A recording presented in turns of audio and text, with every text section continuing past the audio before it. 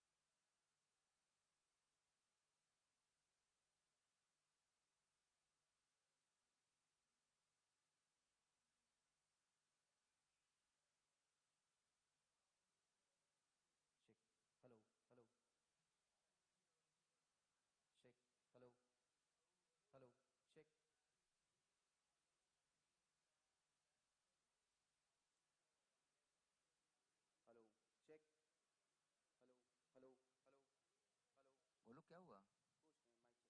कुछ नहीं mic check कर रहे हैं हाँ बोलो। माइक चेक कर रहे हैं माइक चेक कर रहे हैं अच्छा ठीक है ठीक है ठीक हेलो ठीक। हेलो चेक हेलो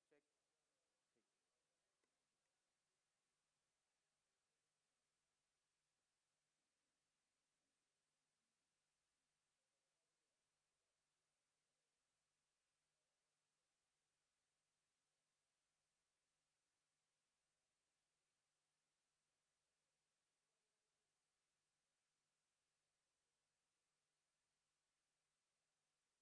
चेक ठीक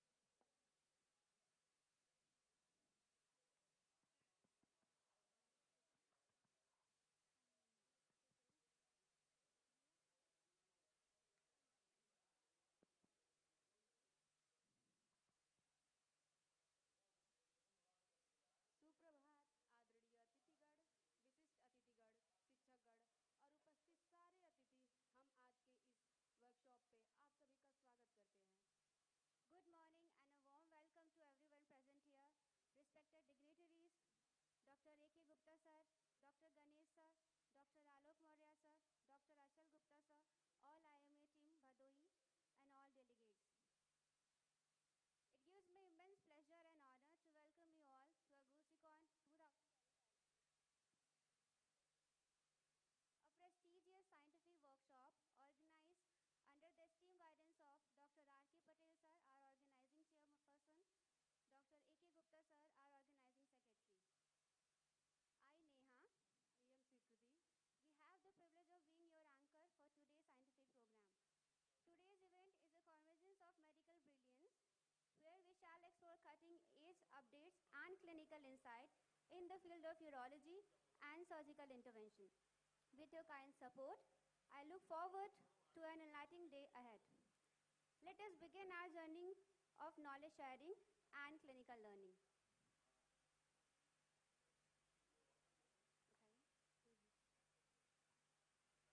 I am calling to extend a warm invitation to Dr. Achal Gupta sir, President of AgusiCon. It would be an honor to have your presence and support at the event. To formally commence the scientific program and to introduce our CME and the workshop, kindly come and help us to know today's program a little better.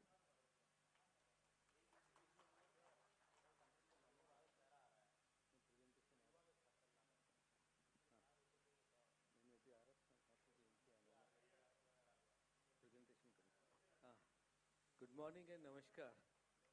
I am Dr. Achal Gupta. I come from Gwalior, the historical town, the Scindia's town. And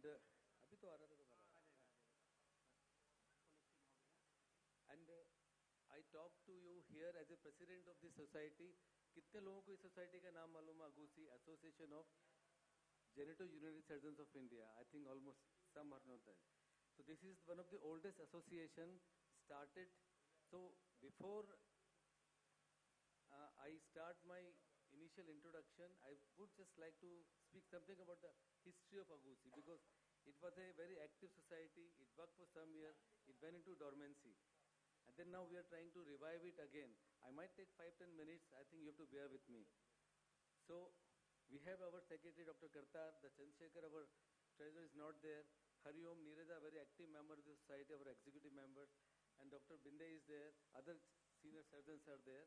They all must be practicing urology when they started their career. But slowly and slowly the urology went out of our hand and went to the urological, MCH people, the super specialists so-called. I call them sub-specialists. Because we are general surgeons, we are general of the army. Everything has come from us only. And whenever something bad happens, the general surgeons are called upon to manage a complication. So if you see the history, if you see the urological surgery, it's as old as history of the surgery actually. And it was started by general surgeons.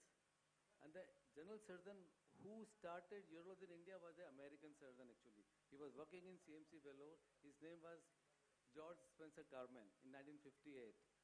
He was seeing patients in CMC OPD. There were a lot of patients coming with urological problems. So he went to USA to learn about urology and came back to Vellore and started the first urological clinic there. And he trained under him as Dr. Bhatt. Dr. G.S. Bhatt was there. He was the eminent surgeon of Vellore at that time. And then he called him, like, you go and learn urology from England and you develop this specialty in Chennai. So Dr. Bhatt went to US again, got himself trained, came back to Vellore. Then he went to Chennai and he fought with the government to start a fellowship program for urology. And then in 1961, when there were so many people were doing urology, it was a AgusiCon in Baroda, 1961, where Agusi was born actually. And only, I think, 6 or 8 members were there initially. We came down to 32 members. And Dr. Phadke was made chairman. And Dr. Kolabawala from Mumbai was the secretary and treasurer at that time actually. And Kolabawala was the first person to start a urological department in Mumbai, in the George's Hospital. So that's urology was done by general surgeon since 1958-61 there. And initially it was 32 members. And the first urology department, as I told you, was done by Dr. Kolabawala in George's Hospital, Mumbai. Then he collaborated with all the Premium Institute of India, the PGI, the AIMS, the SMS Jaipur, CMC Vellore, and Chennai. And they all started their fellowship programs so that surgeons, more and more surgeons get trained into urology and treat the patients. And 1965 was the first MCH was started. Then the drift was also started there. And as initially all the surgeons, super specialists or sub-specialists, they were having a AGUSI program only, and they were having their own workshops and programs there. But in 1979, they severed the tie with the ASI and they formed USI, the Urological Society of India. And after that only the downfall of AGUSI started. AGUSI was the mother and the USI was the baby. But now the baby has become the father actually. Now they say you go away. And many stalwart like Dr. Vishwas from Kolkata, Dr. Pradhan from Kolkata, Dr. Maheshbhai Desai, the big name from Nadiad, and Dr. S.N. Wadhwa from AIMS and Dr. Hemal, he's in USA. They were holding the fort of AGUSI till 2007. They were having some 1 or 2 programs, but they were more interested in conducting program under USI. But many super specialists came and gave orations in AGUSI actually till 2012. The last oration was delivered by Dr. I think Hemal in AGUSI. But then the decline happened and nothing much was done. But then again when Dr. Shiva Mishra became ASI president, he was after the surgeons, either you shut this off, AGUSI, or you rejuvenate it. So he wrote a letter to Dr. Thakkar, who was the president of AGUSI for so many years, that you just either you finish his association and let it go into, आप इसको जला दीजिए, बरी कर दीजिए, कुछ भी कर दीजिए. But then Dr. Y.M. Marikar came from Kerala. He was from Trivandrum. He was a very eminent urologist, though he was not MCH. He was the dean of some medical college there. He said, okay, I will rejuvenate it. And he made me the secretary that time in 2016-17. So nobody else was willing to be a secretary, so he caught me. You are doing urology? I'm like, yes. Oh, come with me, become a secretary. And that is how we again started this journey again. And Dr. Marikar was very active. We were having a lot of online program that time, but he had some malignancy and he is no more with us. I think 2 years back, he is no more with us. So we had a midterm meeting in 2018. From there we are having some small programs, but now with me as a president, Dr. Kartar as a secretary, we have now more than 421 members, I think. Wrongly written there, 421 exactly members. And we are still getting more membership drive actually here. And we are conducting various workshops and conferences. At least aim is to do twice a year. And the basic aim is to treat general surgeons who are doing urology. Because if you see the data, we have around 5,600 MCH certified urologists in India with a population of almost 150 crores. So that comes to a ratio of around 1 urologist per 250,000 general population. WHO guidelines, 2000 पर या 1000 पर एक doctor होना चाहिए. Now, even if urologists do all the work 24/7, they will not be able to treat all the patients who are suffering from urological problems. And they are mostly confined to Tier 1 cities, Mumbai, Delhi, Ahmedabad, like this. They don't come to a city like Badoi. The problem is that the patient, when he has a retention of urine, patient has a severe urinary colic, where will he go? He can't go to a urologist. He will come to us. He will go to a general surgeon. And general surgeon has to be competent in treating at least basic urological problems, if not a very advanced procedure like complex surgeries, but the basic problems should be dealt by general surgeon only. I still see patient come to me with a full bladder. गांव में गया, वहाँ से doctor को catheter डालना नहीं आता है और he is afraid. Sir, वहाँ चले जाओ medical college. Suffering for 2 days with acute urinary retention. What happens to the patient?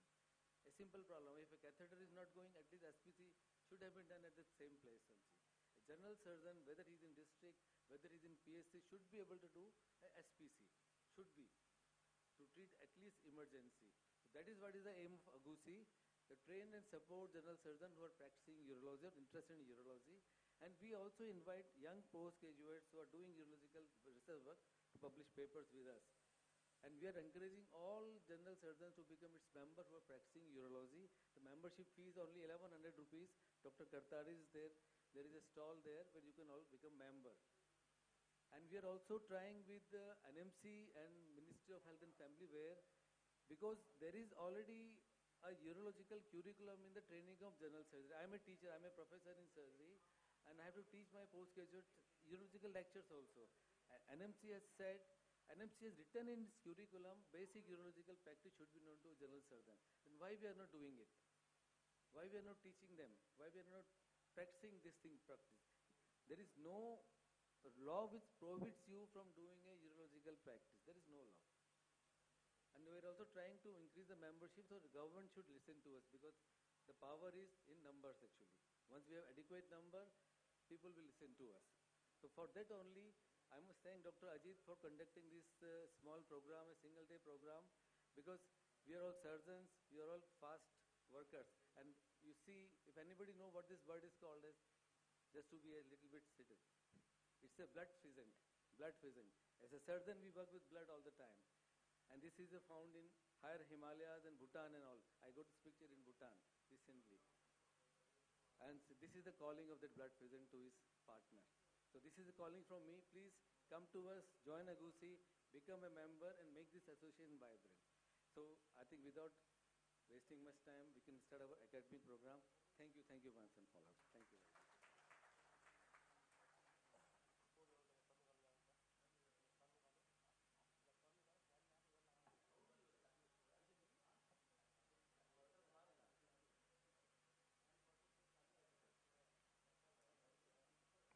Thank you, sir. Next lecture is anatomy of genitourinary system. We would like to invite our dignitaries, Dr. Siris Misra sir, Dr. Neeraj Tripathi sir, and Dr. Kamal Singh sir.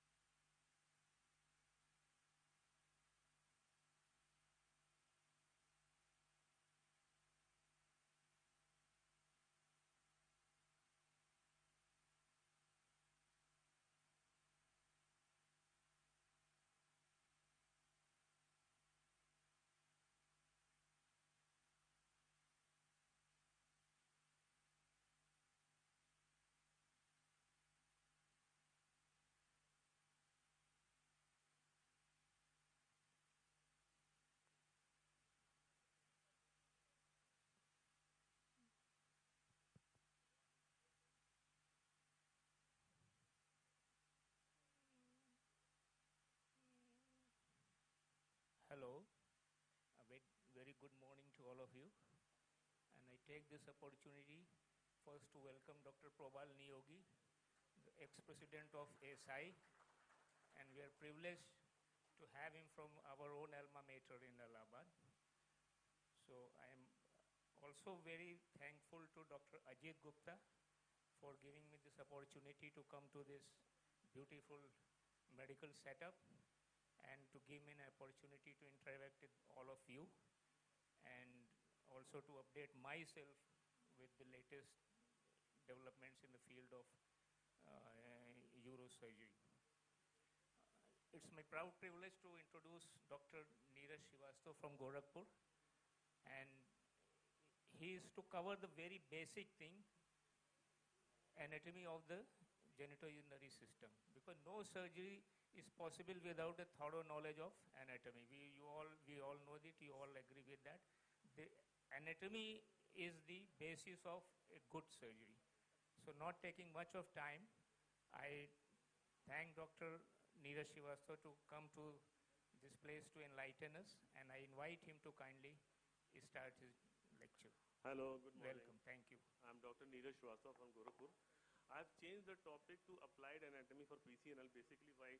Because anatomy of genitourinary system is a very vast thing and it could not be covered in a short time.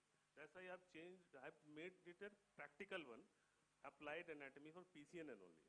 And thanks to Team Agusi and Dr. Ajit Gupta boss for organizing the first ever urology workshop under ASI. That is AgusiCon 2025. And thank you very much. The topic is applied anatomy for PCNL, in which we'll try to know the safe area of kidney to enter during PCNL so that minimum injury occurs there. So I have divided this topic into three parts.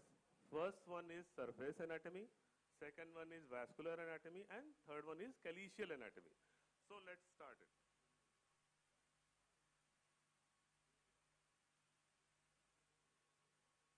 So the surface anatomy. The kidneys are paired retroperitoneal structures located on either side of midline. So we are seeing the things from back.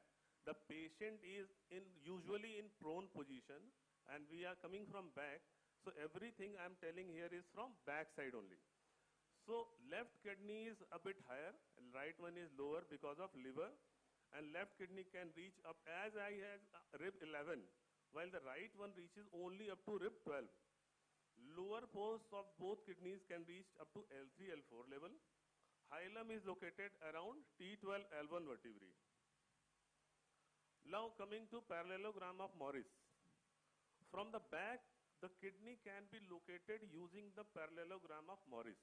That involves drawing 4 lines as follows. 2 vertical lines.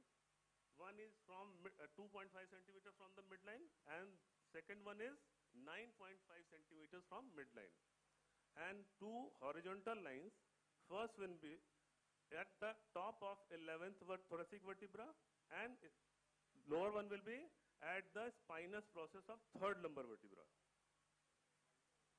Now coming to the cone-shaped psoas muscle and its effect on kidney's position.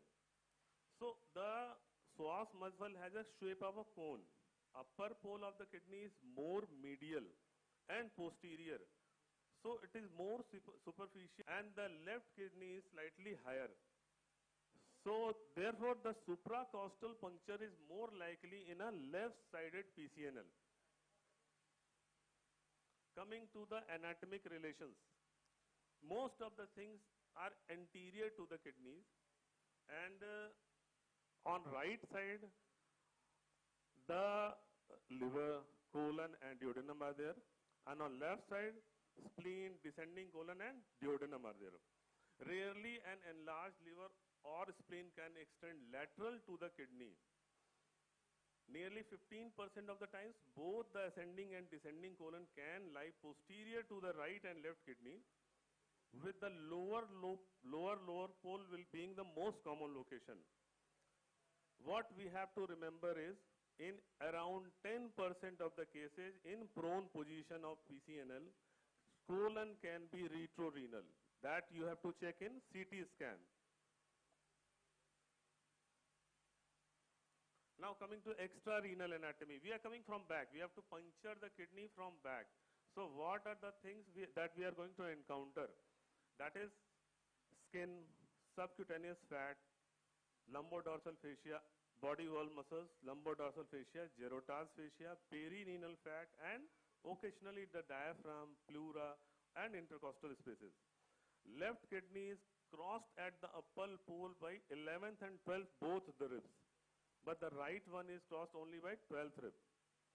The diaphragm is traversed in all intercostal punctures, and occasionally in punctures below 12th rib as well. Medially, posterior reflection of pleura extends below the 12th rib. Pleura is traversed in most intercostal punctures with no adverse effects. Punctures above the 10th rib can produce iatrogenic injury to lung. Now coming to ribs and intercostal space. When you are doing a puncture supracostally, ribs present several problems. Puncture should be made at upper border of a rib, if possible, to avoid the neurovascular bundle. As you can see, the neurovascular bundle is going from lower margin of the rib. And intercostal spaces are very narrow, making insertion of the dilator difficult during a narrow and rigid space, especially medially. Only 3% of supra-12th rib punctures result in pneumothorax. As the lung is above 11th rib, lung parenchymal injury is rare unless the puncture is at the 10th rib or higher. So this is the safe area of puncture. You can see it's below 11th rib, and this whole area is safe for you puncture. Now, coming to the second part, vascular anatomy. You can see the division of renal artery divides into segmental arteries, and you can see the position. It's going from anterior and posterior both at the level of infundibulum. So the anatomy indicates that highest risk of vascular injuries can occur with the punctures that traverse through the infundibulum. The relationship of vascular anatomy with calyces has been studied, and the upper pole and infundibulum punctures are associated with an elevated risk of iatrogenic damage. Lower pole punctures are considered to be the safest, but Sampaio et al. Found large infundibular vessels in 38% of cases. Therefore, in principle, there is no safe region to puncture the kidney except the calyx itself. The blood vessels around the infundibulum lie anteriorly and posteriorly, which we can see in that diagram. And that's why puncture of the infundibulum is best done laterally. सारी चीजों का लब्बो लुआब एक ही है सारी study का कि that you have to come from lateral side and puncture the apex of the calyx. Clear cut. And it should not traverse to the opposite side. Your pin should not traverse to the opposite side. See the vascularity of the kidney. Upper pole is more vascular. So, the safest puncture side should be the cup of calyx. You can see this. The artery is from posterior and anterior both sides. So, you have to come from lateral side at the apex of the calyx. Now, coming to the third part, calyceal anatomy. Calyceal anatomy, basic knowledge is कि दो set होते हैं anterior and posterior. बहुत पुरानी basic anatomy. But this statement, the kidneys consist of two rows of anterior and posterior calyx, is possibly an oversimplified traditional understanding of the calyceal anatomy. It is erroneous to say that the posterior calyces are medial and anterior calyces are lateral. Posterior calyces usually point about 30° backwards. So posteriorly, 30°. So a puncture into posterior calyx leads directly to the infundibulum and renal pelvis. Anterior calyces are directed more forward. When punctured from behind, the entry is an acute angle, which may be difficult to negotiate with the dilators or rigid nephroscopes. Now, coming to the classification of kidneys on the basis of calyceal system. There are actually two types of kidneys, Brodel type and Hodgson type. So, Brodel type, it has a long posterior calyx which is only 20° with respect to the frontal plane. I'll show the diagram. And the shorter anterior calyx maintains an angle of 70° relative to the frontal plane, and approximately 69% of the right kidneys are having Brodel configuration. See the diagram here. The first one is Brodel type of kidney. This is the frontal plane.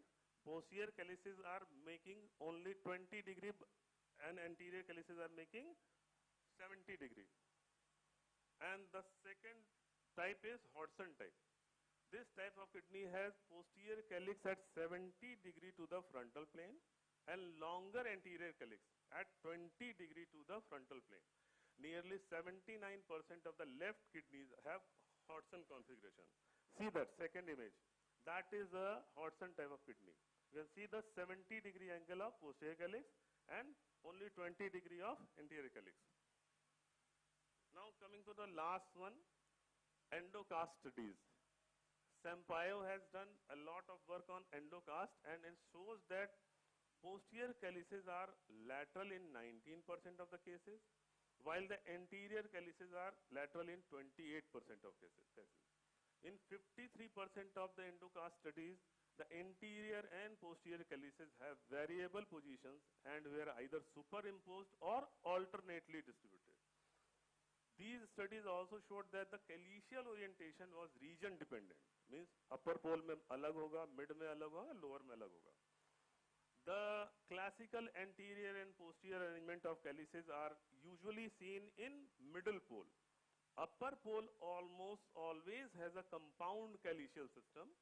The typical anterior posterior arrangement of the calyces was seen in only 58% of the cases in lower pole. The arrangement of calyces is more complex in lower pole. Thank you and long live ASI.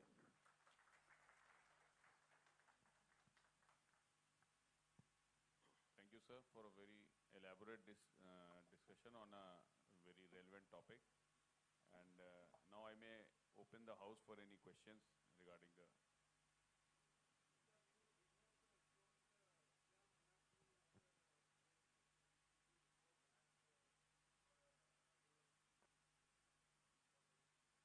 Sure, sure. Okay. Okay. So they want to ask, like, how will we identify posterior calyx in an IVP or on a CIAM?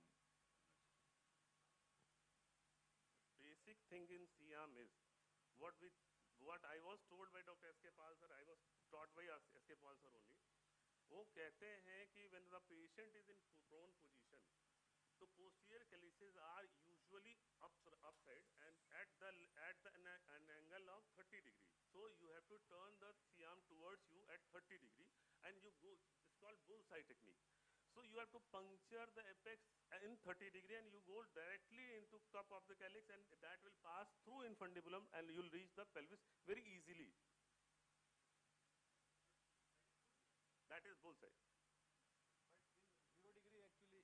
0 degree, that is a different technique called sliding method. क्या बोलते थे boss उसको? Sliding method, you know? Gradual descent, gradual descent. Usually institutes में gradual descent नहीं पढ़ाते हैं क्योंकि bullseye is a more perfect technique, means it's a blind thing ना, you're going directly inside that. Gradual descent के लिए you have to, this learning curvature is very long for gradual descent. Because nowadays, whenever urologists come to your, operation theater, what he does, like he points the tip of the needle at 0 degree, and he goes with the needle like 3 to 4 centimeter. Before the tip of the needle, he makes a puncture over there, and he gradually descends. And the depth of the insertion is by like experience of the urosurgeon. No. I'll tell you the thing. You have to start the surgery in 30 degree. Always remember, you have to pinpoint that point where you have to enter. You have to see the cup of the calyx and turn the CIAM towards you in 30 degree and start entering from that side. That will tell you the not the depth, that will tell you the angle at which you have to go. ठीक? जब आप थोड़ा चले जाओगे अंदर उसी angle पे, तब you have to turn the CIAM to 0 degree and that will tell you the distance that has been left there. ठीक? तो आप 0 डिग्री में दे करके बाकी का डिस्टेंस करोगे, आराम से पहुंच जाओगे, कहीं कोई दिक्कत नहीं आती. वो स्टार्ट उल्टा करते हैं, 30 डिग्री से ही स्टार्ट होगा, 0 पे बाद में करना.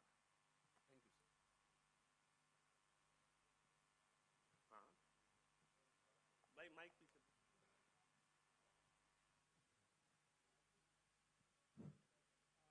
Dr. Srivastava, I will like to share my experiences. Please. Like the best technique, what you are saying, an easy-going technique, and now most of the people are adopting it, is that you should always start with a 30 degree. You should go inside and try to hit the system, like calyces, most probably you are targeting, and even now most of the recommendations are saying that at least you should be 2 centimeter away, and the only trauma which you can cause at 30 degree is the bowel. And if you are well aware of the bowel shadows in your CIAM, which are very well elicited there, so you will not injure the bowel, because the second trauma which you can suspect is hemorrhage. So hemorrhage is hardly there. In my last 4 or 5,000 cases, I have hardly faced any hemorrhage. When you are hitting it on 30 degree, it is like while you are entering, here I differ with your opinion, because while you are entering, you should not move the CIAM. The exact technique is that you should try to enter the system through the 30 degree And then once you are inside the system, then only you should change to 0 degree and then adjust your needle. Let the flow of water come, and that's the ideal thing, and then you can put your guide wire. So that's the thing, sir. What you are saying is okay, but the thing is that while introducing the needle, never move your C-arm. That's my thing. अच्छा हम लोग की तो आदत ऐसे ही boss, हम लोग ऐसे ही शुरू करते हैं, start in 30 degree only. No problem. Because once you are going to move the C-arm, your needle will shake definitely. So sir, वो enter करने में definitely you will not be inside the system properly, and the things can differ there, sir. Maybe.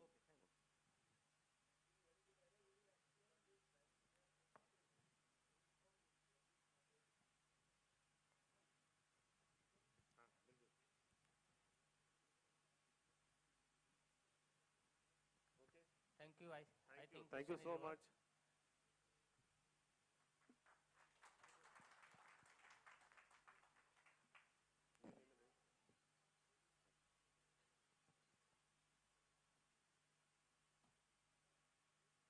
Thank you, sir.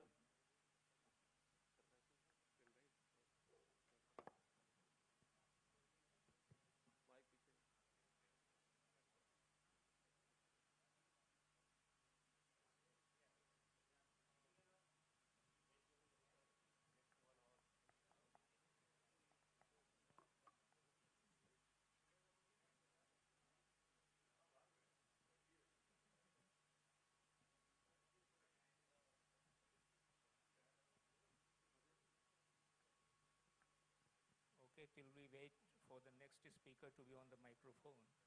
It was a rare occasion, many of you may not be knowing, that you were seeing three Kamals on the stage. Neeraj, and Kamal. It's a very rare occasion.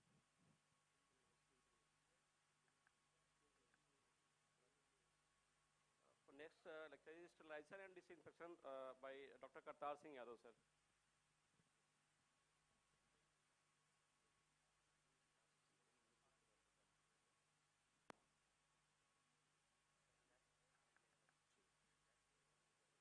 Good morning, everybody, and very nice to see so many people in a AGUSI meeting.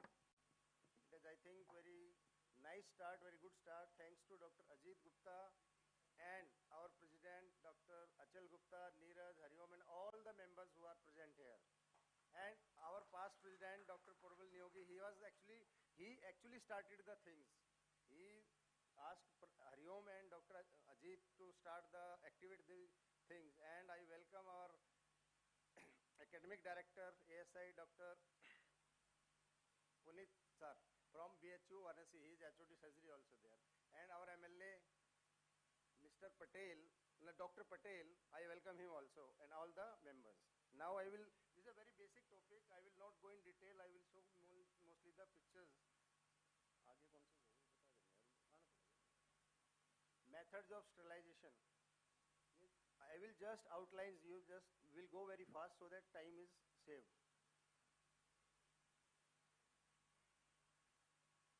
Actually, physical sterilization and gas sterilization and introduction, steam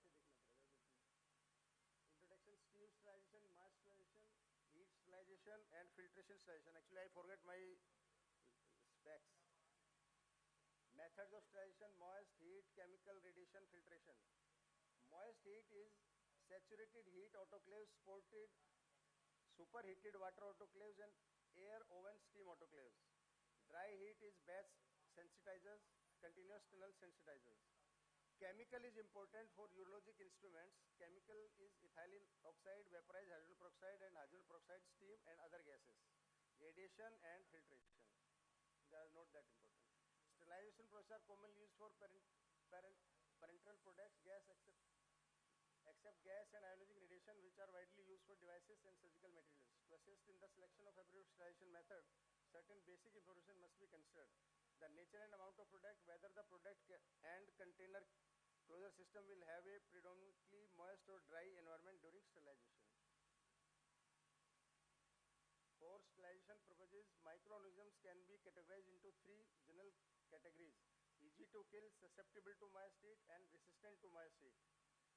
Sterilization Tests are performed to verify that an adequate sterilization process has been carried out. Validation of sterilization cycle also gives assurance of process, including the performance of the equipment and personnel. General facts, I will, the procedure to be used for sterilizing a drug, pharmaceutical product or a medical device is determined to a large extent by the nature of the product. It is important to remember that the same sterilization technique cannot be applied universally because the unique properties of some materials may result in their destruction or modification. Methods of inactivating microorganisms may be classified as physical or chemical. Physical includes moist heat, etc. already told. General facts.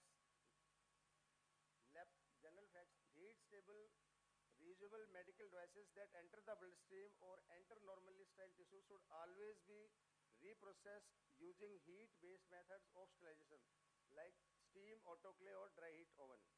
Laparoscopic or arthroscopic or optic of portions of the endoscopes should be subjected to sterilization procedure before each use. If this is not feasible, they should receive high-level disinfection, heat-stable accessories to the endoscopic set. General facts. This is, I think. Now, steam sterilization. Steam terminology. There are so many terminologies: bioburden, bioresistant, biostate, bioshielding, Bowdick test, and like this. What is contamination? A state of being soiled or infected by contact with infectious materials. Culture of OT is important. A growth of microorganisms on a medium, culture medium.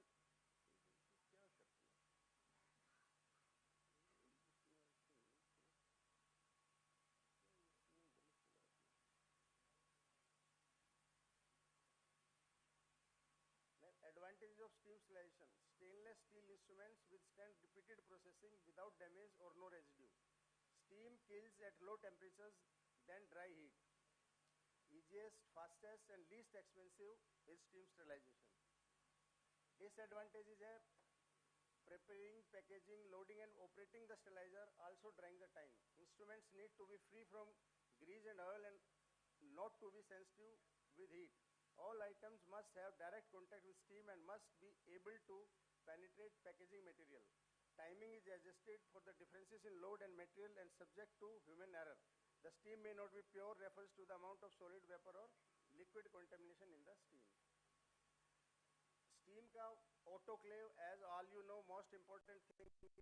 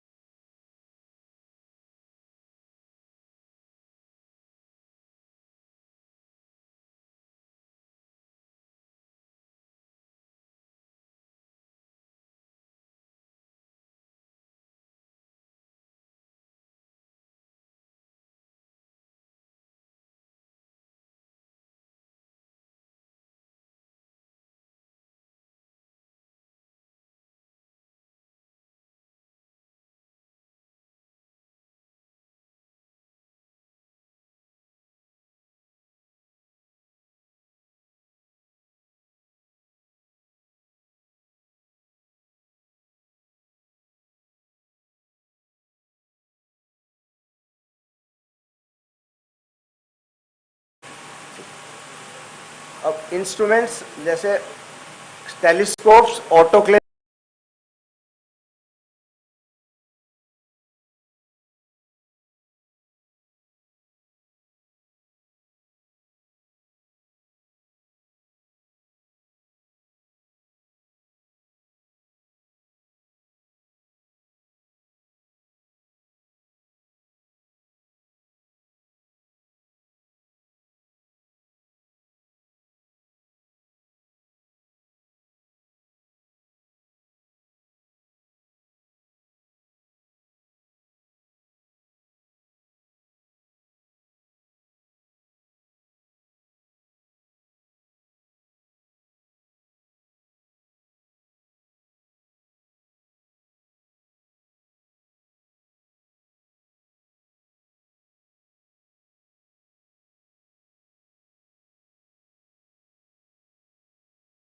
I would just like to emphasize 2 points. One is, आप लोग में से कोई formalin chamber use कर रहे हैं क्या? If you are using it, it should be abandoned actually. Yes. It should be abandoned. There is no role of formalin chamber in today's practice. Please remember it. If you are doing TURP, you are doing cystoscopy, patient gets urosepsis, it's a very difficult problem to treat. Resistant bacteria will never be cured, and patient goes to different people, different surgeons, with a catheter, without a catheter, cursing the doctor all the time. Please condemn formalin chamber. Yes. Remember this. These chambers are used only for storage of instruments without Not even using storage. formalin. Once you put a formalin chamber, sister will put formalin tablets inside it. No, do not put formalin. I have not. Yeah, it should be condemned actually. And second thing, please give proper care to your instruments cleaning actually. Cleaning. Especially when you're doing laparoscopy also, cystoscopy also, the inside thing is never cleaned properly. When you are operating, it is your duty to clean that instrument and give it to sister for sterilization. That's all. Thank you. Thank you, Dr. Gupta, for your comment. Actually, the importance of sterilization cannot be overemphasized in case of surgery. I remember my mentor and professor and head in surgery department at MLN Medical College, Allahabad, Professor N.D. Teliani. Maybe many of you may be knowing.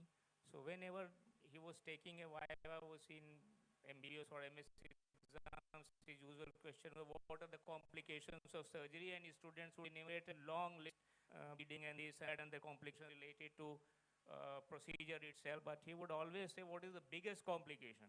And he would then say, you have forgotten about infection. Infection can ruin everything.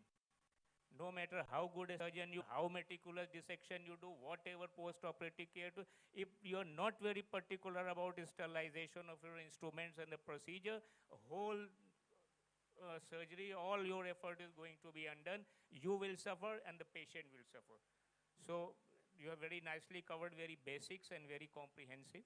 Any other comment or question from the floor? Okay, thank you very much, Dr. Yadav.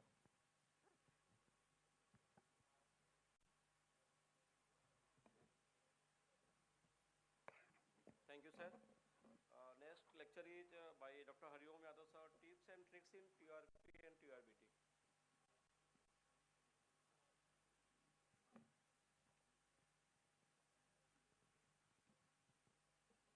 Welcome, Dr. Hariom Yadav.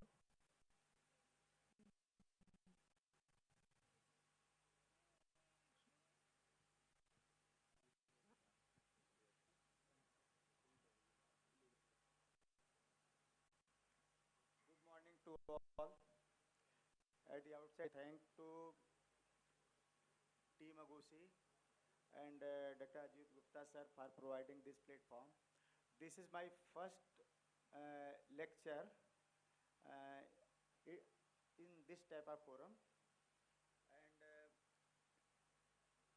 this preparation or this lecture is only for the surgeons who have in their mind to just start the procedure endourology. This is not for the practicing general surgeons who are practicing urology from a very long time. I have come from the birthplace of Bhagwan Sri Ram, Ayodhya ji. My topic is the tips and tricks in TURP. The indication, actually there is no absolute indication for the TURP. This is a basically indication basically depends on the need of the patient or the bothersome symptoms the patient is having. The strong indications for such are bothersome lower urinary tract symptoms which fail to respond with medical therapy like 5-alpha reductase and inhibitors and alpha blockers.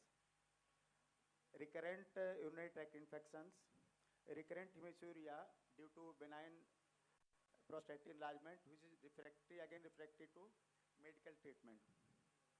Bladder stone due to prostatic obstruction, usually the bladder stones which present in the old days, the causative agent for this bladder stone is benign prostatic enlargement. The renal insufficiency due to the bladder outlet obstruction, high pressure chronic urinary retention is the one of the strong indication for the surgery. The relative indications are morphological changes in the bladder and upper urinary tract like this obstructive changes like this hydronephrosis, circulations in the bladder, trabeculations. Constant and increasing post-vaginal residual volume is if the post-vaginal residual volume persists for more than 100 for years, then this is also a relative indication for this TURP.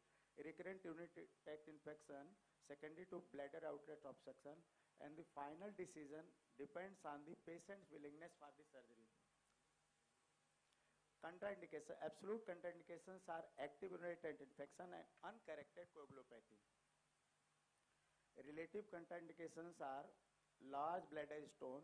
Sometimes bladder stone is very large and it will take very long time to break the stone and remove it from the bladder like 4 centimeter, 5 centimeter.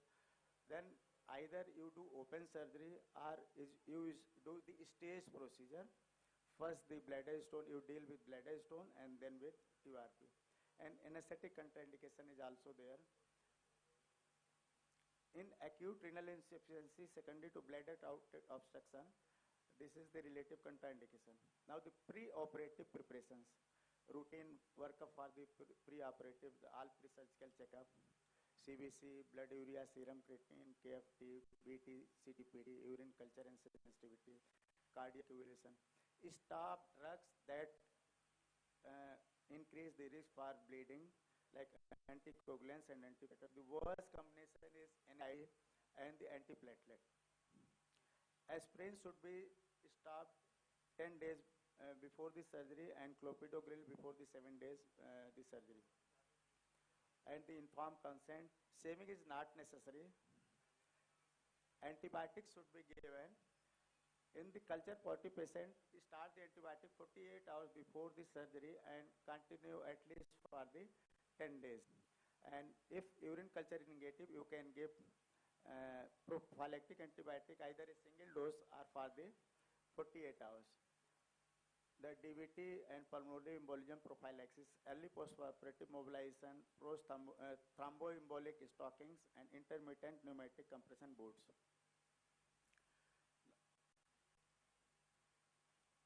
Pre-operative suit, this is the position of the patient. This is lithotomy position, but not the typical lithotomy position. Typical lithotomy position is 45 degree 45 angle at the hip joint, this knee joint, and 45 degree abduction of the this hip, and 90 degree angle at the hip joint. But 90 degree angle at the hip joint is not needed. It's if you keep the 45 degree angle, that's enough. And this is the position of the surgeon, who stands or sit between the legs of the patient, and assistant should be assistant and trolleys on the left side, right side of the surgeon, and diathermy and anesthetist on the head side. These are the basic instruments which are needed apart from the audio-visual system. In this, the Otis urethrotomb cystoscope, 30 degree, You can also have the 0 degree for the cystoscopy. Cystoscopy see 90 to 22 frames depending on the surgeon's preference. High frequency diathermic cable resection electrode, loops, Collins knife and roller ball, urethral dilator. Now the techniques, basic principle is we are doing from our post-graduation days the enucleation or MFP, modified Freres process, which we enucleate the prostate blindly from the surgical capsule of the prostate. Same thing you are doing, the same adenoma you are removing from the endoscopic method, chip by chip.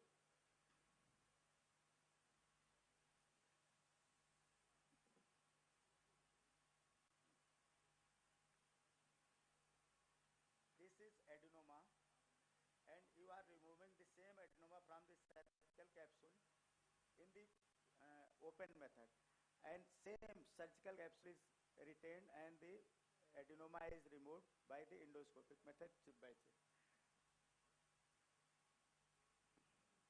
Main steps of TURP: identification of the landmark, removal of the most of the adenoma, bleeding control, tying up and removal of the apical tissue and the catheter application. Now I will this establishment of the landmark. The basic cystoscopy is meatus, penile urethra, bulbar urethra, membranous urethra, verumontanum, prostatic urethra, bladder, uretral office, bladder trabeculation, circulation, and the at last bladder capacity should be noted.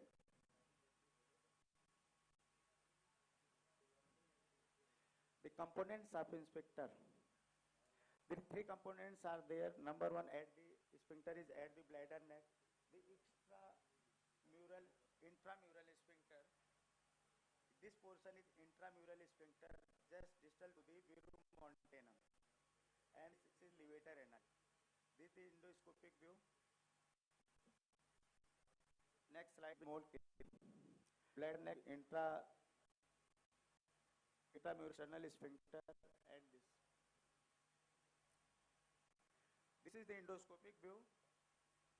This is the endoscopic view in diagrammatic form. And this is the cystoscopy. I will run the video. We are going in penile urethra. Now comes the bulbar urethra. This is the sphincter, external sphincter.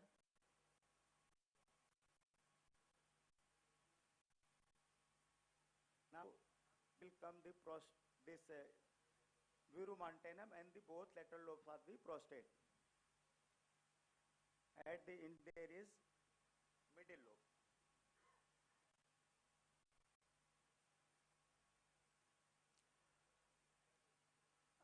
The position of sphincter is just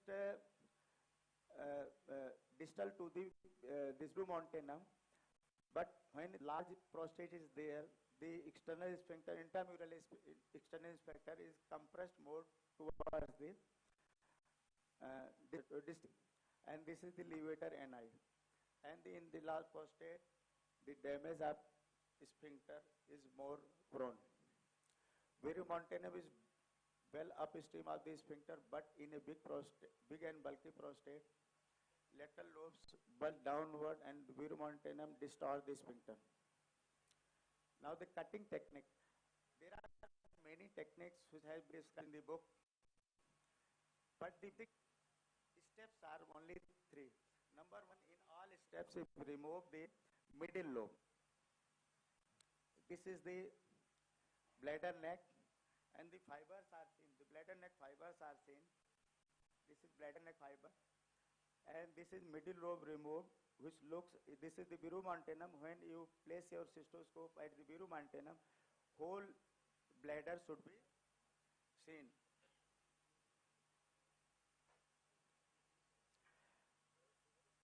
And all the middle lobes should be removed from the bladder neck down to the just upstream the verumontanum. And after that, these are the bleeding arteries. These are the arteries, main feeding arteries for the prostate at the 5 and 7 o'clock position, which are controlled after the middle lobe. And after the removing the middle lobe, the removing of the main bulk of the prostate. You have to remove the main bulk prostate by methods, but I described there. Number one, this is the 12 o'clock position. You turn your cystoscope to the 12 o'clock position and cut at this 1 o'clock position. Few cuts will expose your fibers of the bladder neck, and gradually you trim this lateral lobe downward.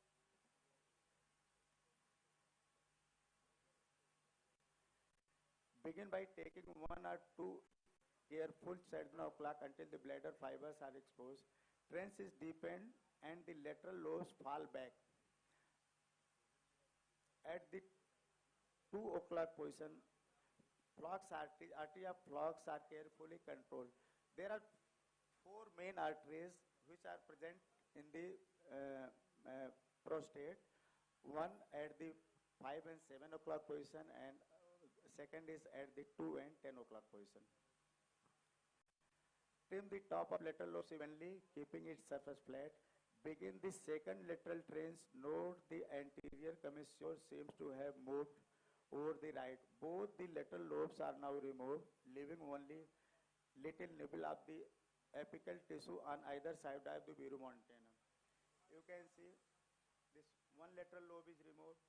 Second lateral lobe of the right side is only left, and at the completion of both left and right lobe, only the few tissues are there of the adenoma, just sides of the verumontanum. Now the second technique is after removing the middle lobe.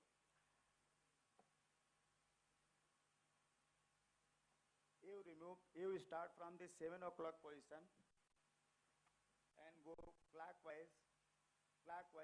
This removing the clockwise 7 o'clock, then up to 12 o'clock position, and then again at the 1 o'clock position, and again the 5 o'clock position. You go the clockwise direction in circular fashion, and start each chip at the level of bladder neck and continue the cut down stream limit of the adenoma at the level of verumontanum. Now the bleeding control.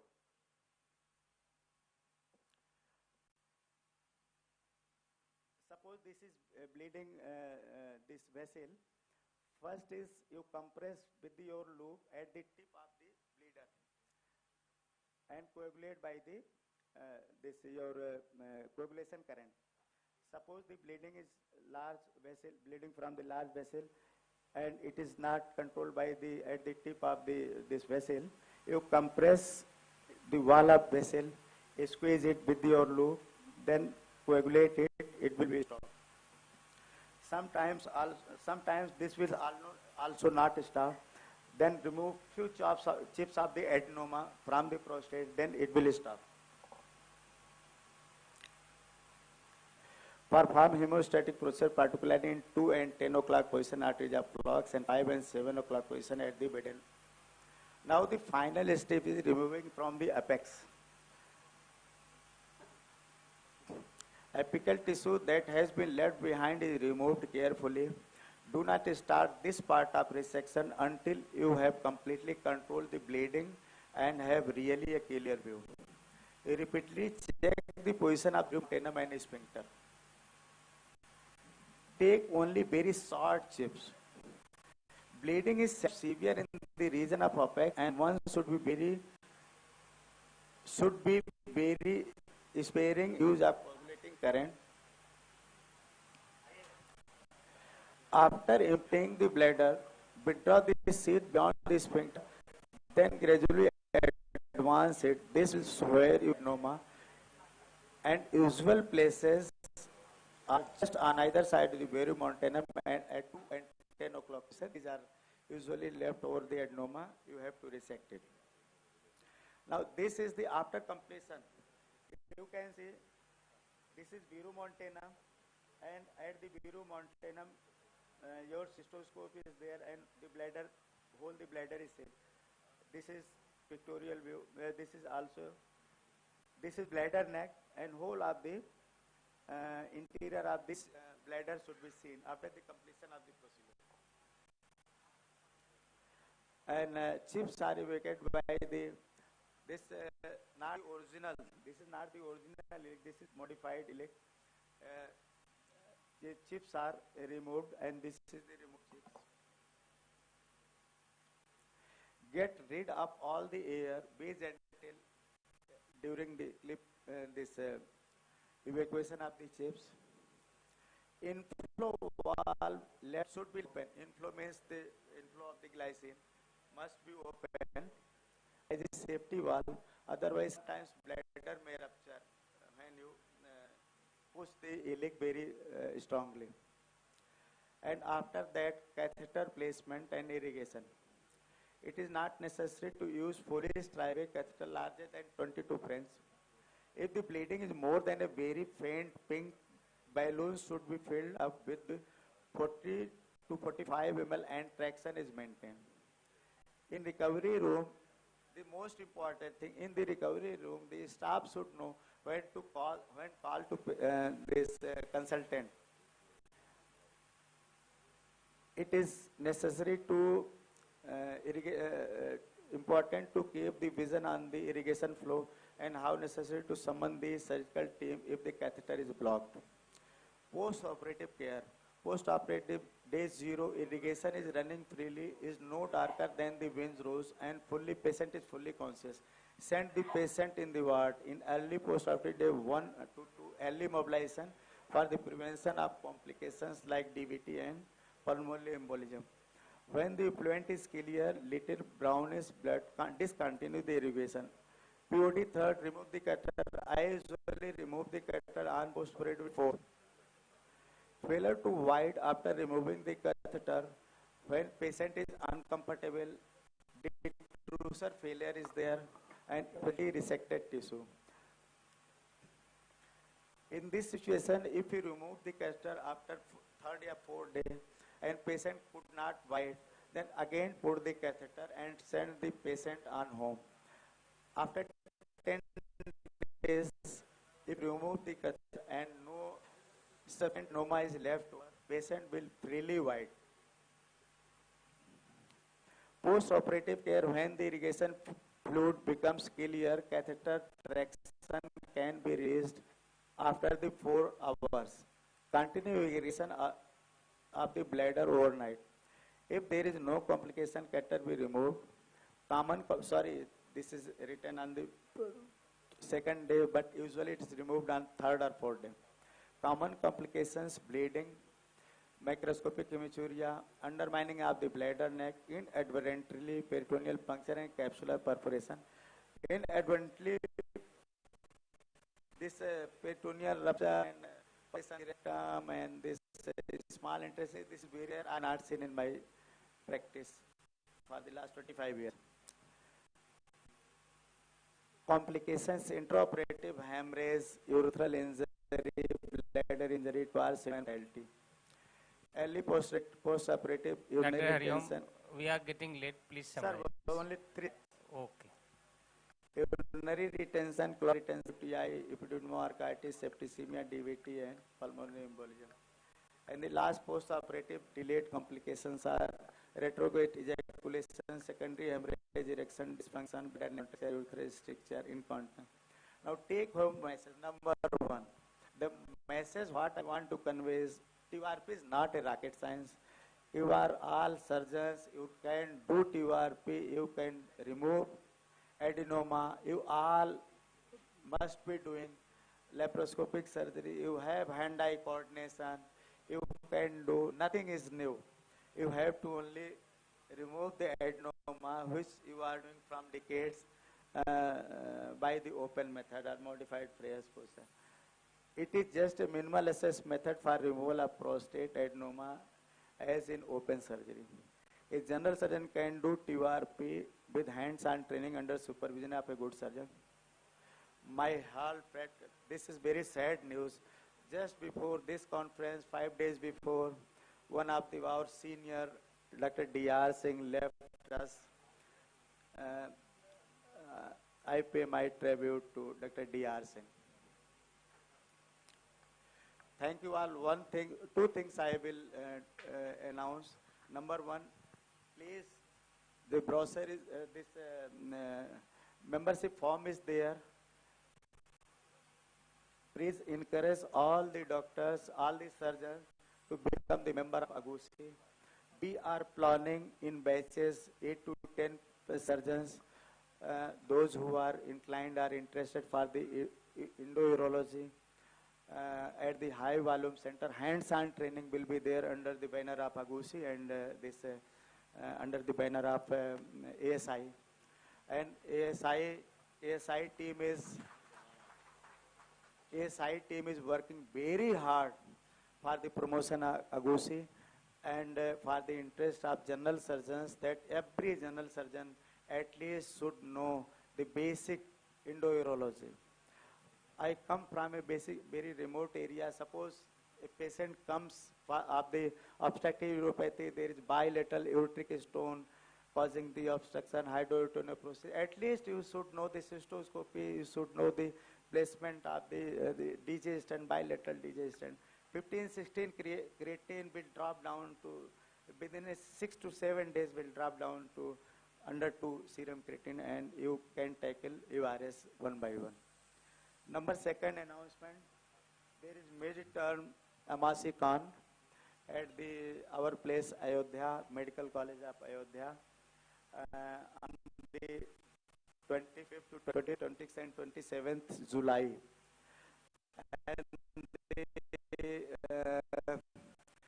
ASI and UPSI, Dr. Nikhil and our academic chairman, they are very kind to 90 minutes totally dedicated program for the AGUSI. There will be lecture and the workshop under the for the urology AGUSI. They have allotted whole theater for the AGUSI program. Please, brochure is there at the stall. You all please collect the brochure, register for this program. And this is the first ever program under the banner of AGUSI. I am very thankful Dr. Praval Niyogi sir, our past president, Dr. Ajit sir and Dr. Kartar Singh sir, who have blessed the AGUSI. Actually, the flame was ignited by the Dr. Achal, Praval Niyogi sir. He helped a lot in his previous tenure for the upliftment of AGUSI. Thank you all. Any question, please? Thank you, Dr. Hariom Yadav, sir. I think as we are running a little short of time, the question answer session we can skip. Anyone sir, having? First, just one comment. I would like to heartily congratulate Dr. Hariom Yadav for the first lecture he is giving, and he's done an excellent job. Thank you, you sir. Will continue to speak. You will continue on this forum and on ASI forum. Thank you, sir. Thank you, sir. Excellent.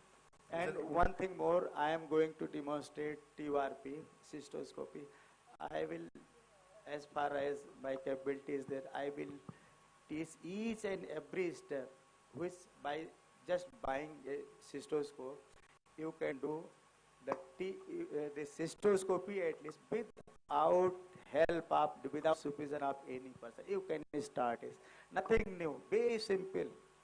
Number one. Number two, we are also trying we are talking from the company full so that we can make a subsidized rate for the basic urology, at least for the lower tech cystoscopy and URS, TURP, at the very subsidized rate from the company full. If there is large number of people who are thinking to buy this, then they will give down their prices. Thank you. Thank you, sir. I would like to call the next session, Dr. Sudesh Kumar.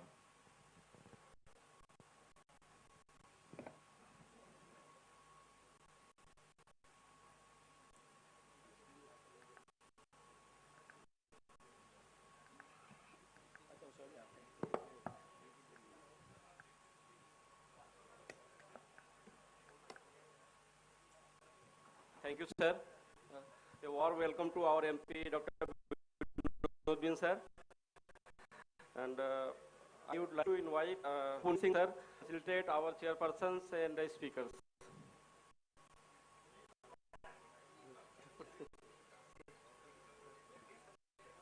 Please, sir.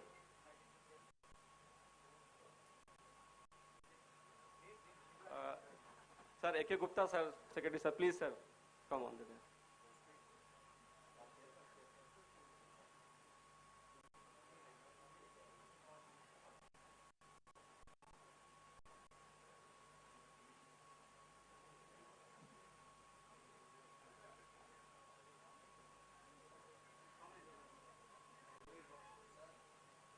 Dr. Neeraj Tripathi, sir.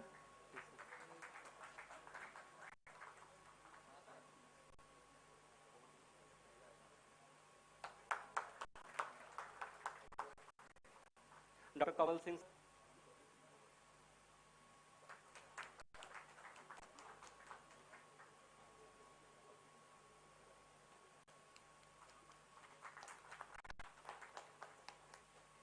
Dr. Siris Misra, sir.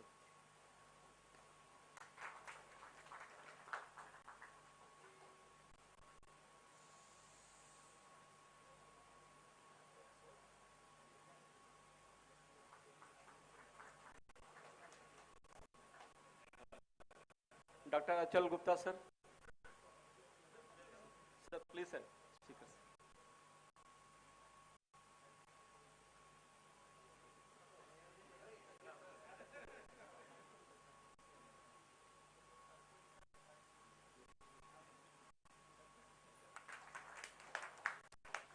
Dr. Neeraj Srivastava, sir.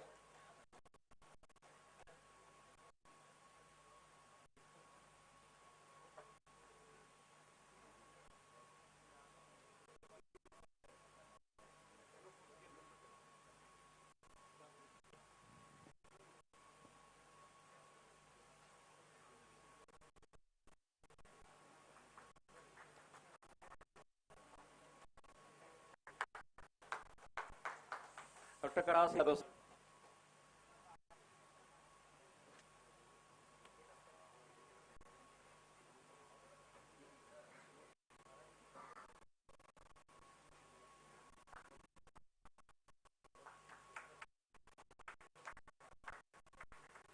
Dr. Hariom Yadav, sir.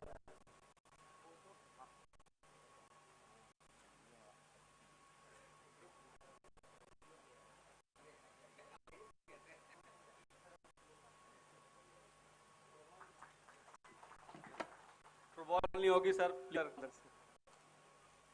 हाँ group photograph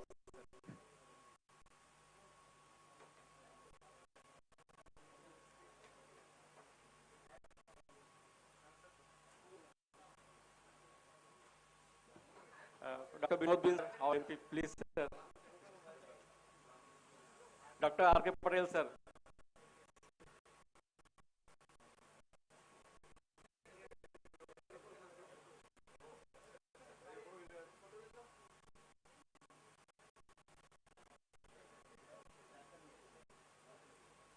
Dr. Nikhil Singh, sir, please, sir.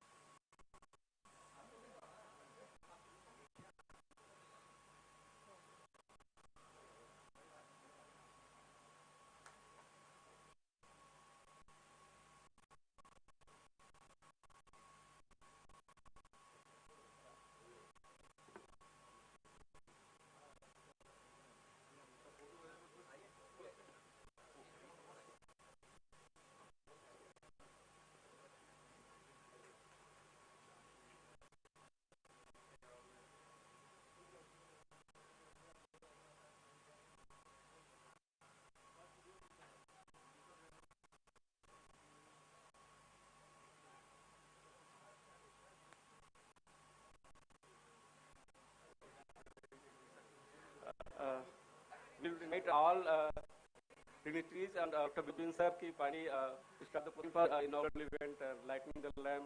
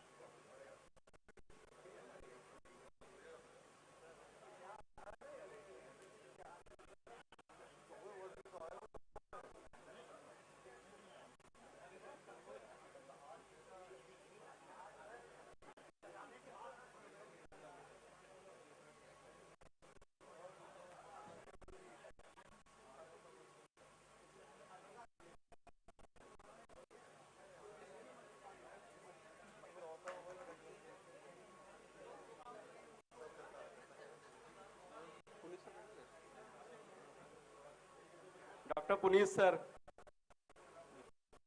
please sir come for the lighting the lamp.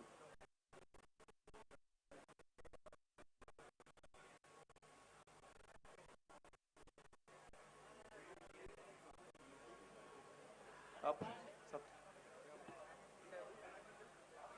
चले जाओ.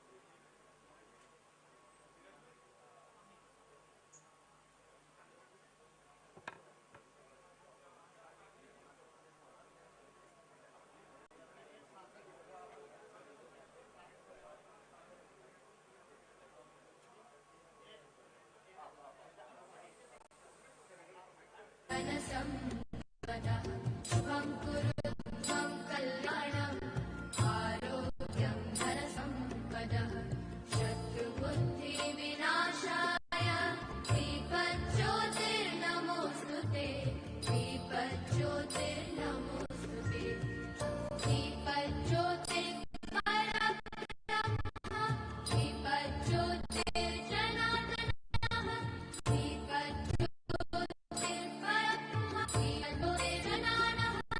दीपो हरतु मे पापं सन्ध्यादीप नमोऽस्तुते ओ दीपब्रह्मरूपस्त्वं ज्योतिषां प्रभुरव्ययः ओ दीपब्रह्मरूपस्त्वं ज्योतिषां प्रभुरव्ययः आरोग्यं देहि पुत्रांश्च मतिं स्वच्छां हि मे सदा रवेरस्तं समारभ्य यावत् सूर्योदयो भवेत् रवेरस्तं समारभ्य यावत् सूर्योदयो भवेत् यस्य तिष्ठति We would like to invite Dr. Binod Bin sir for give some line on our works.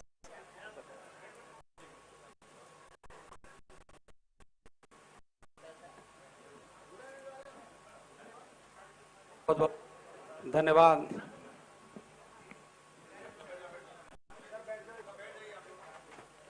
Doctor साहब, आज इस जिले के लिए गौरव की बात है और सौभाग्य की बात है और मैं जीवनदीप हॉस्पिटल के डायरेक्टर और हमारे senior doctor A K. Gupta boss और उनकी पूरी टीम, डॉक्टर गणेश यादव और सदन में हमारे साथी रहे, विधानसभा में हमारे senior doctor R K. Patel boss, और यहाँ और हम तो अपने के लिए गौरवान्वित महसूस करेंगे कि हम जब फाइनल ईयर में थे तो सर जो प्रबल योगी सर जो है ज्वाइन भी किए थे और हमें पढ़ाए थे, तो अपने अध्यापक के साथ में अपने टीचर के शामिल हम लोग के लिए सौभाग्य की बात होती है। और यहाँ पर जितने भी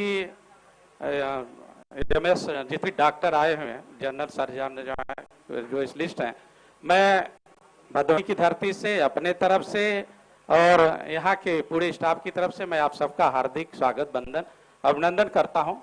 और दोस्तों, ये हम लोगों के लिए बड़े गर्व की बात होती है कि एक छोटे से जिले में इतनी बड़ी कॉन्फ्रेंस ऑर्गेनाइज करने के लिए मैं पुनः डॉक्टर गुप्ता बात को बधाई देता हूँ। और मैं बहुत कुछ नहीं कहना चाहूँगा कि आप लोग का एक अनुभव है, बहुत सीनियर आप हैं, हमारे टीचर भी हैं, तो मैं आप कुछ ही गुप्ता बॉस बोले लेक्चर दीजिए। मैंने कहा बॉस हम लोग अब लेक्चर वाले नहीं हो गए हैं, अब भाषण वाले हो गए हैं। तो सपने में ही सही ईश्वर से मुलाकात हुई और बहुत ज्यादा नहीं लेकिन थोड़ी बात हुई। ईश्वर से मैंने पूछा है डॉक्टर लोग कैसे होते हैं,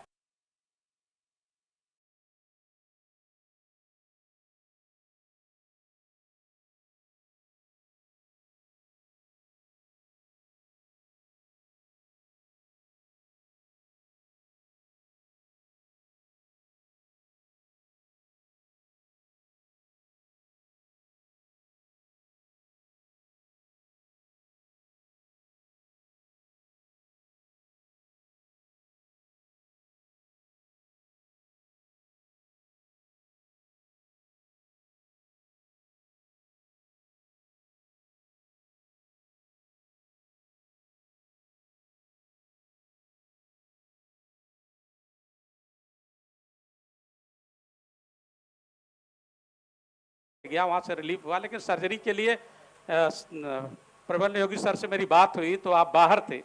तो फिर मेरा दोस्त एम्स में प्रोफेसर है, उसने कहा कि यार यहाँ लेकर आओ। मैं वहाँ लेकर गया।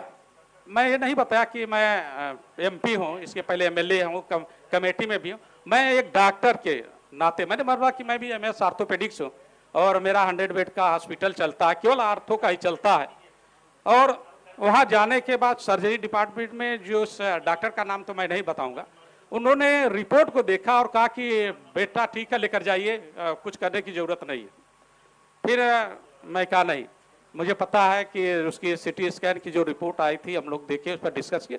फिर मैं पीडियाट्रिक सर्जरी में लेकर गया। लेकिन पीडियाट्रिक सर्जरी में मैं उस डॉक्टर को धन्यवाद दूंगा कि जो डॉक्टर का जो पेशा होता है, जिसलिए डॉक्टर जाना जाता है, पहले मरीज की हमें बात सुननी है, विनम्रता पूर्वक बात सुननी है, वो क्या कहना चाहता है, वो कंप्लेन सुनना है, फिर उसको एग्जामिन करना है, तब जाकर अपनी जो है डायग्नोसिस बताना। उन्होंने पूरा एग्जामिन किया, सब कुछ किया और कहा कि बॉस जो है बच्चे को भाई कोई सिम्टम नहीं है, इसको ऑपरेट तब होगा जब उसको सिम्टम आएगा। लेकिन मैं पुनः जो अपने बच्चे को लेकर जो है प्रबल योगी सर यहाँ गया। प्रबल योगी सर बच्चे को देखे, अल्ट्रासाउंड कराए, फिर उसकी पहले सर्जरी प्रीवियस सर्जरी हो रखी थी, आपने फिर उस बड़े बच्चे की सर्जरी किया और उसमें जो स्टम्प बचा हुआ था काट कर निकाला, इतना बड़ा निकला भी था, उसमें पस भी था। और मेरे बेटे का वजन जो है 52 kg था और मेरा बेटा जो है जब मैं आपके पास लेकर गया था तो 40 या 38 kg का था। तो मुझे बहुत चिंता हुई, क्योंकि जब हम फ्लाइट से उतरे तो मैं अपने बच्चे को चलते हुए देखा, क्योंकि हम लोग की लाइफ वैसे ही बिजी होती, तो उसका इतना दुबला पतला हो गया था, लेकिन अब बिल्कुल ठीक है। तो मैं यही कहना चाहूँगा कि आप सीनियर भी हैं, जूनियर भी डॉक्टर हैं, और खासकर तो जो पहले के जो डॉक्टर हैं उनमें जो डॉक्टर के सारे गुण तो हैं, लेकिन जो नए जनरेशन के लड़के हैं, मैं ये कई चीज कहना चाहूंगा कि डॉक्टर को विनम्र होना चाहिए, सहनशील होना चाहिए, करुणा, दया। और जब मरीज आता तो उसकी बात सुनने के बाद हमारी जो चिकित्सा प्रणाली होती है उसको मनाइए, हम अपने साथ रखते हैं। फिर मानवीय स्तर होता है, फिर सामाजिक होता है, आध्यात्मिक, ये सारे जो हमारे एक इंस्ट्रूमेंट की तरह काम करते हैं, इसको रखिए और बस मरीज को समझाकर उसको सर्जरी करिए। क्योंकि आप हम लोग जिस वातावरण में काम करते हैं तो हमारे लिए परिस्थितियां दोनों होती है। मरीज कहता है कि डॉक्टर ने सुई लगा दिया, मरीज मर गया, और फिर अगर मरीज मर गया, अगर हमने सुई नहीं लगा तो कहा कि डॉक्टर अगर सुई लगाया होता तो मेरा मरीज बच गया होता। उस परिस्थितियों में काम करते हैं। तो मैं नए जनरेशन के बच्चों से यही कहूँगा, अपने जूनियरों से यही कहूँगा कि आप मरीज को देखिए। इस समय जो टेंडेंसी हो गई है कि कोई पर्चा लेकर किसी डॉक्टर के पास से जाता है तो दूसरा जो जूनियर डॉक्टर होता है बोलता है अरे यार ये नहीं होना चाहिए, वो होना चाहिए। नहीं, क्योंकि जिस समय कंप्लेन जो भी रहा होगा उस समय वो डॉक्टर ने देखा होगा, उस समय सुना होगा। मैं अपने घटना बता रहा हूं, जो मैं फाइनल ईयर का एग्जाम दे रहा था, क्वाड्रीप्लेजिया का मरीज था। मैंने जब उसको एग्जामिन किया, हमें नहीं पता था उस समय, उसके सारे सिम्टम खत्म हो गए थे, उसको टेंडर हेपेटोमेगाली मिल रही थी, उसके प्लांटर अब्सेंट थे। तो हमारे जो सीनियर थे, जाते जाते उन्होंने कहा कि अरे यार जो है क्वाड्रीप्लेजिया का मरीज है, आप इसको सही से करना। उस समय तुरंत मुझे वाइवा देना था, तो मैं कहा कि मैं अब क्या करूंगा, अब तो जो कुछ मिला उसको मैं बताऊंगा ही। और जो एग्जाम लेने आए थे केजीएमसी से आए थे सर, उन्होंने पूछना जब शुरू किया तो मैं बताना शुरू किया, उन्होंने कुर्सी छोड़कर खड़े हो गए, कहे कि बताओ ये जो है क्वाड्रीप्लेजिया का मरीज है, तुम बता रहे हो उसको मलेरिया की तरफ ले जा रहे हो और उसको टेंडर हेपेटोमेगाली बता रहे हो। उन्होंने कहा कि जब खड़े हो गए तो मुझे फरवरी के महीने में मुझे पसीने होने लगा, क्योंकि फाइनल ईयर का एग्जाम होता है, तो मुझे लगा कि अब तो फेल होना है, 6 महीने बैक तो हो जाएंगे। लेकिन जब उन्होंने एग्जामिन किया तो सारे जो चीज मैंने फाइंडिंग जो बताई थी सारी फाइंडिंग मिली। तो उन्होंने पहले ही उन्होंने काज पूछा कि टेंडर हेपेटोमेगाली के काज, तो मैंने जितने भी टेंडर हेपेटोम पहले मैं तुरंत जो है दिमाग मेरा क्लिक कर गया कि क्वाड्रीप्लेजिया का मरीज है, तो मैं पहले कहा ड्रग इंड्यूस जो है टेंडर हेपेटोमेगाली, तो उन्होंने जितने जो होता मैंने फिर बता दिया। फिर उसके बाद कहा कि प्लांटर अब्सेंट, तो मैंने कहा कि थिक सोल फॉल टेक्निक। तो जो प्रोफेसर साहब थे कहे कि माने तुम पूरा बना कर आए कि मुझे पास ही होना है। तो जो मरीज का जो प्रेजेंटेशन उस समय होता है, बाद में क्या होता है उसके अनुसार हमें करने की जरूरत है। किसी भी डॉक्टर को क्रिटिसाइज नहीं करना चाहिए, और हमें अपने, क्योंकि अगर आप किसी डॉक्टर को क्रिटिसाइज करते हैं तो वही मरीज दूसरे के पास जाता है, तीसरे के पास जाता है, और इसमें एक दूसरे का माहौल गड़बड़ होता है। और हर डॉक्टर चाहता है कि मेरा मरीज ठीक हो। तो मैं यही कहूंगा कि मरीज को एग्जामिन करिए, उसको कन्विंस करिए और सही चीज बताइए, और जहां तक हो सके, क्योंकि जो पहले के डॉक्टर थे, सीनियर थे, सबको पता है कि पहले के में अब में बहुत अंतर हो गया। हम लोगों का समय था पूरे प्रदेश में जो है 8 मेडिकल कॉलेज हुआ करते थे, 650 सीटें होती थी, लेकिन आज जो है 65 मेडिकल कॉलेज हो गए हैं, 9000 सीटें हो गई।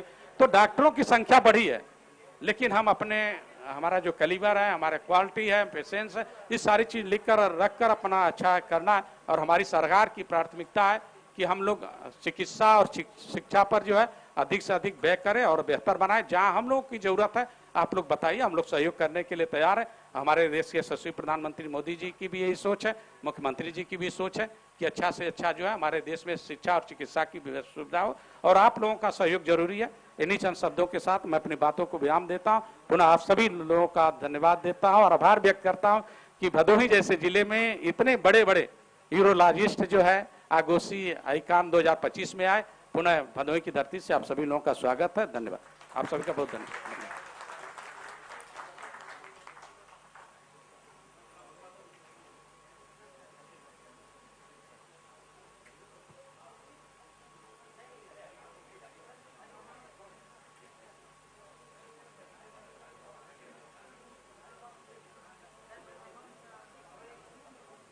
Thank you, sir.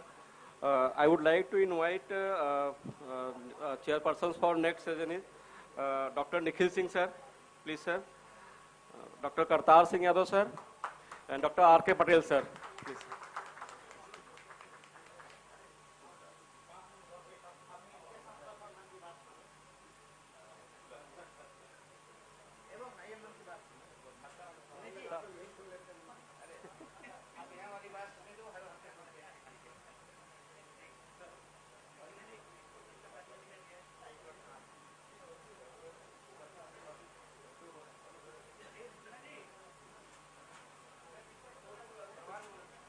नहीं सर को बोलना है। डॉक्टर अचल Gupta sir for next season.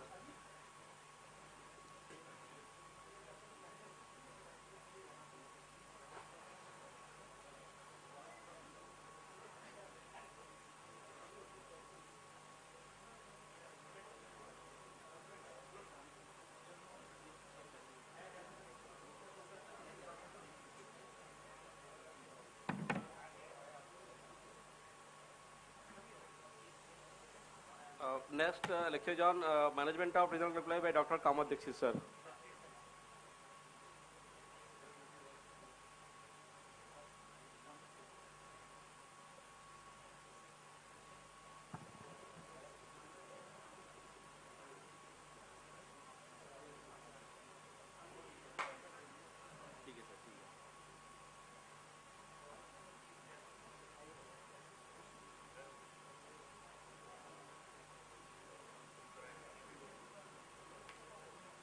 Good morning, everyone.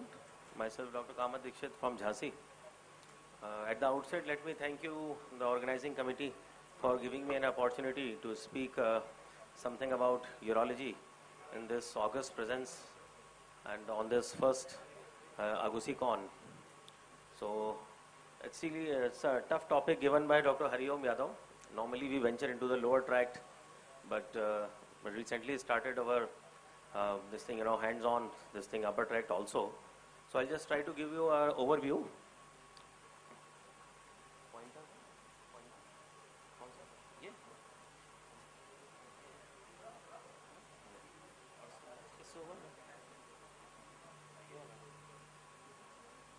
So presently working as an associate professor in a medical college, Jalon.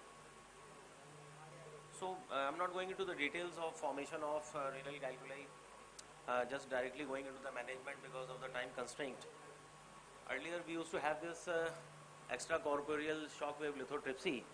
As you can see, there are 4 main elements like energy source, focusing device, coupling device, and this localization device, localizing the stone and then giving the energy source.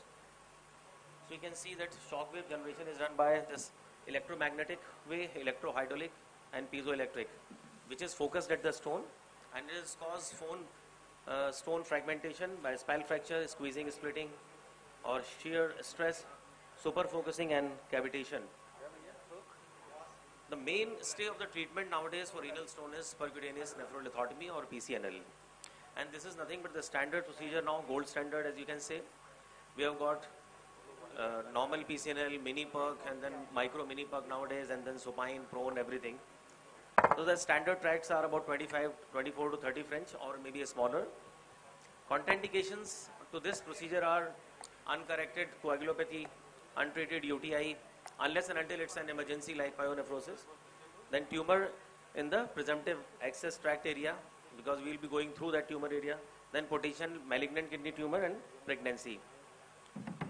This is how the percutaneous nephrolithotomy looks like. The surgeon is standing at a distance and then going into the kidney by making a track, dilating it. How this management of renal stone is done? The optimal treatment is given for a patient, which is not always clear but depends upon the 3 factors. First of all, the clinical factors like infection. Suppose if the kidney is obstructed, definitely it will give rise to sepsis. Then obesity, body habitus deformity, coagulopathies if they are present, elderly person, maybe if it doesn't want the surgery, we'll have to go for a minimal access surgery. If the hypertension is there, we have to correct it. If the renal failure is there, we have to take care of the renal failure part like dialysis, etc., or maybe a PCN. Then if there is a solitary kidney, we have to be very careful about that. We have expert care is required. Then urinary diversion. Sometimes the stone is impacted, there's a lot of pus. So you have to do a urinary diversion by doing a maybe PCN or a DJ stenting. In pregnancy, there is a relative contraindication. Then the stone related complications, the indications are the size. Suppose if the size is big, this is obstructing the PUJ, then we have to go for that. Number of stones, suppose if the number of stone is at the lower and middle calyx and at the pelvis, floating stone, then we have to go for PCNL. Then the composition, the strong stones which are not amenable by ESWL, then we have to go for PCNL to break them, like histowhite stones, cystine stones. Anatomic factors, when there is obstruction or stasis, as I've already told you, obstruction at the uretropelvic junction, hydronephrosis is there, which can ultimately turn into pyonephrosis. Then calyceal diverticulum, if the calyceal diverticulum is there, a stone can form there. The horseshoe kidney, renal ectopia or fusion, and lower pole. Lower pole is attached to each other. What are the indications for active removal of the renal stone? Stone growth, suppose if the stone is forming and it is forming very fast and obstructing the PUJ, then we have to go for surgery. Then stones in high-risk patients for stone formation, like any metabolic abnormalities. Then obstruction, which is caused by stones, which ultimately leads to infection, uremia, azotemia, which can lead to infection. Then symptomatic stones, which can cause pain, the constant pain, and there is hematuria also. The stones more than 15 centimeters. Here we have, in this slide we have written stone less than 15 centimeter can be watched. I don't think so. The indications are about 10 to 11 mm stones. More than 11 mm stones will not be passed, and we have to do the surgery. Then suppose if the patient preference is there, patient tells that I don't want this surgery, this is stone to be increased in size. If suppose 7 mm or 8 mm stone is there, and if it is causing intermittent pain, comes into the pelvis and goes back, causing intermittent pain, then also we have to remove the stone. Suppose if the comorbidities are there like diabetes mellitus, the patient can get active infection anytime in the course of the disease, then we have to go for surgery. Proximal ureteral stone, definitely they'll cause a lot of colic and pain will be there. So that is why we have to go for surgery. And especially like social situation, like the patient is traveling and he's afraid that, suddenly he'll develop pain at airport or maybe bus stand or somewhere at the working place. So we have to take up the surgery. Coming to the staghorn stone, actually these are the most common indication because the patient will have obstructive symptoms, the patient will have pain, patient will have infection, hematuria maybe, so we have to go for that. These are nothing but struvoid stones and can be maybe a cystine stone also. The ideal management is composed of 3 stages. The main aim of the therapy is to complete surgical removal of the entire stone. We have to break them into pieces and then we have to remove the stone completely. We have to try for that. Then any metabolic abnormalities which are present, which must be identified and corrected. And then we have to assess the anatomic abnormalities. Like I told you, horseshoe kidney is there, stones in ectopic kidney, that has to be taken care of. The treatment modalities for these stones will be ESWL, but for staghorn calculus, I am omitting that. It will be a PCNL or maybe a combined PCNL and ESWL therapy. And then ultimately, if suppose the stone is not amenable for all these things, we have to go for our good old open surgery. Or sometimes you have to see that PCNL, which will be followed by ESWL. Suppose if there is a large stone was there and it was fragmented and it got into upper or maybe lower calyx, which is quite common, then we can take up ESWL in the second stage. ESWL is done in small volume stones, and maybe if the patient is afraid of surgery, patient doesn't want any surgery, so there are now good ESWL machines which can effectively remove the stones. Then if the patient's kidney has stopped functioning by prolonged obstruction, there is pyonephrosis, so we'll have to go for nephrectomy. What are the treatment decisions by stone burden? Suppose if there is a non-staghorn calculus, the stone burden is the single most important factor. If the stone is big and maybe it is non-staghorn and it's lying into the middle and lower calyx, then also we have to go for surgery. The calculi which are less than 10 mm in diameter, the 50 to 60% stones are solitary renal. In that, ESWL is generally satisfactory. We can just break them into pieces and they can remove by DJ stenting. We can put a DJ stent and they will be taken care of. PCNL and ureteroscopy for those anatomic malformation causing obstruction, and whereas this ESWL fails, then we have to go for PCNL and ureteroscopy. Ureteroscopy is normally RIRS. We can just take up by doing a non-invasive surgery through the lower tract. The calculi between 10 and 20 mm. Then ESWL is the first line of treatment, but not many centers have got effective machines. Only the super specialty centers have got good machines, so we are taking up ESWL. So stone location is important. Therefore, that we have to go for digital eye view, or nowadays we are doing a CT eye view also. Then cystine calculi and bruchite calculi, they respond very poorly to this ESWL therapy, so we have to go for PCNL. When there are stones are larger than 20 mm, the PCNL is the best actually and mainstay of the treatment. We have to make a tract, dilate it, and then remove it under vision. Ureteroscopy is done in the case if the patient has got any bleeding diastasis or the patient is morbidly obese, and then PCNL is difficult, so we have to go through this lower urinary tract, like we have to do like RIRS. Treatment decision by stone composition is not very important. I mean, it doesn't depend upon the composition of the stone. If the stone is present causing obstruction, causing hydronephrosis or maybe pyonephrosis, we have to take up the surgery, and that is nothing but PCNL. For matrix calculi, as I told you already, PCNL is the best treatment choice modality. And then Indinavir. I have not seen actually these type of stones in practice. This is written in the books that Indinavir causes a stone formation. So we have to stop the therapy and then we have to take up the surgery like PCNL. Then renal anatomic factors are there like uretropelvic junction obstruction. As I told you already, most of the stones, they are present at the PUJ, and those stones only cause symptoms very early. So we have to give the options. The options are open pyeloplasty and stone extraction as we were doing before. But now because we are in this conference, we are AgusiCon, we are doing a minimal access surgery. So we have to take up the patient for PCNL or endopylotomy. If there is a calicial diverticula, the stone will form there because of stasis, infection.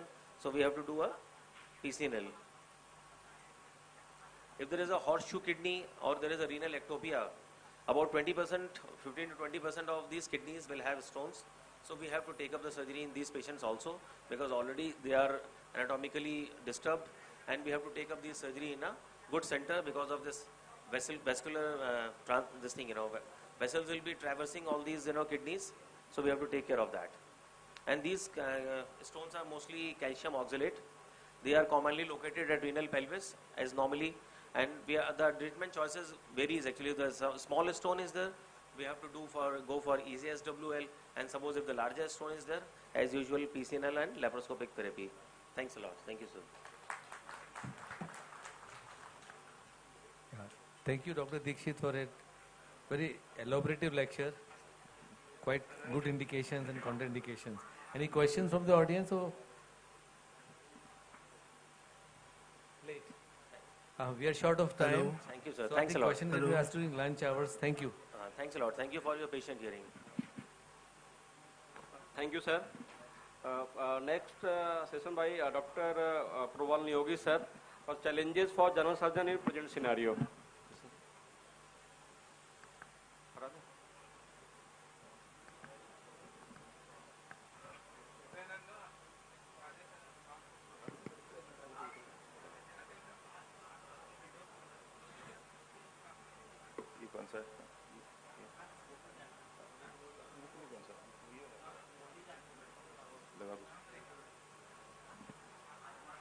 Very good morning to all of you.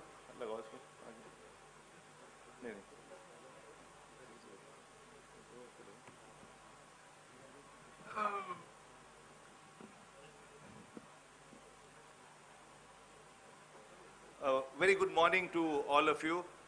I am amazed to see how this conference and workshop has turned out to be.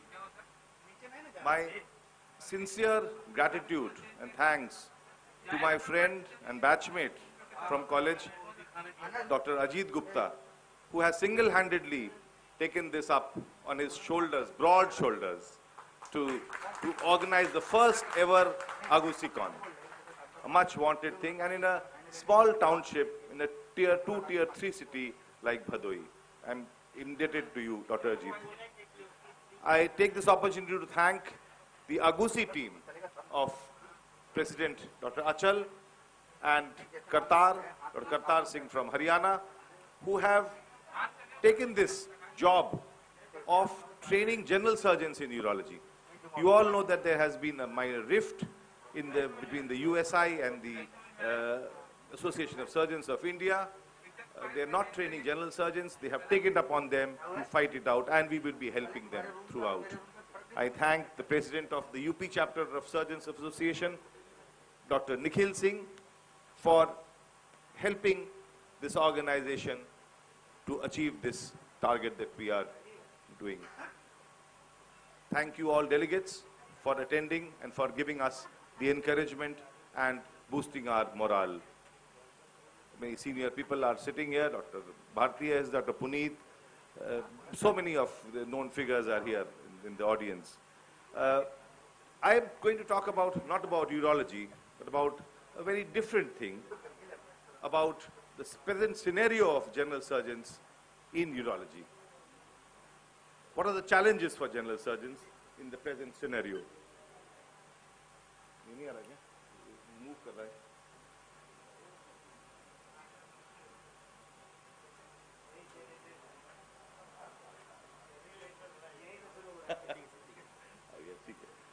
So Ajit gave me this topic to talk about challenges for general surgeon in the present scenario, what is happening all around us. So what I would like to start with saying that surgery is one of the noblest professions on this earth. If you check up the Webster dictionary of a noble profession, it has three qualities. Qualities of possessing outstanding qualities of eminence and dignity, of having the power of transmitting by inheritance generations of surgeons, and commanding excellence of mind, character, high ideals and morals. And I will not deny that every one of you would agree with the three definitions of a noble person. For generations, surgeons have made magnificent contributions in the area not only of surgery, but of science in general. Starting from Joseph Lister, who started the principles of antisepsis. He was the first surgeon, because of whom we are what we are today. William Halsted, who was the pioneer of teaching surgery to juniors, how he took his rounds in Johns Hopkins University, and how he would take rounds of patients and then transmit his knowledge to the next generation. And next is Cocker. Cocker was one of the first surgeons to get a Nobel Prize in physiology. He was a surgeon. And Banting, the discoverer of insulin, was also a surgeon. The father of surgery is our guru, Shushruth, who came for this land. It is practiced from the banks. It is said that it is practiced in the banks of the river Ganges, somewhere near Varanasi. And there he has started what we know as the father of surgery, lived here. And this was 100 years BC, before the birth of Christ. The first known recorded incidence of a surgical procedure in the world, anywhere in the world. Because see, all these surgeons all started in the big civilization, started around the big rivers, Indus, Ganges, Nile, Tigris, Euphrates. And this was on the banks of the river Ganges that Shushruth did it. And in the Vedas was the first written evidence based of using a suture, and a surgical principle is mentioned anywhere in the world. And generations have passed on this knowledge from one generation to the next. Themeton Udvadia passed it on, the laparoscopic surgeon, again the father of laparoscopic surgery in India, passed it on to many more and generations, and we are carrying the baton forward to our juniors and residents in training. And apart from being a noble profession, it's a highly fulfilling profession. You talk about social status, you talk about money, you talk about the top corporates in the world, in India, all surgeons. You talk about fancy cars. Even Madhuri Dixit was married to a surgeon, is married. Change, we are all looking for change. Change is happening at a very fast pace all over the world, internationally and nationally. Globally, we have gone to the micro level, to the molecular level, known as metabolomics, the study of metabolomics. At the national level, a lot of things are happening today. But to retain our leadership position, we have to create new priorities in clinical practice. We have to increase the morale and prestige of surgeons. I think that is number one. And to preserve general surgery as a profession. The mother of surgery is general surgery. That gave birth to many specialities. Orthopedics came out, ENT went away. When we were students, ENT and surgery were together. Neurosurgery came, plastic surgery, urology, so many branches. Then further specializations into pediatric urology or so many other smaller specialties. Surgery has become an old man. But it is still revered. General surgery is a revered old man. We got a push, we got a very able son in us in laparoscopic surgery who has helped general surgery to move forward. But what does a surgeon need? Surgeons have to come out of your comfort zone. You have to come out of your comfort zone and into a stretch zone where courage meets fear. I was in a comfort zone in a nice plush job in a medical college. I was asked to take up the leadership of the president of as the Association of Surgeons of India. I had to move out despite a busy career, a busy practice, and I took up this responsibility. So all of you have to find that space and come out and go into that stretch zone. Come out of your comfort zones. Learn new procedures, like what Ajit did. He started off urology, and he's one of the best urologists. I can vouch for that. He's better than many urologists in this country. I can also give you a small example. One of our friends, we were 3 friends in MS together. Myself, Ajit, and a boy called Vibhash Mishra from Patna. He's a top urologist at Hammersmith Hospital. And will you believe it? He came to Bhadoi to learn Holip from him. So that is the power of coming out of your comfort zone into that stretch zone. Surgeons are wary of change, but you have to upgrade your skills. Charles Darwin said, it is not the strongest of the species that survive, it's not the most intelligent species that survives. It is the species that is most responsive to change that surprise. I am quoting this from my presidential oration at AgusiCon last year. To be a cockroach, if you have attended, you might have seen this slide there. Cockroach, what is the first image that you get? Ugly, creepy, dirty creatures. But I'm asking you to be a cockroach. Why, I will tell you. Thousands of generations ago, dinosaurs ruled the world. Dinosaurs were the most mightiest and the powerful animals on this earth. Then, as time went on, tectonic plates moved, dinosaurs got extinct. Cockroaches have been there from before dinosaurs. And they are the most adaptive creatures. Despite everything, despite Big On, despite HIT, despite big companies trying to finish them off, they survive because they are adaptive. So apply the cockroach attitude to your life. You have to be adaptive, adaptive to change. And that is what is the quality of a general surgeon.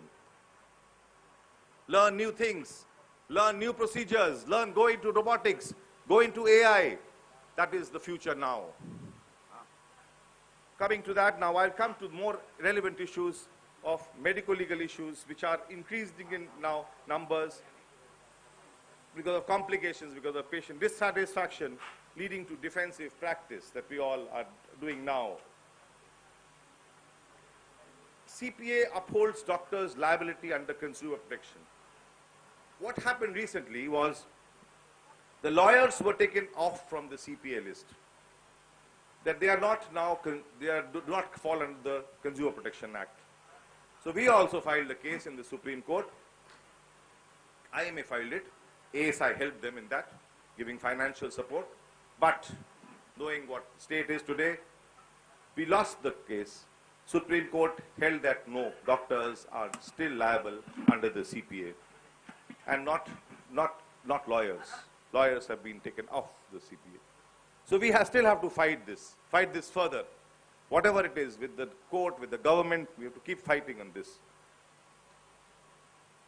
This is what happens when there is a criminal negligence which is alleged by a patient. The health records are taken. Then it's given over to the IO. The investigating officer sees it. If the patient is dead, goes for an autopsy, forensic this thing.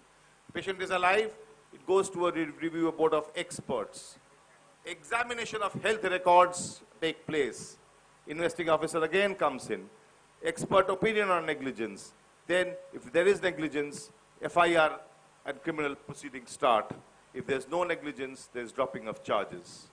What I mean to say in this, from this slide is, keep your files complete. Please, please, please make it a habit of putting a note every day when you are on your rounds. It is boring, but it is absolutely essential. Do it. Put a note. You will not get into trouble. And be honest about it. Whatever is there, you have had an injury. You've had an injury, you have a CPT injury, you have had a rheumatic injury, tell the patient. Tell the patient.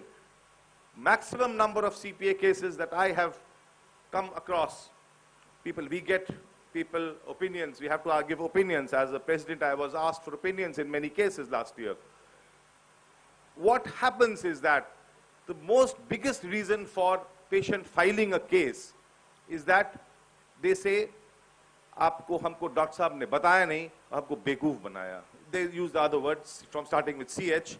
They said that is why we are angry with the doctor. भगवान नहीं है, वो तो है sir, वो भी कर सकते हैं, इंजरी हो सकती है, लेकिन बताया क्यों नहीं उन्होंने हमसे? हमको बेवकूफ क्यों बनाया उन्होंने? That is the biggest thing. So I think you have to be honest. And not honestly, you have talked to the patient, talk, communicate, talk to the patient again, attendant. And it is very helpful to be honest. And always give them a choice for referral to a higher center if they want to. And always take help of colleagues. Call for help in a difficult situation. And I am sure, even as a senior surgeon, I have taken help from people sitting here in the audience. Dr. Kamal Singh is there. We have asked for help. There is no shame in asking for help. Whenever. Take a help from somebody. If you have had an injury, you have had a portal vein injury or whatever injury, wherever it is. I remember once I had a case in a pseudopancreatic cyst. As soon as I had made the stab, there was a huge gush of blood. There was a pseudoaneurysm of the splenic artery and the blood just spluttered out on the OT. You are panicked at that time. You don't have any access. The stab wound is there and it's bleeding from the splenic artery from below. Hold it. Call a friend. Call a well-wisher. He will come. Get anybody, senior, junior, even a junior, colleague, junior, anybody. He will look at this case from a different perspective. Call for help. Don't be ashamed of calling for help. There are other policy and regulatory issues that have come up with the surgeons. Now, there are 4 stakeholders right now. There's the government, there's the insurance agency, then you have a surgeon, and there's the patient. We are the service providers. The service getter is the patient. The insurance companies is in between the government and the surgeon. Even for Ayushman Bharat and PMJ, all these things, the government has conveniently passed it on to the insurance companies. Now the insurance company decides who will do what and what is to be done. Of course, that is based on government policies, but the insurance policy will try to give the minimum amount of money to the service provider. They will say all sorts of rules. This case is not done by an MCH urologist. This case is not done by an MCH oncosurgeon. This is not done by a super specialist plastic surgeon. And they will try and cut down the cost. We are fighting that in all levels. Even amongst us, there has been a lot of issues. This was about the this was about a bit of a tiff between the USI and the ASI. I came to know in December 23, my first job as president of ASI. You see this December 23, 20th October. I took over charge on 18th December 23. And the first thing that I had to do, from requests from many general surgeons, that the Urological Society of India is not allowing general surgeons to participate in their workshops. So I wrote a nice letter to the president of USI. At that time it was Sanjay Kulkarni. And he said that yes, surgeons, this is totally baseless, wrong information that you have got. We will not disallow general surgeons from doing urological procedures, but they should be trained in this. So there was a long list of communications and letters, and that is what Sanjay Kulkarni had noted, the president of the USI, that we firmly believe that USI respects not only ASI, but every association in the country.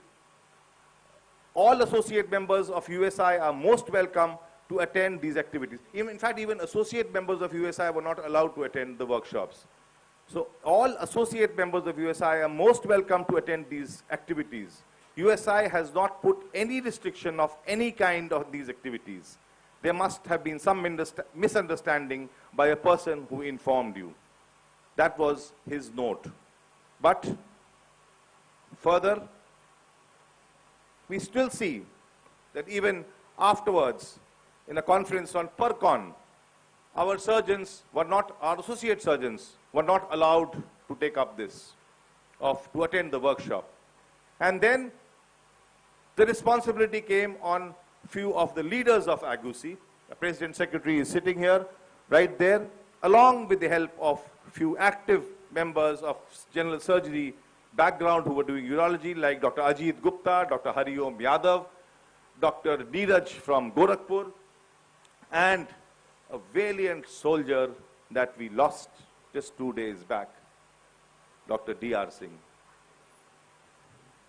These people started this movement that saying that we will train general surgeons.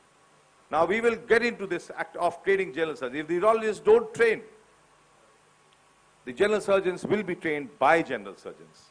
And that onus was taken up by this, and this conference is as a result of that. That's the birth of this. And we will take it up. We will take it up on a national level very soon. The MS national curriculum of the NMC states that you have certain, all this is included in the MS curriculum. So it is not that general surgeons are not doing urology. They have been trained by urologists, by the teachers. They are training them. Our logic is that into the peripheral hospitals, in places where there is no access to medical facilities, how can you cater to the needs of millions and crores of people only by super specialists? Now this problem actually has occurred everywhere. It is not urology. I got a call from the president of the Indian Association of Surgical Gastroenterology, Professor Sadiq Sikora, who's one of our teachers also from SGPGI. And he said that in Ayushman Bharat, they are not allowing a Whipple's operation, Whipple's surgery, to be done by a GI surgeon. They will only allow it if it is done by an oncosurgeon. So what sort of a policy is this? People are here in the government with us. Dr. Patel, fortunately, is here. Dr. Bind is there. I think we have to raise our voice against this. Now, very soon you will have a doctor for the left eye and another surgeon for the right eye. That is what is happening. That is what is going to happen. There's so much of overlap of specialties. Who does a hypospadias operation? Does a plastic surgeon do it? Does a urologist do it? Does a general surgeon do it? Does a pediatric surgeon do it? So there are so many overlaps in the surgical procedures that people have to realize this, and our authorities have to realize it. And our job is to take our voice to them. But what is the government stance at present? PCNL can be performed by a general surgeon holding, this was latest, 2 years fellowship in urology from a government-recognized university prior to 2019-20, or by a national international society recognized by the NMC. Now, for this, ASI is coming up in a very big major. We are going to open up. पंखे दोनों बंद करवा दो हाँ नहीं यार पानी पिला दे रहा Right, okay. कौन पिलाएगा पानी पिला दो यार थोड़ा सा Talk about it later. We took this up ये क्या है गाउन है with Dr. Nadda Saab and others in the क्या चाहते government. हो And you can see the ASI leadership there with this. Qatar is there.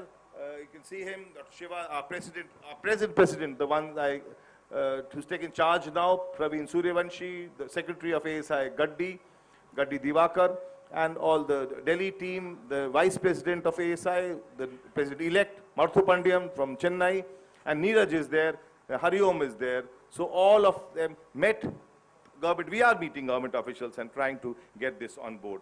The court stance is, of course, again, the judgment has come. One of the judgments was there. The general surgeons with training experience in endourology can perform kidney stone surgeries. Endourology as a subspecialty can be practiced by general surgeons with appropriate training. Apart from this, as a surgeon, I would also say, last but not the least, invest in yourself. Surgeon, heal thyself. Give yourself time.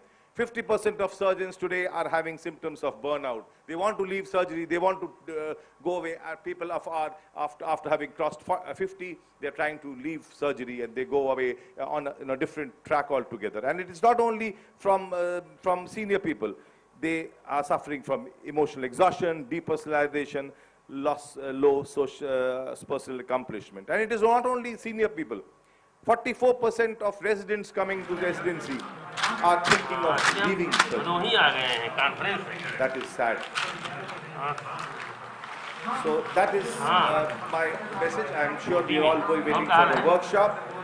The ASI is there to help you take your voice up, whatever we can. Unfortunately, ASI is a body which does not have statutory powers. Unlike the Royal College of Surgeons in England or elsewhere, we do not have statutory powers. We are just an association which can advise. बेटा 21 French वाला कहाँ है? 21 French वाला कहाँ है? लिखा ले आओ. 21 फ्रेंच दो. 21 फ्रेंच वाला ले आओ. Thank you very much for the patient hearing. If you have any queries, I'm ready to answer them during lunchtime. And I'm sorry to keep you waiting between you and your workshop. Thank you very much. A good day to you. Thank you, Dr. Prabal, for a very eye-opening lecture. Connect करवाओ. Bipole ए बेटा monopole खोल दिया. Connect करवाओ. भैया connect करवाइए. वो ले आओ यार. पन्ना कहाँ? नहीं चेयर नहीं, हम खड़े करेंगे. पेज ले आओ. कनेक्ट ये काम डॉक्टर मौर्य कनेक्ट करवाइए.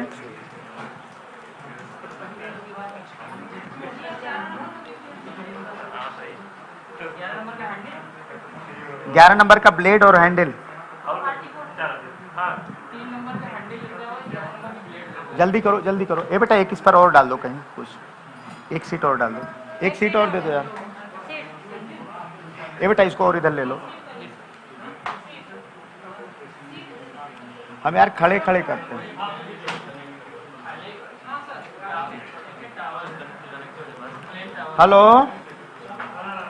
हेलो ए आप लोग शांत रहो भैया.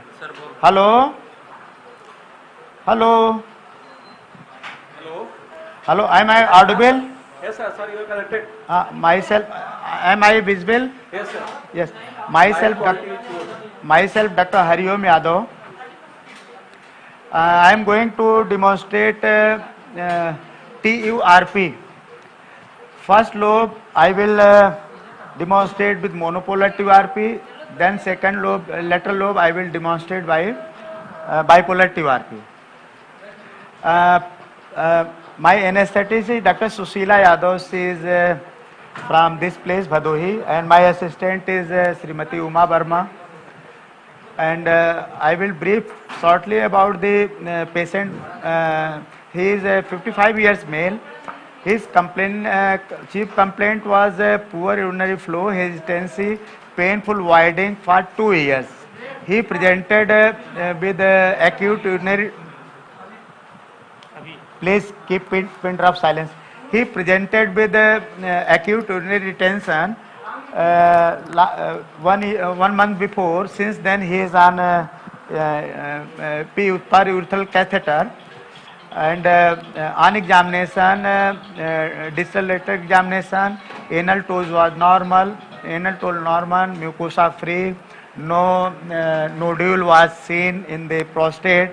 Ultrasound was done. It shows the prostatomegaly, approximately 50 gram, and all the basic investigation, ECG and cardiological checkup, all are within normal limit. His PSA is 2.28. His PSA is 2.28 normal, and plan is TURP. First one lobe by this monopolar TURP, then I will start with bipolar TURP. Now I want to demonstrate this instrument. भैया इधर ले आओ.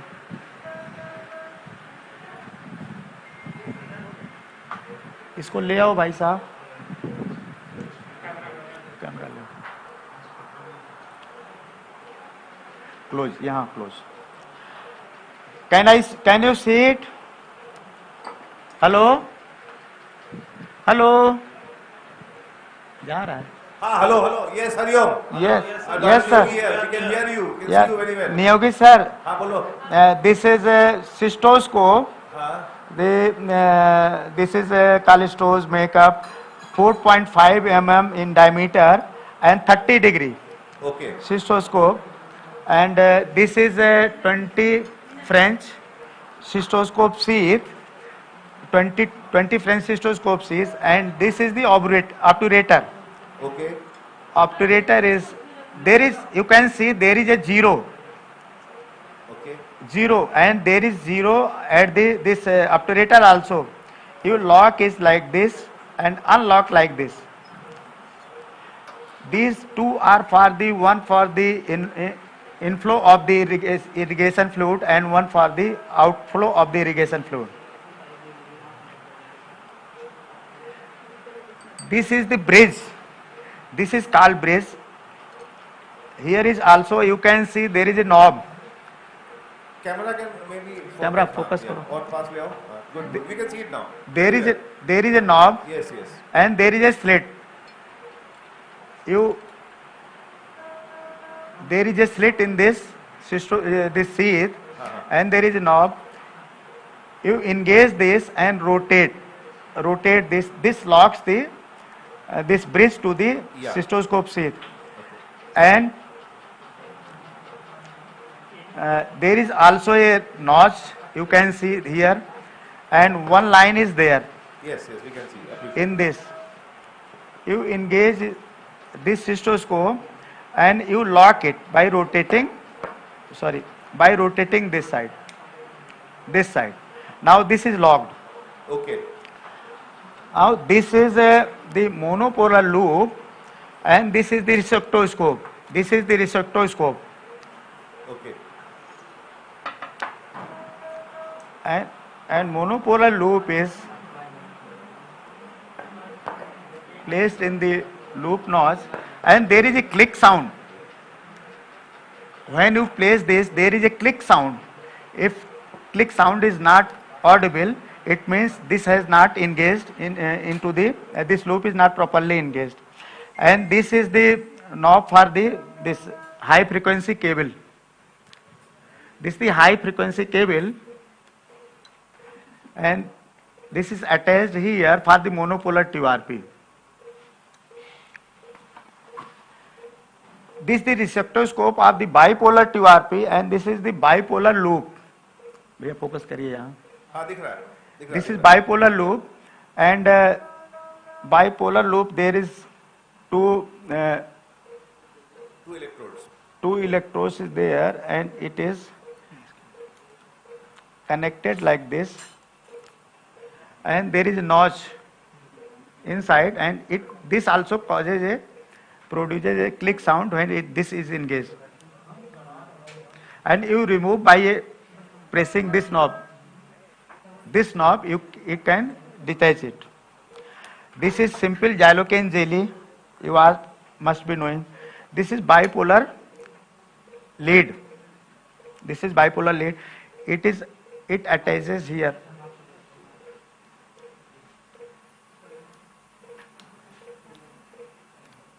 This is attached like this.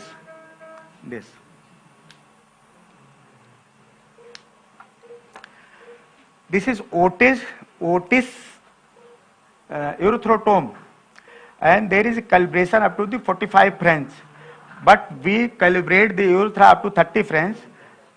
This is 15 French, 20 French, 25 French, and 30 French. After cystoscopy, always calibrate the urethra up to 30 French. Never give force during the introduction of this sheath. This is the sheath of the resectoscope. This is outer sheath, and this is obturator, and this is the inner sheath.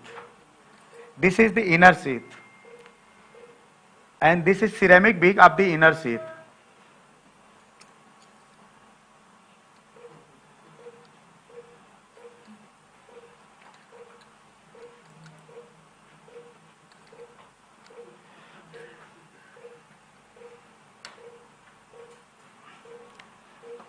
और क्या.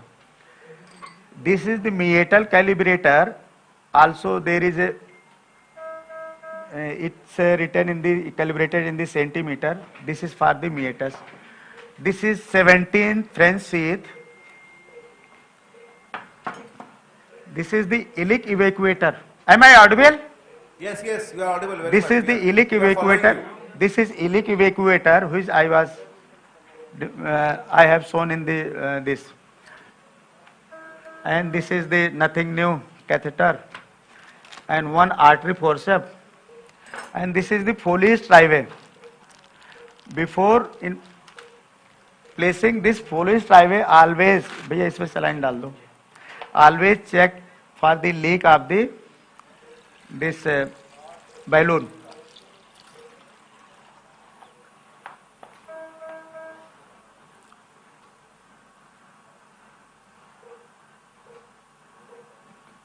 Always check for the leak of the balloon. In this trivey, there is one for the balloon inflation, one of the one for the this attachment of the urobag, one for the irrigation attachment. It is clear? Yes, yes. Absolutely clear. Anything more? Yes.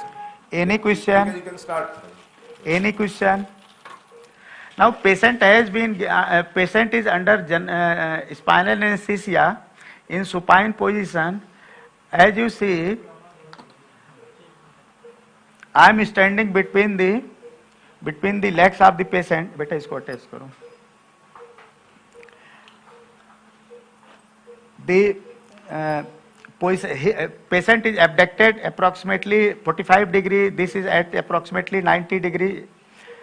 And patient is in supine position.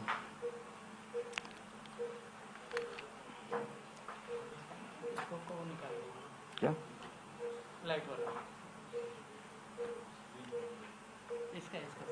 अच्छा. अरे यार, निकालो इसको.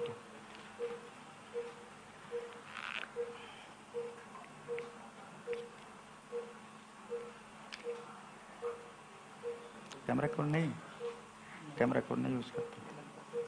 कहाँ लग रहा है इसमें? एक और नीचे वाला भी हैं?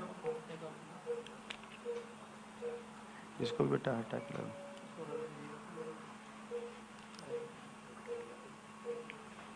Irrigation. This is the irrigation pipe. At present, I am using the glycine. In anesthetized patient, you only need to just put a few drops of few ml of this jelly, not whole jelly. But if you are doing cystoscopy in local anesthesia, place approximately 10 to 20 ml of this jelly, and wait. Xylocaine jelly 2%, and wait for this is xylocaine jelly 2%, and wait for at least 3 to 5 minutes, so that patient is fully anesthetized. But in anesthetized patient is under anesthesia, you can put for the lubrication only. Now I am white balancing कौन सा? कौन सा? कर दो भैया.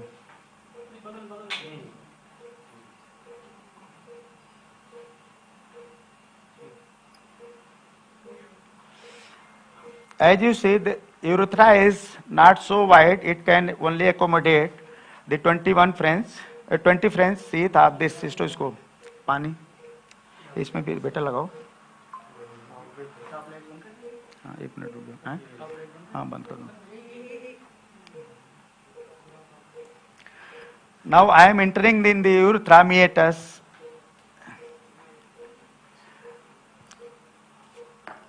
As you can see, the penis is just erect. भाई पानी नहीं आ रहा flow.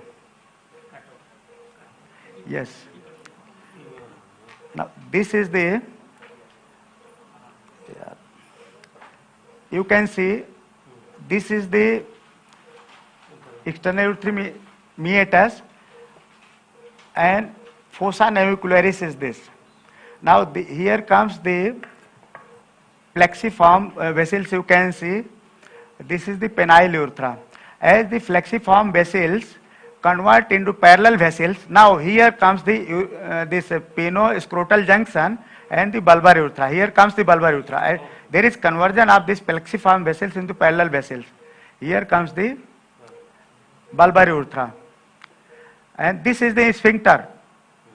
This is the external urethral inspector, and here comes the ridge of the verumontanum, and this is the verumontanum. The only trick is this should be whole view of the urethra should be not like this, not like this. It should whole of the view of the urethra round circle should be in your vision. Clear? Yes, very clear. Very clear.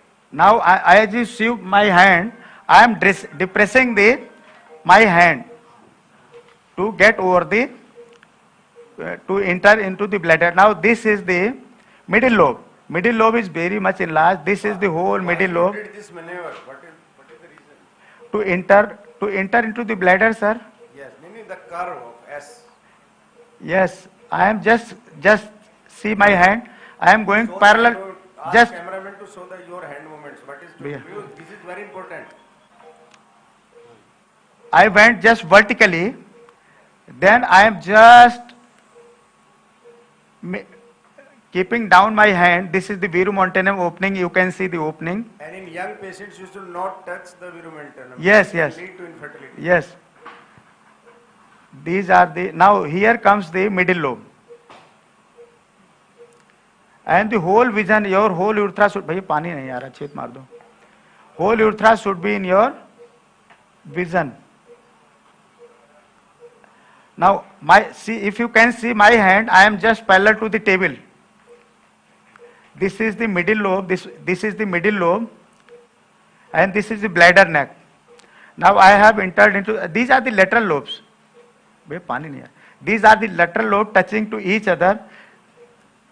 And if I close, this is with flow. If I close the flow, the lateral lobe touches more. It means this is the grade 2 prostate. If the lateral lobes are apart, with or without flow, this is grade 1 prostate. पानी खोलो यार, आ नहीं रहा कायदे से. You will be operating this patient? Yes. TURP, you will be doing TURP? Yes, I am going to demonstrate TURP. भैया पानी नहीं आ रहा यार कायदे. अच्छा, सॉरी इसको ध्यान नहीं दिया. थोड़ा सा पीछे कर लो यार आगे. सर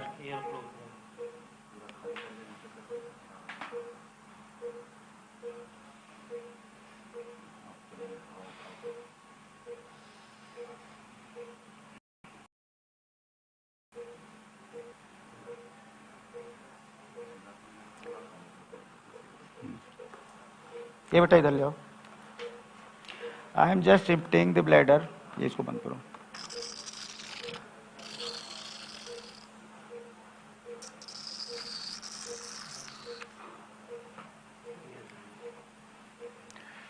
है जी हो गया. पानी खोलो भैया. आ रहा है.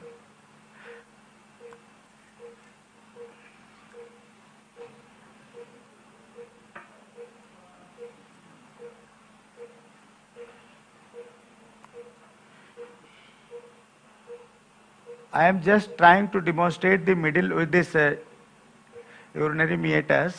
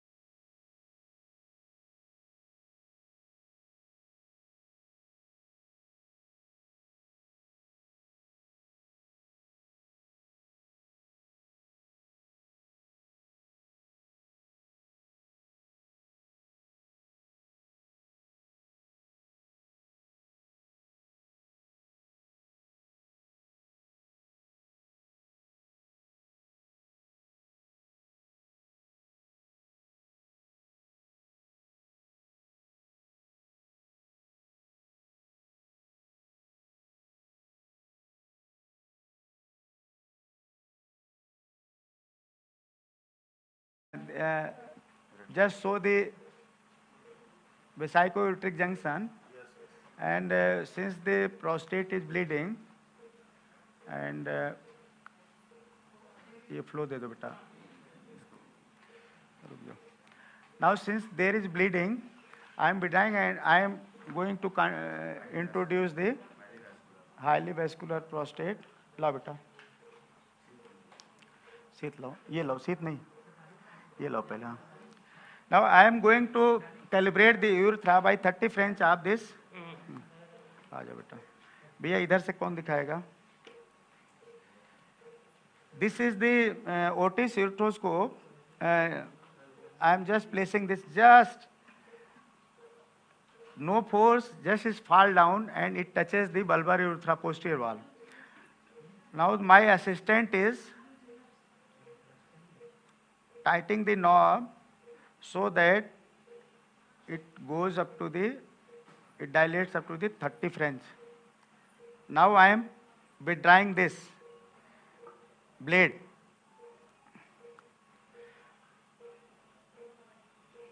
बेटा करो, बेटा इसको पकड़ो, रुक जाओ, कुछ नहीं करो. As you can see, this will also not be able to. Sir. Is it not better to do this under vision? Yes, sir. Is it not better to do this under vision, IOU? No, sir. This is much better. Now see this 26 French of this resectoscope. This is also will not accommodate this meatus.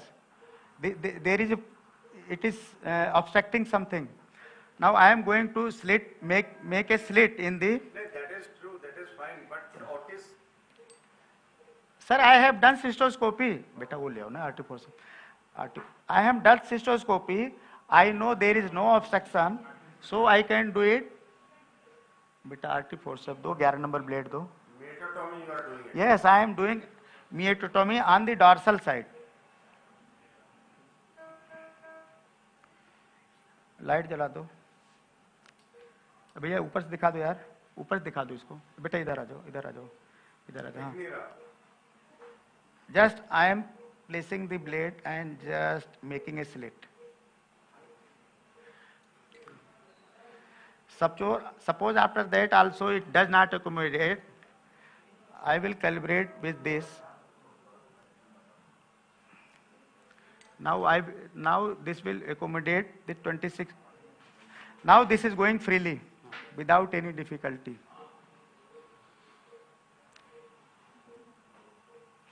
Profuse तो tight नहीं है ना? Profuse skin is okay. Sir वो बाद में कर लेंगे. लो बेटा मोनोपोलर दे दो अब रिसेप्टर्स को.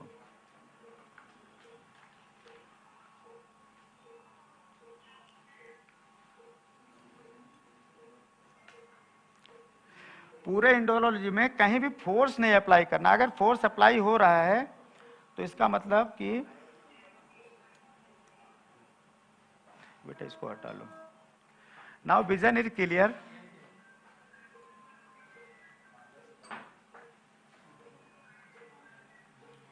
Hariom, there is a question. Why you did not introduce your 26 French sheet under vision also?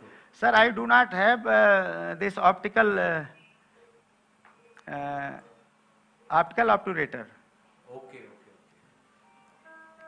I think that is a better way of doing it. Yes, sir, it's better, but I do not have this. And you could have calibrated the urethra instead of using a urethrotomy. Yes, sir. With what, sir? You could have simply done a urethral dilatation if your scope was not. Sir, there is a study. If you dilate the urethra with dilator, there are more chances, 10 times more chances of urethral stricture. And if you are doing this, कहाँ गया भैया? Opening.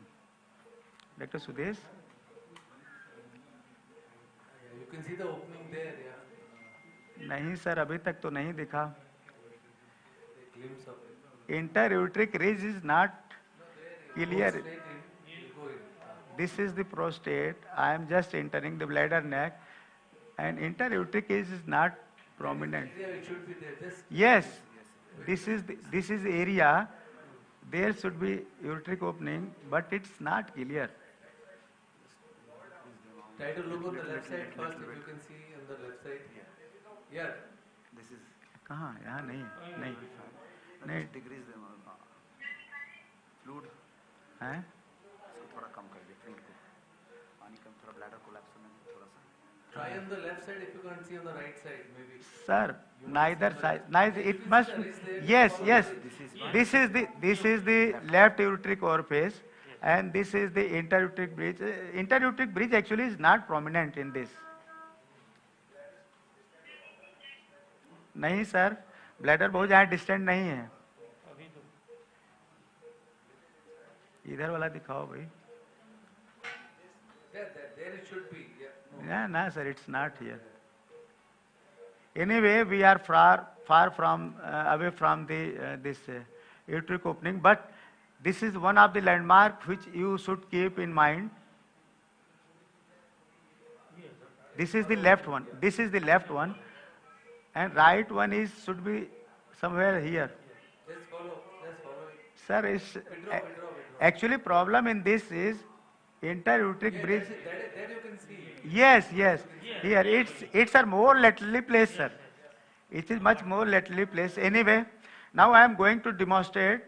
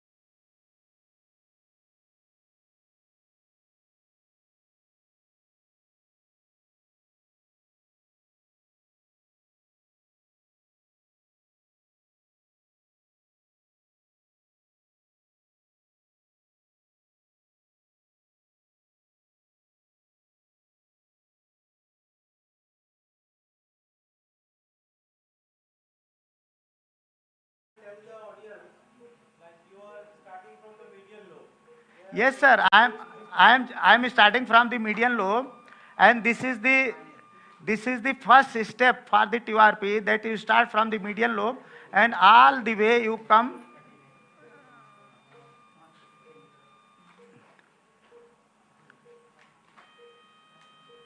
And all the way you come to the Birumontanum, just before the Birumontanum.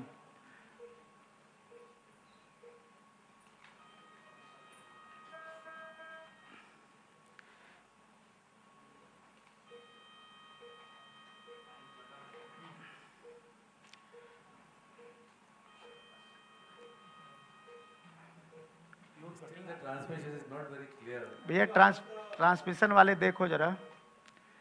Have you asked the anesthetist to give a preloading of pneumostats to this patient? Yes sir. Like usually the practice is that in most of the cases surgeons are asking the anesthetist to give a preloading of 1 gram of tranexamic acid or some good. नहीं sir, I have not asked, not in my routine practice, and I do not. Sir. Most of the people or good number of people ask for like low hypotensive surgery. Yes sir. Now just see, this is the Viru, and we are just proximal to the Viru.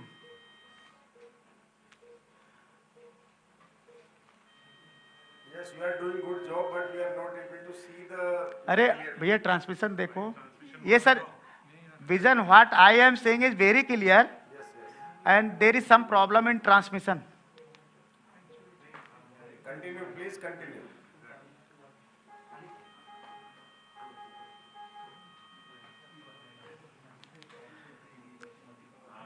Sir, was it clear with my this static camera? Sir, was static camera vision is clear? Was clear? Yes, it is on the camera. Then I want to show something. भैया static camera दिखाओ जरा, हमारे हाथ पे focus करो.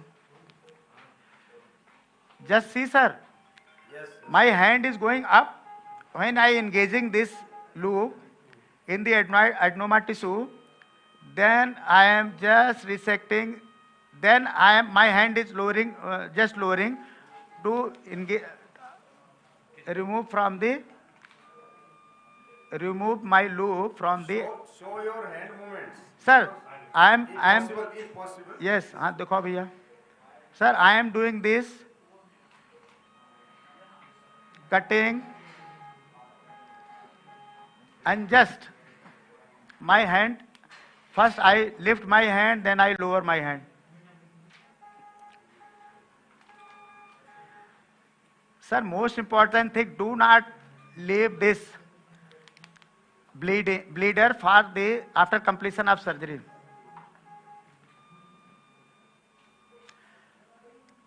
Audio visual सही हुआ? कुछ और दिखाना चाहते हैं? Now it's okay, sir. Audio visual clear हुआ सर? हाँ. Yeah, now it is very clear. अब यहां देखिए सर, ये जो है थोड़ा सा ये डाउन होने वाला है, ये फाइबर्स दिख रहे हैं, और this is the Capsular fiber size. yes, this is the last limit of resection. If you go beyond this, you will go extracapsular. Yes. And your movement should be very gentle. Like Yes. Dr. Sudesh, हैं?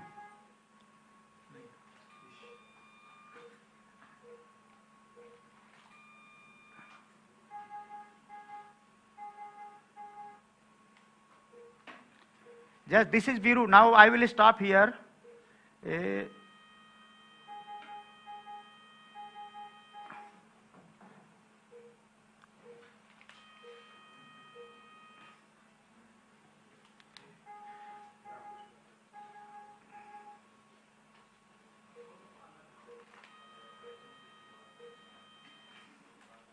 here you can do reverse cutting also to avoid. Yes, sir. Splinter, and that is very important. Actually. Yes, sir. Now I have reached almost up to the Viru. हाँ सुदेश, अरे कुछ दिक्कत होगी बताइएगा. Now the usual technique is turn your scope to the 12 o'clock like this. At 1 o'clock, and remove 1 or 2. This is the artery of flux. Can you see? Yes.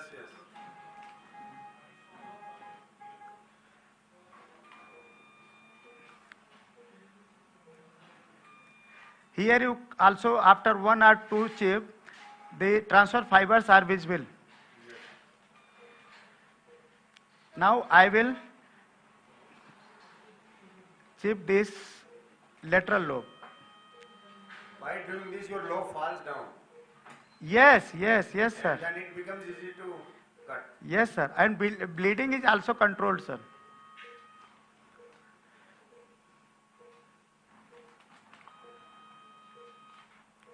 So you should cut small chips or one long chip. Sir, it depends on the practice. Okay.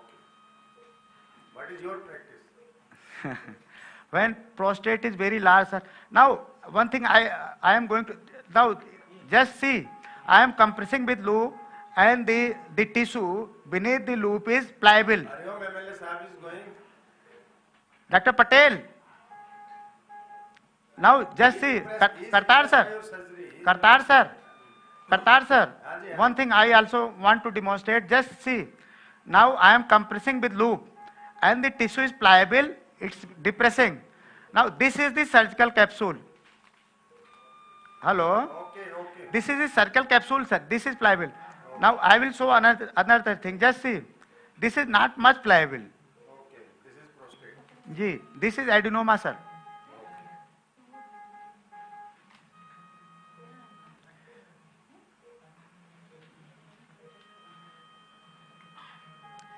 As you can see, I have controlled the artery at 5 o'clock and at 12 o'clock, 2 o'clock position. Now just see, this loop, this lateral lobe has fallen down. Just see, lateral lobe, and it is almost bloodless. If I resect it, it is almost bloodless because arteries have been controlled. No bleeding at all.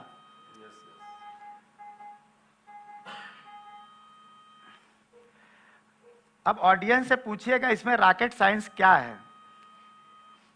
इसमें rocket science ये है कि confidence होना बहुत जरूरी है, otherwise you can cut the sphincter if you are not. Sir, sphincter is far away from me. So the rocket science, what I suggest is that what not to do. Yes.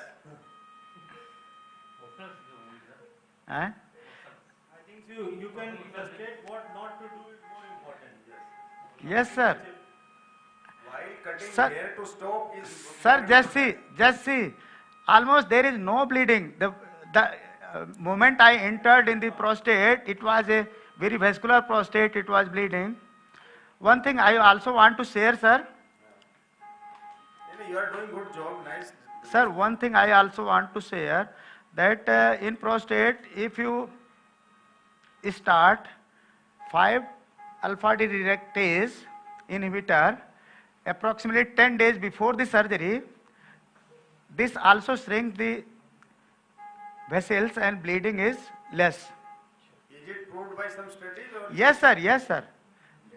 This is from the book, sir, I am quoting. Finasteride is the best drug to be given. Yes, sir. I am quoting from the book, sir. Second OT, is there anything going on in the second OT? Sir, If somebody is there. sir, they are preparing for RIRS. Okay. RIRS, na? Yeah. Sir, any question? If You are doing good job. If any question, we will ask. sir, if Any question from the audience team? Any question from the audience if somebody wants?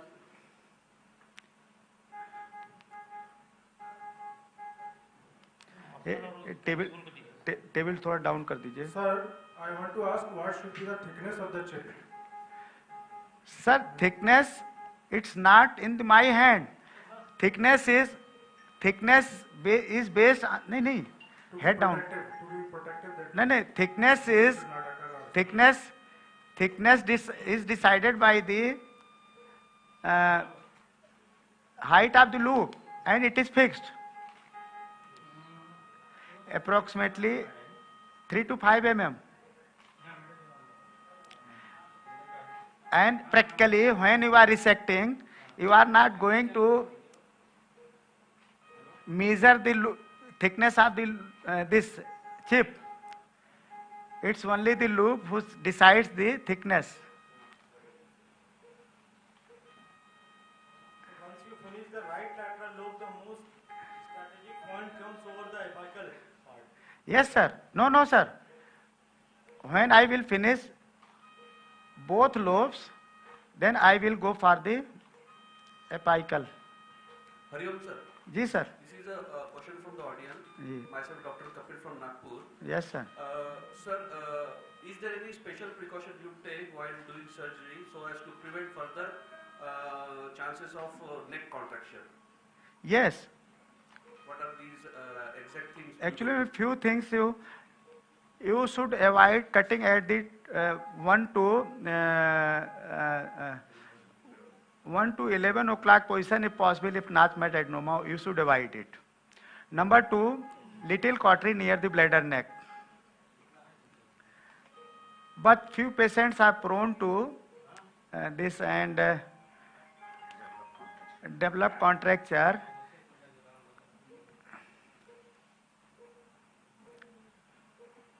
Now when I resected middle lobe, there this was almost flat.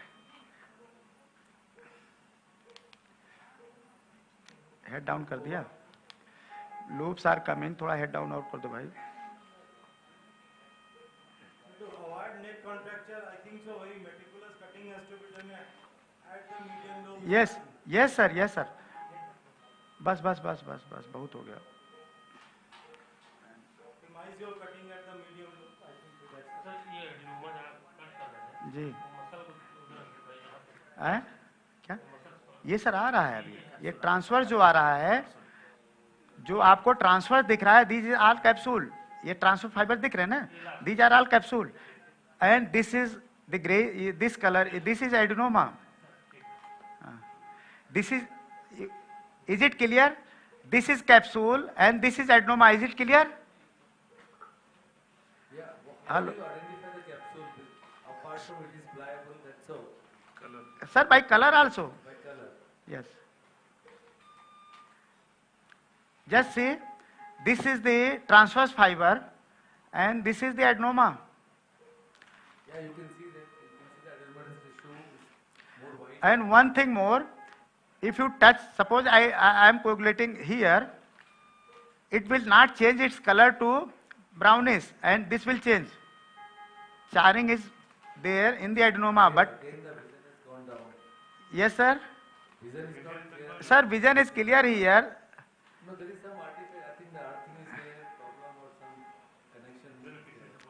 Just see, here is some part of sinus. How do you identify a sinus which you have opened, suppose? Sir, just see, just opening the sinus, just see. This is, if there is fat in your, this, there is no fat at present, but if there is fat, this is cob like this is the, before,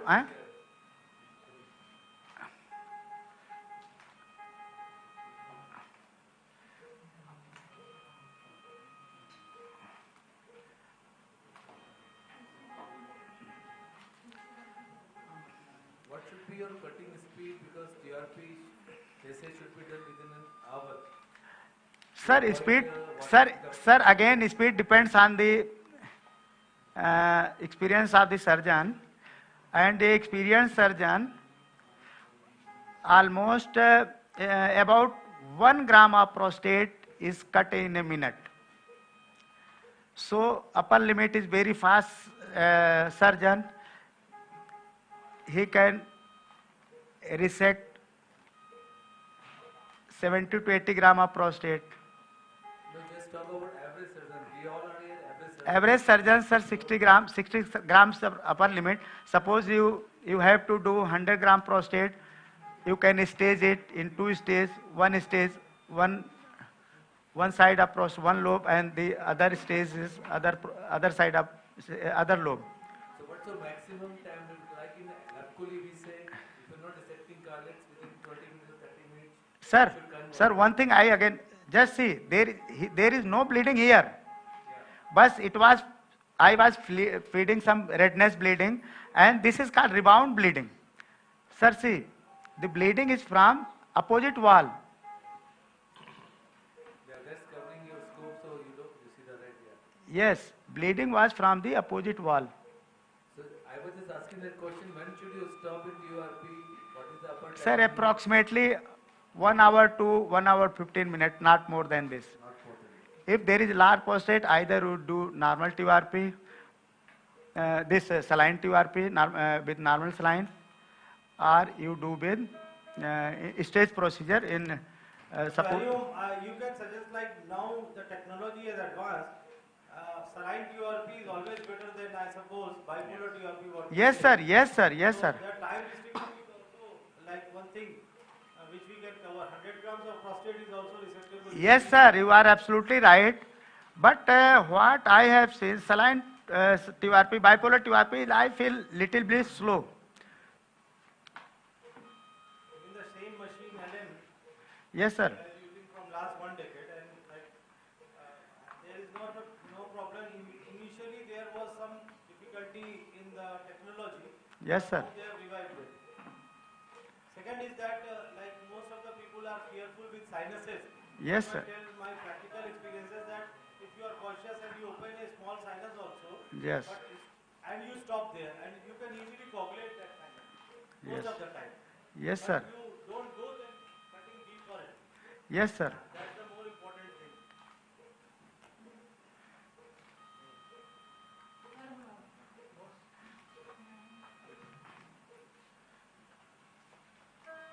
Sir, how do you identify the capsule, and is it all mandatory to remove all the prostate, or is it necessary to resect only adequate prostate so as to relieve the bothersome symptoms?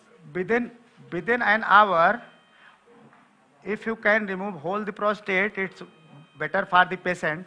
But if you cannot, don't bother. If you resect only one lobe, even then the symptoms of the loads will disappear.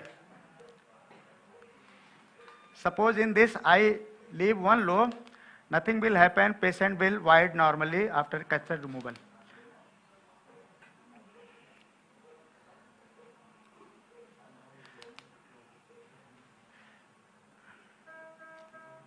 Hello Yes. इसलिए channel TRP करते हैं ना बहुत सारे लोग जो early stage No, में sir. या जहाँ पे पेशेंट फिट नहीं है जो make a channel only Sir, channel TURP is recommended for, I think, for CA prostate. If it's not being taken care of, the So the hormonal treatment. recommended complete resection is there in cases of acute prostatitis with BPH. Yes, sir. Prostatitis with BPS complete resection. Otherwise, it is not necessary. It is better if you can stop, even if you are able to get the lamppost effect at standing at the view. I hope so. You will demonstrate it at the end of your surgery. Yes, sir. More than sufficient. Yes, sir. Actually, sir, it is my practice that within 1 hour or 1 hour 20 minutes, what tissue I can remove, I remove it. This is my usual practice.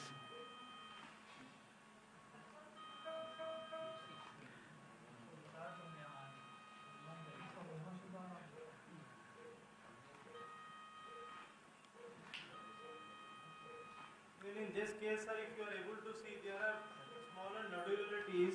I wish audience can see. This is, sir, air. No, not here, sir. Yes. Over the tissue, you can see the smaller nodularities which are favoring the chronic prostatitis. Yes, sir. These, na?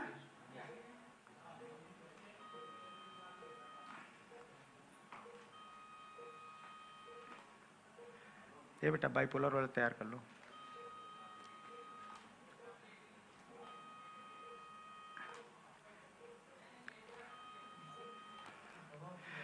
Though his serum PSA is 2.39, 2.23, but when I see this type of pattern rule appearance, it looks like me that is CA prostate. अरे यार, deep cut हो गया.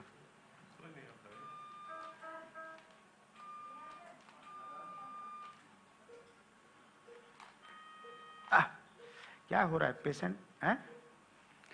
ये भैया ये over inflate हो गया यार.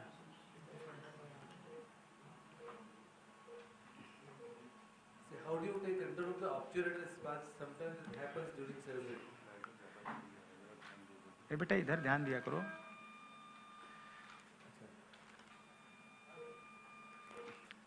There is no vision here in the audience.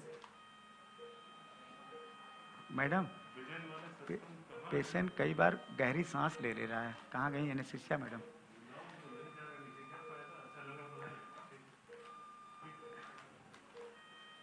अरे यार क्या हो रहा है? पेशेंट सांस ले रहा है यार, क्या हो रहा है? Dr. Hariom, is it an obturator spasm or? No, no, sir. This is not. I think patient takes deep breath and I am just. You should empty the bladder at this moment. Yes, sir. I am emptying. Now you can see this is Biru. This is Biru, and we are just near the Biru.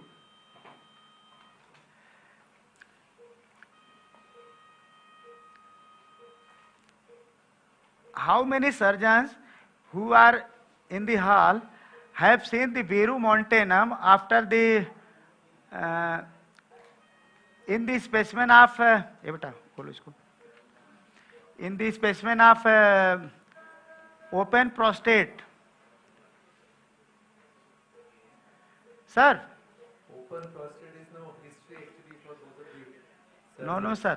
How many surgeons have seen? यार यहाँ से जहाँ deep हुआ है ना, यहाँ से. When we were doing prayers prostatectomy.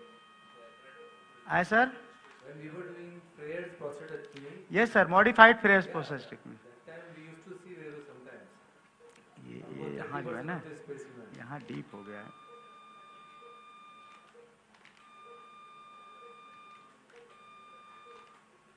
ये हमें लगता है साइन. सर साइनस ब्लीड है. As far as I go there, it's acutely feeling deep. This is Biru. I have almost reached from this up to the side of Biru. Biru is your police guard. You should not go beyond. Yes, yes. I should. I will not go, sir. Hey, वो लगाओ. Saline. Saline. पकड़ो बेटा इसको पकड़ो. Now I am shifting for the bipolar.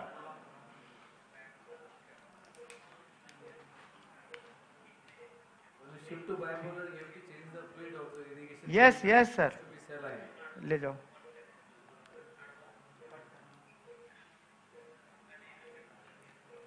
बेटा खाली कर दो.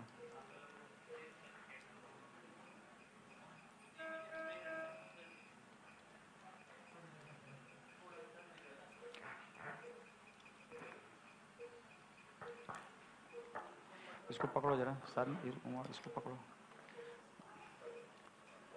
उधर ले जाना है.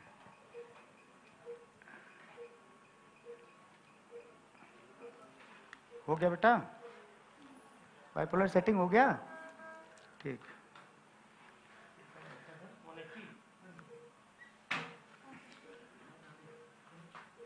खोल देना बाद में.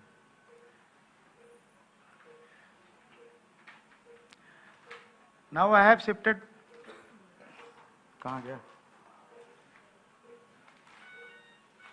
ये देखो, लगा नहीं बेटा कायदे से. हाँ, नहीं लगा बेटा.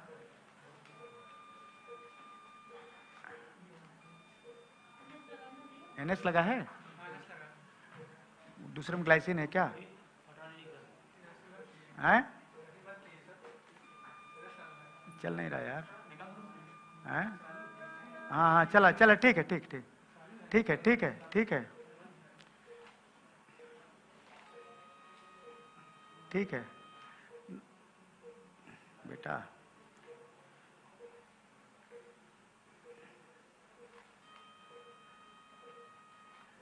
ना ये लूप इसको थोड़ा सा अंदर करो.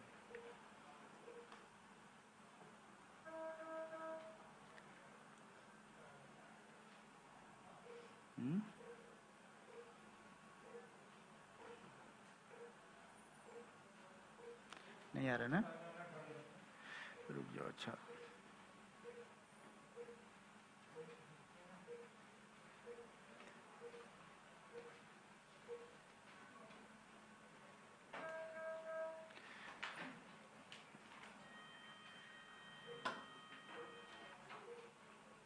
नहीं आ रहा, ये तो बहुत परेशान करेगा तब तो।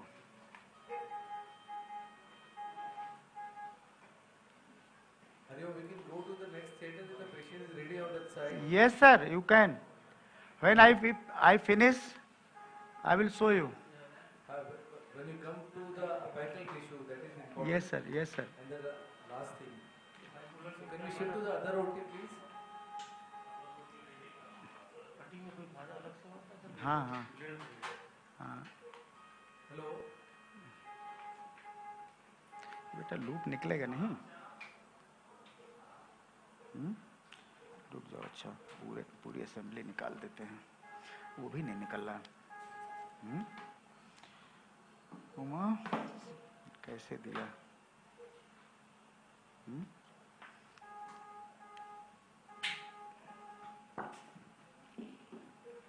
ये पूरा जो है ना, ये रुक जाओ। अच्छा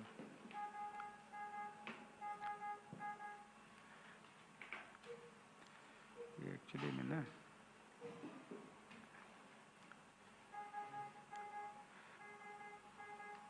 हाँ बेटा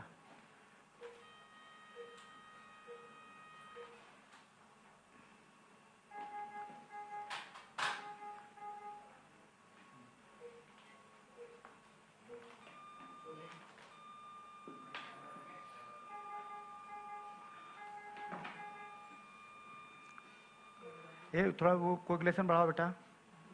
Silence bleeding is controlled or not? Sir, sinus bleeding, I am not bothering at present because sinus bleeding is usually not controlled by the coagulation current. Yes, it's controlled, sir. Now it's controlled. Just keep the loop and adhere to it and try to coagulate it for half a minute. I hope so it will stop. Sir, it's almost stopped, sir. Just see. Now the lesion is clear. Just see, it's almost stopped. बेटा इसको बढ़ा दो।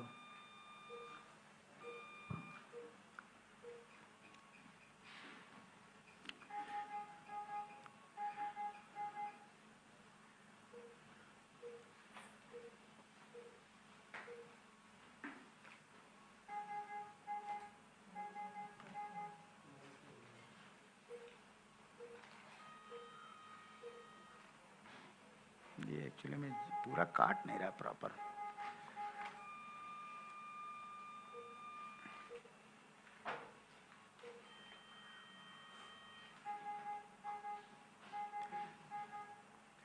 There is some problem with loop. It's not coming in the, and it's not, I'm not able to remove it also. Take a thick loop, I hope so, Sir, I am not able to remove it also. It will come with the whole assembly. That's why I am continuing with this. बेटा इसको बढ़ा दिया, coagulation बढ़ा दिया। Coagulation कितना किया बेटा? हैं?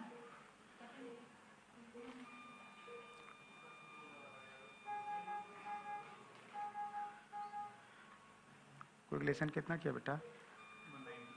अच्छा ठीक है।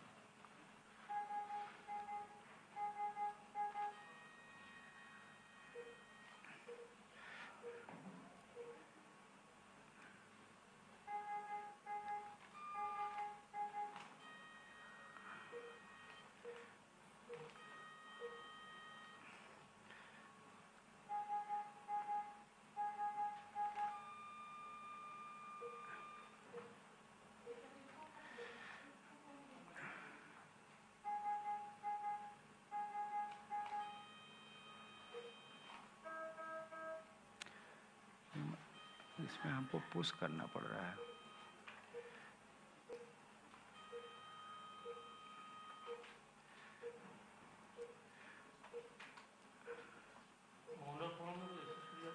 हैं? क्या? हाँ, वो लूप थोड़ा सा टेढ़ा हो गया है और हम इसको सोच नया बेटा जब निकलेगा तब न खोलेंगे, निकल भी तो नहीं रहा है।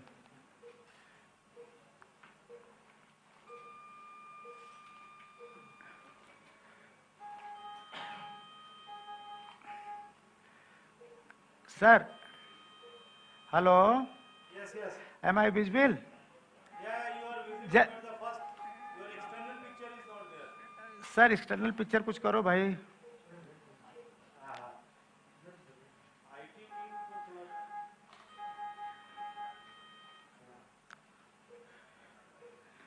Camera battery, I think so first, next OT is being demonstrated there.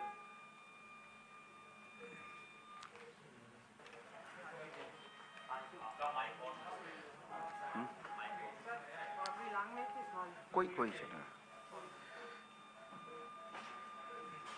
Hello. Kindly start the second OT. Yeah. Hello. Am I audible? Hello. Yeah, sir. I'm calling from second OT. I'm Dr. Sudesh from Patna. Yes, Dr. Sudesh, please. So we wish to know what case are you demonstrating? Yeah. I'm going to start RIRS, retrograde intrarenal surgery, and I will use the laser. Just जैसे इधर x ray दिखा दीजिए। Patient का sheet था, history sheet था।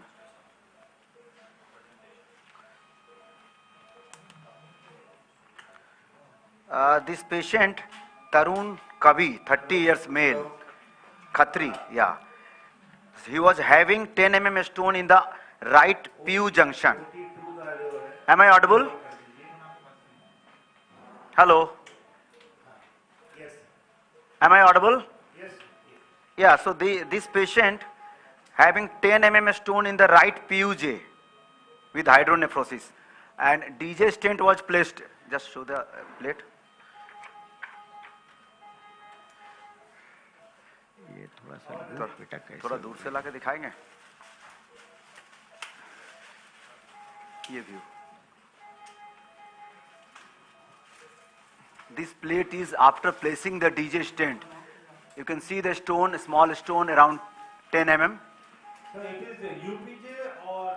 No, it's a little bit near lower part. Means yeah, it's I think 3-4 centimeter lower than UP junction. But it was written in this report PUJ. You can see this. Can you see this IVP? We can say this stone in the upper ureter.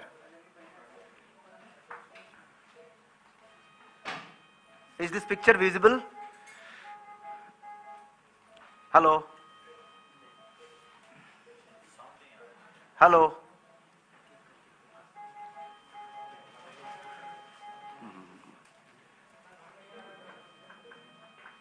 आवाज नहीं जा रही है. Hello? You are audible. Yeah. Am I audible? Hello?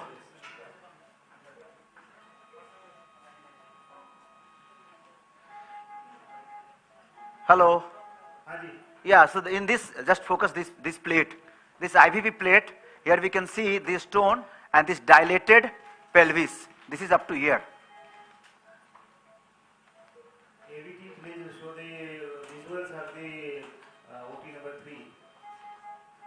Half and a half of the display.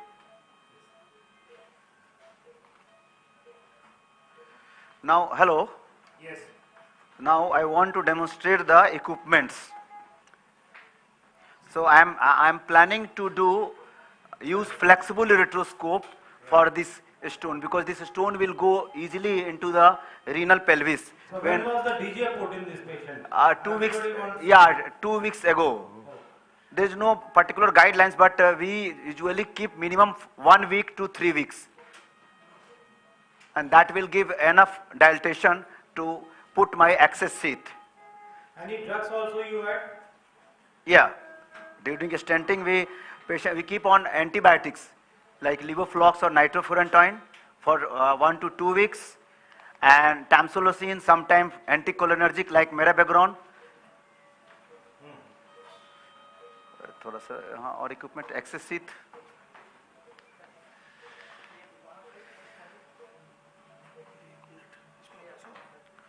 हाँ डाल दीजिए.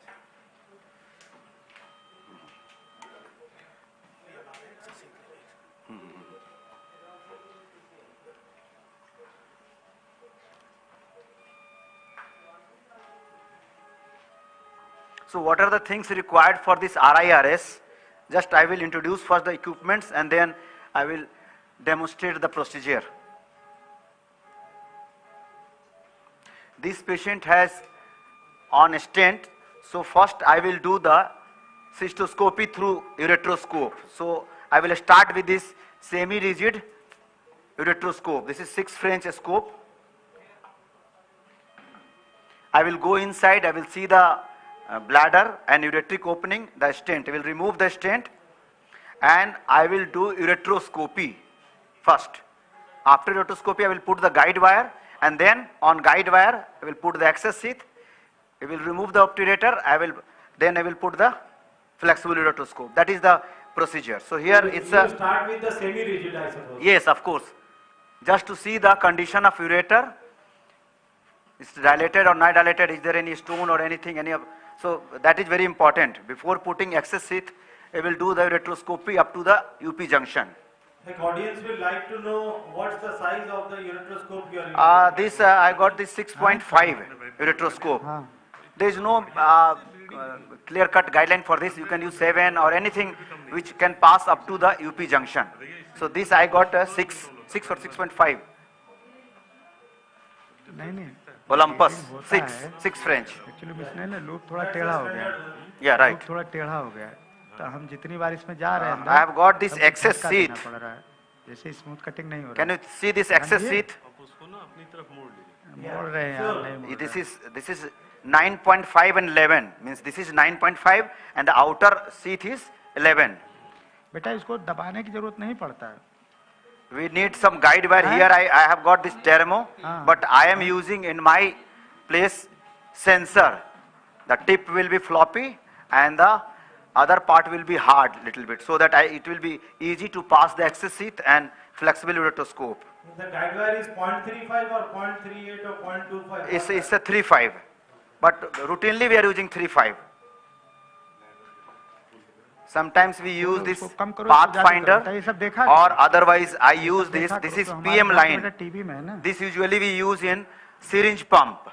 So I will put this on the flexible ureteroscope and one stop will push the water through this syringe. And if there will be rise of intrarenal pressure, we can withdraw through this. So this has got a double benefit.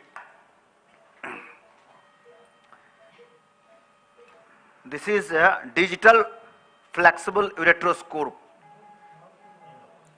What makes It's a innovative 7.5.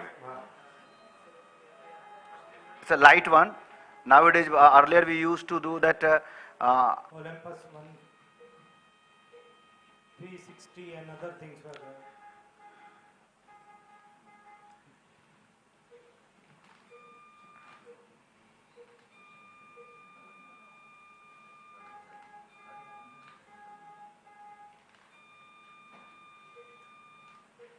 IPG TFL. Just focus this.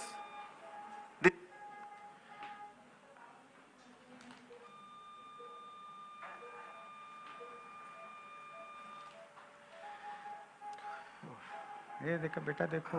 Camera दे दीजिए थोड़ा. ना ये बीरो पे आ गया है. अब ये हमको काटना है. अब ये स्मूथ कट नहीं रहा है. समझ रहे हो? हाँ. ये कट नहीं रहा smooth. Anything else anyone wants to know?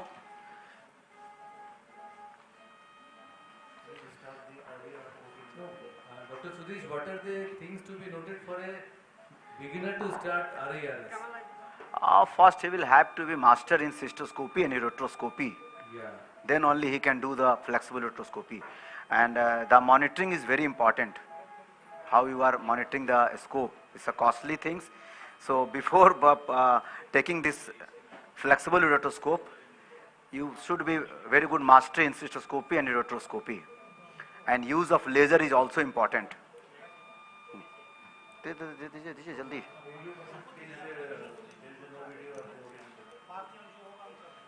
इसको निकालना होगा इसका.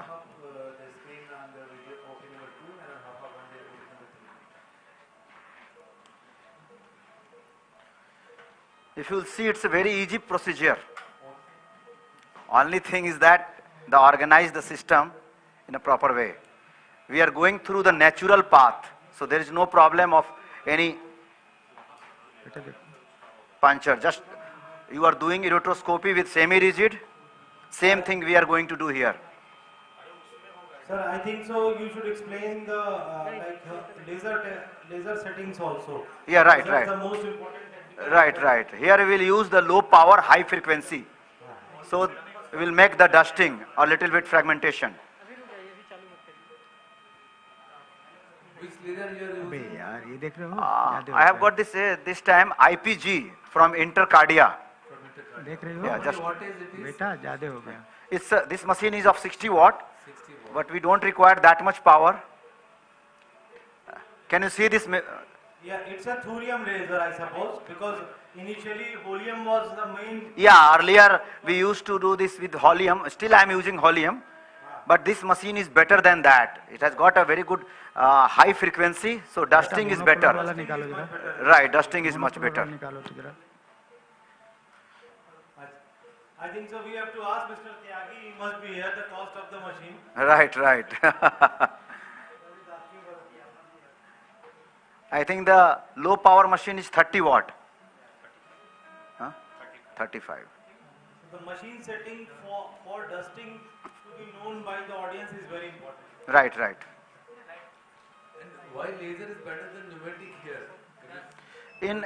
In flexible we can't use this lithoclast because we need a fine fiber to introduce through the flex camera.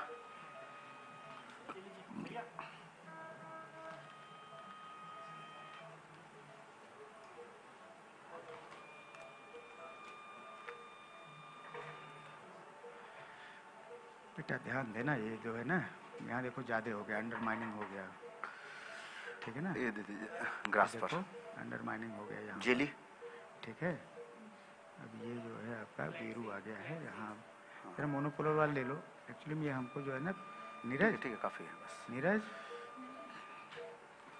Indo view जाएगा क्या नहीं जाएगा ना इंडो व्यू तो नहीं जाएगा पूरा निकालना पड़ेगा कैमरा से दिखाएंगे लगाई हो पूरा सीट निकालना पड़ेगा किस में आएगा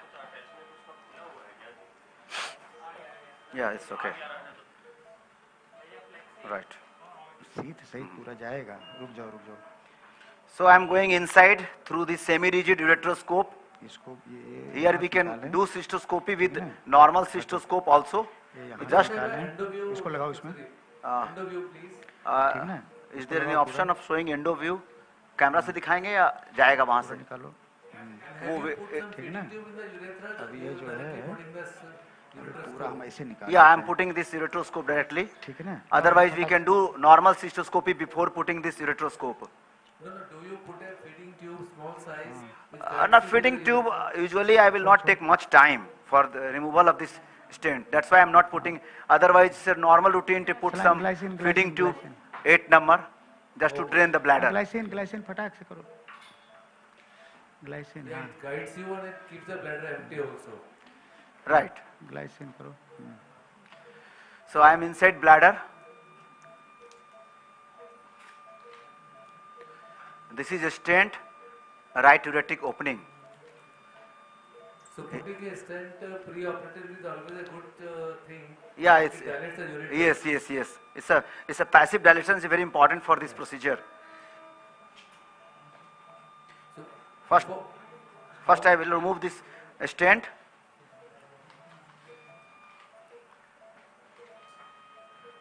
ये ग्लाइसिन है ये बेटा ग्लाइसिन बदल दो बढ़िया सा नहीं होल्ड कर रहा है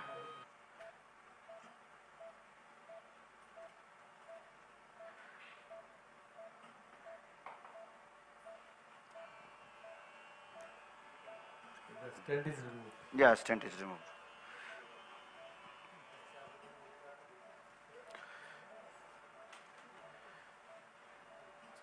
गाइड वायर लेके रखोगे ना? ठीक है, ठीक है।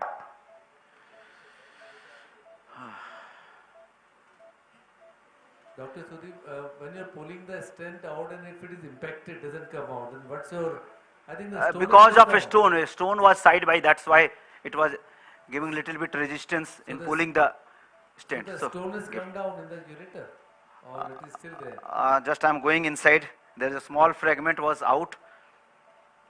Let's see where is stone. No, my question is, what should you do when you are not able to pull the stent with a ureteroscope or a cystoscope? When you're trying to remove it, it's got impacted or knotted or whatever. We'll go by side.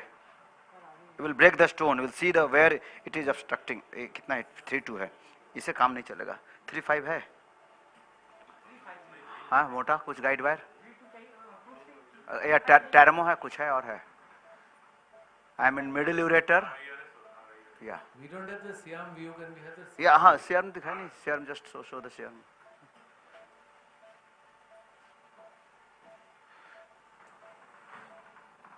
Right. So this is the stone. Yeah, we can see the stone nicely. Yeah. So this time I can. It's an impacted stone. That's why it's so difficult. See this mucosa growing inside stone. One announcement, please. We have started the working lunch. One by one, you can go and have lunch. The demonstration will be keep on going, and you can have lunch. So.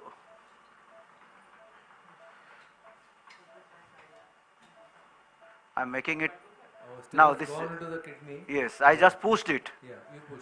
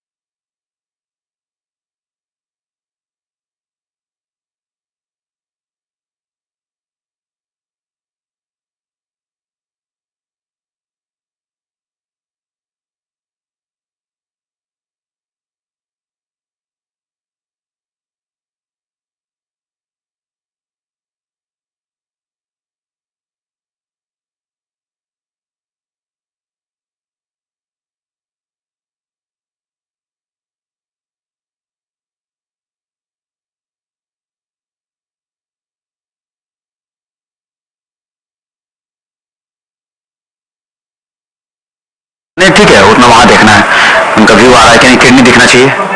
You have to change the orientation of the on the serum. Yeah. और ऊपर. Yes, that is also easy. दिखाइए और ऊपर. Yes. Can you see this guide wire and a stone in CRM view? Yeah, we can see. We can see. Now I am putting the access sheath, rolling over the guide wire. No, it's not seen. ये view दिखा दीजिए जैसे. ये. You have placed the access sheet. We can. No, I haven't placed. Just. Can you see this external view? Yeah, we can see. Yeah. Now we can see. This. Now it is better, sir, that one view you should have of the Siam and the other of the access sheet. Just show the CR. दिखाइए. Can we have the Siam view?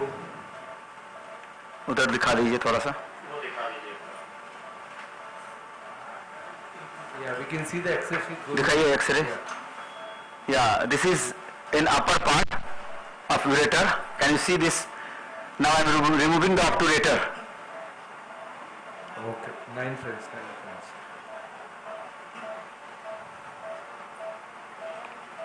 दिखा दीजिए अब. Can you see? So Siam view, you please put the Siam view. Siam view. उधर तक दिखाइए. Siam. उधर वहाँ. उधर तक Siam. इसको पकड़ो जाओ. Yeah. Now the access sheet is visible nicely. Yes. एक बार और दिखा लीजिए. I think so. It's in the mid ureter, after the mid ureter. Yeah, not mid. I am in upper part of ureter. So now it's easy to put this flexible. I will roll the tip of this flexible over this guide wire. Okay, could you show the flexible scope? Yeah. That's in view. Yeah. So just ये दिखा दीजिए. हाँ, इसको दिखाइए. इसका connection कहाँ है इधर? This is 7.5 innovative. Innovex. No. It's a digital scope. So do you always do this surgery in general anesthesia?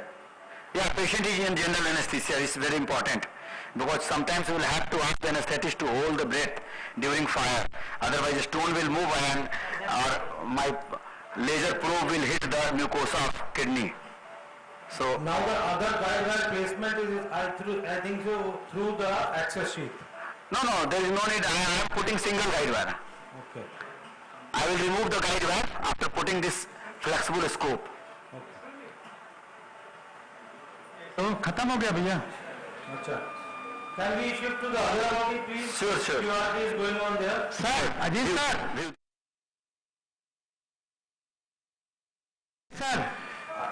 Sir, I want to show now I have dissected completely. Yeah, we are watching you. This is the bladder neck. Okay. You can see when there was impending perforation, and there is undermining of the this is the undermining of the trigone area. Yeah. This happened during when I was using bipolar, and unfortunately bipolar loop got stuck. It was not cutting properly due to the bending, and I was not able to remove it separately. So I removed the assembly and I finished the. So can you come to the Viru? Yes sir. I am just coming. This is the Viru, sir. This is the Viru. Can you see? Yes. This is the Viru. Now we are I have removed all the apical tissues by side of the Viru. I have removed all the almost apical tissue by side of the Viru. This is the Viru. This is removed. And you can see when I keep my scope here near the Viru, whole of the bladder, interior of the bladder, you can see there is no obstructing tissue at all. Sir, also show the apical lobe. Yes. Sir, this is the 12 o'clock position. There is a bleeder there, I suppose. Yes, sir. Small bleeder. Do you recommend to leave a strip of the normal tissue? Yes, sir, I do. Yes, sir, yes, sir. But the prostate was good. Sir, it will regenerate by here the tissue which has been left at this neck and the tissue which has been left here. So this will regenerate automatically. And this patient, if there is, sir, the previous bleeding was from here, which we was supposing from the sinus. The bleeding was from here due to deep cut, maybe some jerk by the patient. Yeah, taking deep breath by the patient. No bleeding at all. Very nice presentation, very nicely done, Dr. Rio. Sir, this was the first presentation in front of such a learned media. Sir, one thing very important, just Sir. please come back and see, let the audience see the sphincter activity. Just be. Sir, yeah, this is the sphincter. Yes, sir, which Sir, has to be demonstrated sir, at the end of surgery. sir, Yes, sir. this is the sphincter. A bit inside, suppose. Yeah, that's the point. That's the point of the sphincter. Sir, this is the sphincter. This is. Yes. We are far away from the sphincter. Pani. And no bleeding at. Do you recommend traction? Yes, sir. Traction for 4 hours minimum. Sir, absolutely no bleeding at all. Even you can see hemoglobin floating here and there. And this is, sir, this is one of the complications. We are not able to see, yes. Sir, this is one of the complications. It is going to undermine, not total undermine, but impending undermining of the trigone. No problem. That is first time you are demonstrating. And sir, it was due to that bipolar was not working properly. Now, if I will put catheter in this, Foley's catheter in this will come in my way. It can go here, my Foley's catheter. So what I will do, I will put a finger in the rectum and lift my finger so that this tract will be obliterated. I will demonstrate. These are the chips which I have removed floating in the bladder. First, I will. There was a question in the initial part of your presentation. Yes, sir. Bladder neck contracture. Yes, sir. Most of the studies have suggested that putting the traction for a longer time results in the bladder neck contraction. Sir, it's recommended for 4 to 5 hours only. So we should tell all the audience, especially to the persons who are going to start the urology practice. Sir, if you see, I have just opened this valve, safety valve. This is safety valve. Otherwise, extra pressure may increase what there is undermining, and extra pressure also may increase the. How will you judge that complete hemostasis or adequate hemostasis has been achieved? Sir, I will show you after the end. You can see the color of. Sir, this is the. I am not able to see anything. Sir, भैया दिखाओ यहाँ. Sir, see the color. External view में दिखाओ. अभी sir दिखा रहे हैं. Sir, laser has reached the stone. Sir पहले हम ये इलिक कर लें, उसके बाद फिर अभी दिखाते हैं आपको. Okay, you please keep doing. We shift that to the RIRS OT. रुक जाओ यार. ला बेटा. Dr. Sudeep, are you able to listen? Dr. Sudeep, Neeraj, Dr. Neeraj. Yes, sir. Visibility थोड़ी कम है. Visibility of वो ये बॉस का हाथ वाला या 3 नंबर का सर. स्टोन को टच कर रही है कि लेजर वो दिखा दो यार.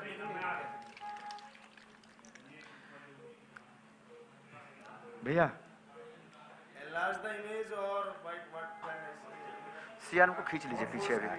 Now थोड़ा. stone is visible but laser tip is not visible. Oh, you have not reached the. I haven't put the laser fiber. Just I am waiting to show you the details of anatomy. We are with you. Yes. Just am I audible? Voice is going. Yes. Yeah. So this is.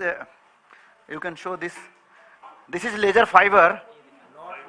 Can you see this laser fiber? This is in my left hand. Yes, now visible. So just before putting this laser fiber.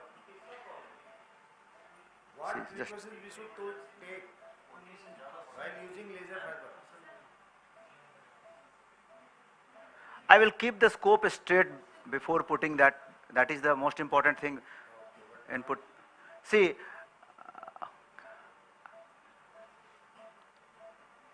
this is in upper calyx. This stone is in the pelvis. Right. So this is, I am going, is the middle part. And if I will go a little bit lower down,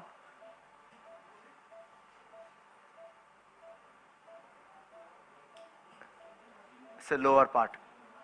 So stone is in the pelvis. I have asked the anesthetist to put the patient head down position. Now I will put the fiber inside my flexible scope.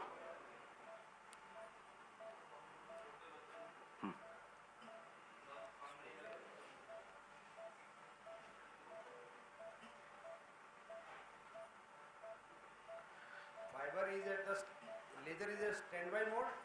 Yeah, it is in a standby mode.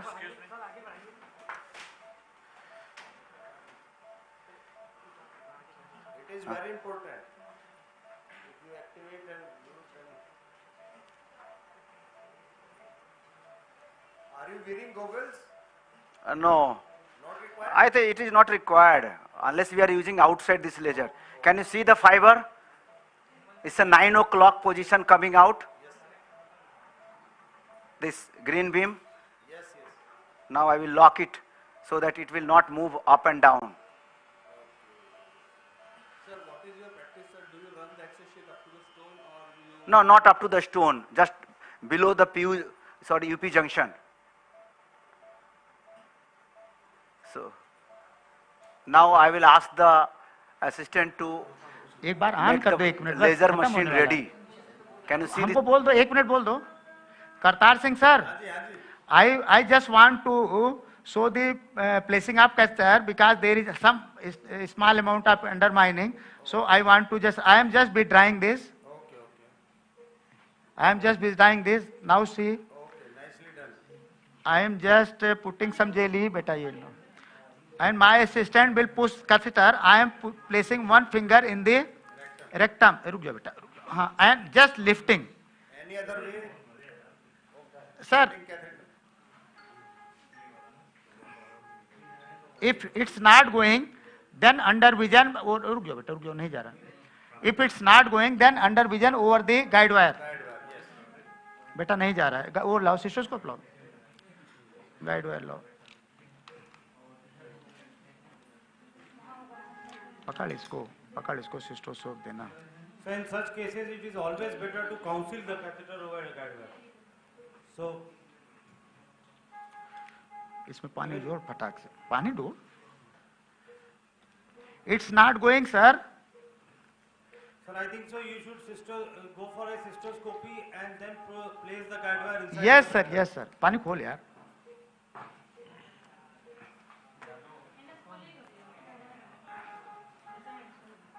Laser OT, RIRS OT, I suppose, OT3.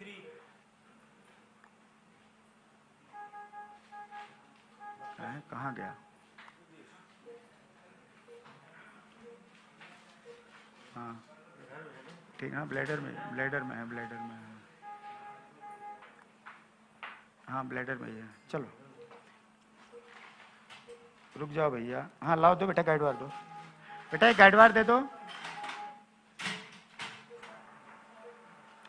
Guide wire. Hello, are you with me? Yes, of course. So we are able to see your laser Water. fiber inside. Right. Tube. Guide wire दे दो यार, पानी नहीं आ रहा है. नहीं वो वाला. गाइड वायर नहीं है.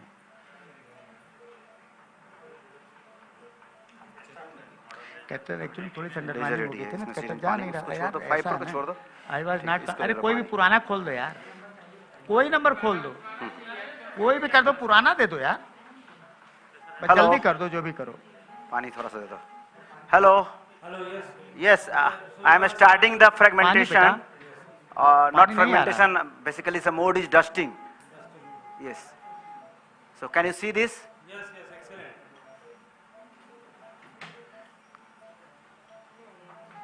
Any special precautions you are taking for पानी नहीं आ रहा यार. migration? ए भैया. हाँ आ गया आ गया. ठीक Stone है, can ठीक है. migrate to only upper अरे calyx ले आया because कस्टरवा patient's head guide is wide down. देने में इतना टाइम लग रहा है बेटा. जल्दी ले आ बेटा. ये हाथ पे पानी डालो, पनिया डाल दो. Sir, you mentioned about the intrarenal pressure. Yeah. You will come to know that the intrarenal pressure I'm not giving continuous water. No, no, how do you come to know that intrarenal pressure is increasing? And to improve the visibility, do you flush intermittently? Off and on withdrawing the water from renal pelvis through syringe. Not giving continuous water. That is the most important thing. क्यों? And दिया है. that will lead to dreaded complications, urosepsis, if I will increase the intrarenal pressure during this procedure. दूसरा डालो. Even we can lose the patient. हाँ ये वाला डालो. ये पकड़ लो. जाएगा यार. गाइड वायर नहीं जाएगा. While we use the pathfinder, Yeah. intermittent pumping also increases the intrarenal pressure. Right, right. Yeah, in between we ask the assistant to give syringe and we withdraw it. Completely we clear the pelvis and the vision will be better by withdrawing that water. And again we start the procedure the same way. काटे हो? Sir, do you recommend Europump in this? No, never. Either pathfinder or syringe so that we can control the input of water. लाओ डाल. Recommendations are like पानी बंद कर दो बेटा चलो. and to get a static flow, जल्दी Europump कर. at a pressure of 50 or 60 millimeters of water is a good option. Which is recommended. It's very difficult to control. Water is coming out or not. How much access it? पानी नहीं जा रहा है. डाल. फालतू में coagulate करे, clot करेगा ना बेटा.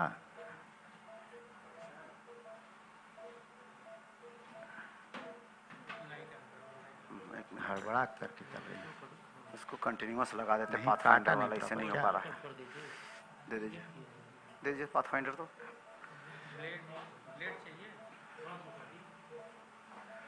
खोल पानी खोल. पानी. पानी खोल. ये लगेगा.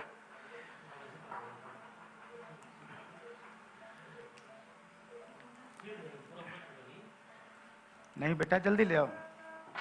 ठीक है. पानी खोल. डालो.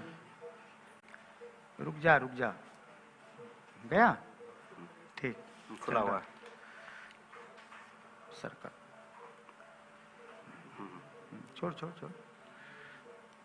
जेली भैया. अबे रुक. छोड़. हाँ. चल निकाल ले. हम करो थोड़ा सा पानी. हाँ भैया. पानी. लाओ बेटा पानी. इरिगेशन फ्लूइड देना. ट्रैक्शन देंगे. कैथेटर डल गया है. हाँ सर डल गया. बस आपको हम दिखा रहे हैं 2 मिनट में इसका ये आउटफ्लो दिखा रहे हैं. ब्लीडिंग कैसा. तुम प्रॉपर काट नहीं पा रहे थे क्या बेटा. Sir, laser. Yeah, laser is inside. Just I am putting again. खोलो. प्लीज खींच इसको. Yes, sir. Stone is this. This is the stone. ये वाला डाल दो. इरिगेशन वाला ये वाला चल नहीं रहा यार. Is it possible to minimize the tidal or can you hold for time being?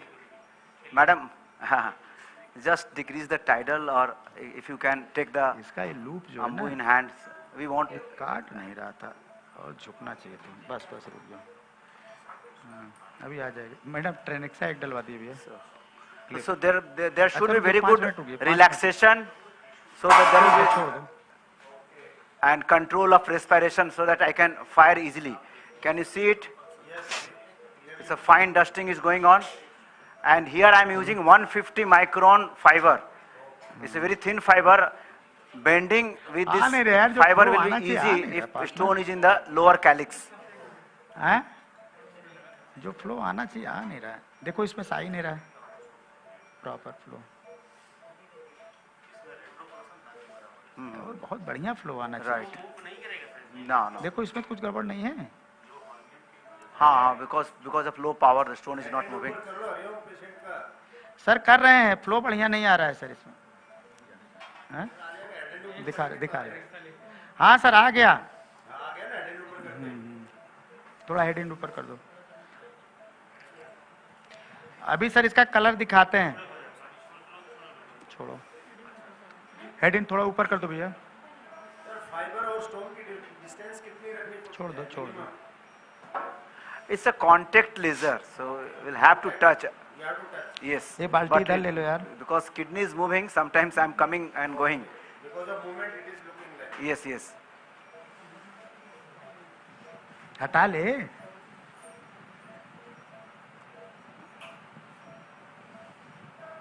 Even I will touch the mucosa, it's not going to harm much because the 1 mm depth. 1 mm depth. Yes. But still we avoid to do that because once the blood will come, the vision will go and we'll have to postpone the case. That is the most important thing. I am continuously watching the access sheath. Water is coming out or not. It's coming through access sheath. Even the stone fragments are coming through the access sheath. See the dusting. कितना मिल डाली बेटा? Yeah, golden dust. Flow बढ़िया नहीं आ रहा है. क्यों flow बढ़िया नहीं आ रहा? ये पकड़. आ नहीं रहा इसमें. आ रहा. यमुना रेती से भी बारीक बजरी आ रही है. हटो, किनारे आओ. करतार सिंह सर, आन इधर का ऑन कर दो यार. आगे साफ आ रहा है पानी. सर आप देखिए पिंक कलर बिल्कुल स्टार्ट हो गया पानी आना. ये ठीक है जी, साफ आ रहा है. Very good. जा रहा है ये भी है. जाने वाला भी रेड है. नहीं जाने वाला नहीं है सर. रेड जाने वाला क्यों रहेगा? ठीक है. Thank you so much. Very nice presentation. Sir just see बेटा. You gave a lecture and I think you did the demonstration. नहीं आ नहीं रहा proper. Now you need to give very good party to all the persons. बिल्कुल sir, आप अयोध्या आइए, हम party. Sir देखिए आप कलर देखिए इसका. एक गॉज पीस ले आओ. Excellent work. गॉज पीस नीचे लगा बेटा. जुलाई में अयोध्या में करवा रहे हैं जब यूपीएससी कौन का हो रहा है उसमें. जी सर. हम आ रहे हैं जुलाई में अयोध्या. इसमें सर ये देखिए सर कलर. Very good. अभी बीच में आ जा रहा है, कवर हो जाएगा अभी. हो जाएगा ठीक. थोड़ा हल्का सा ट्रैक्शन लगा दो. ट्रैक्शन है सर, इसको खोलो. वो ले आओ यार. ट्रैक्शन कहाँ लगाओगे? ट्रैक्शन सर हम थाई में लगाते हैं, आदत पड़ा हुआ है. बुक्स डिस्क्राइब करते हैं, यहाँ करके छोड़ दीजिए गॉज पीस लगा करके. But I place in. पकड़ो बेटा. और इसको हम ऊपर लगा दें तो क्या है? सर हमारी आदत है प्रैक्टिस से सर. यही लगा. ये कैसे लगाते हैं? पानी जा रहा है बेटा. एक वो दे दो, ल्यूकोप्लास्ट लगा दो. वो ल्यूकोप्लास्ट दे दो. एंटीबायोटिक क्या कपड़े वाला है? सर डॉर्सल स्लिट दी थी I think so. Higher antibiotics लेकर. क्या सर? आपने शुरू में सर्जरी में डॉर्सल थोड़ा सा कुछ पिपरासिलिन जी सर रखना बेटर रहता. कौन सा सर? Dorsal slit. हाँ सर हमने किया है dorsal slit. No sir, it heals very nicely. If you will, in follow up, if you do this cystoscopy, a very clear cut, nice healing will be there. For a few seconds, there will be saturation problem. Sir देखिए आप colour देख लीजिए. Final ये हटो बेटा. Sir ये देखिए colour देखिए इसका. Nothing's good. Not even a hemoglobin is come. हल्का बीच में आ रहा है सर, वो भी क्लियर हो जाएगा. हाँ अब तो होगा क्योंकि सॉफ्ट स्टोन है ना, तो लास्ट में थोड़ा सा तो है सर. हाँ नहीं सर, एनेस्थेटिक हमारे सिरहाने खड़े हैं. क्लियर फ्लूइड का मतलब है कि ब्लीडिंग नहीं हो रहा है, पेशेंट इज ठीक है. because sometimes if there are clots, then only the fluid going is coming in. Clot नहीं है sir. On the lighter mode, sir, patient का attendant को लगता है कि सर्जरी नहीं हुई है. हाँ, ये sir this is the resected chip. हम आप लोगों के लिए दिखा दो भाई. ए भैया इधर दिखा दो. Sir this is the resected chip what I have removed. Excellent, sir. We will take a leave from your OT. Okay, thank you sir. Thank you for watching and encouraging. Good applause from the audience. Thank you sir for watching and encouraging me my first live demonstration. Also for all the young budding surgeons that they can practice good TURP and they don't need any expertise from urologist. Yes sir, absolutely. इसमें sir जो छोटे मोटे complication होने थे सब हमने दिखा दिए. हाँ, अननोइंगली मतलब अनफॉर्चुनेटली हो गए, एक आध हो गए, लेकिन वो सब हील कर जाता है सर, कुछ नहीं होता. हाँ क्या करें, ये बहुत है. नहीं बल्बर को नहीं, ये जाता है. सर आज जो सबसे जरूरी यही है कि how to tackle the complication. Yes sir undermining है. फिंगर हमने लिफ्ट किया नहीं गया, गाइड वायर के थ्रू डाला गया. Single handedly you have done the thing. Sir That's great thing. Thanks a lot, sir. Thank you for watching and encouraging me. Thank you. We can shift to the RIRS OT. ये doctor साहब ऐसा है ना. Hello. हाँ बेटा हाँ बंद. Yeah.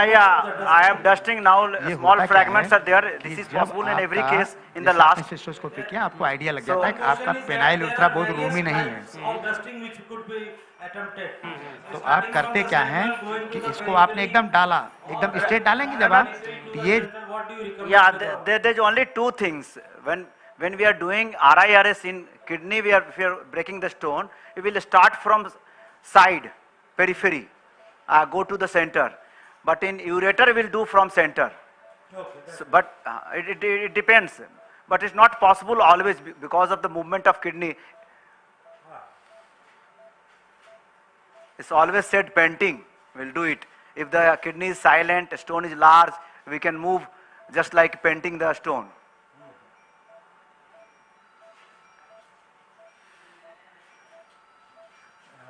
Dr. Suresh, how much time should it take to dust a 1 centimeter stone?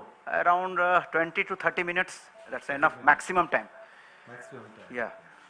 So you can take even a bigger stone also for that. Yeah, up to 2.5 centimeter. If patient is willing for the larger stone, I will ask to stage the procedure. I will do it. 50% will put the DJ and again will ask for after 3 weeks, come for the next part. I have done in few cases where a stone is of 2.5 or 2.8 centimeter. Or even 2 stones, 3 stones. Okay. But next setting after how many days you will do? 3 weeks. 3 weeks. Yeah.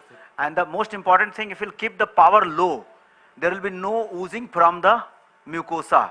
Sometimes if you increase the power, there will be redness in the mucosa. Here I am using very low power. You can see our micron, this fiber size and stone size. It is almost less than 1 mm size are there. This is dusting and these small fragments are there. So why do patients get convinced for a staged surgery rather than single stage surgery of PCNL? Yeah, that's fine. Those who don't want to put a knife inside kidney, and they will come for this RIRS. Otherwise, single sitting PCNL is better than this RIRS.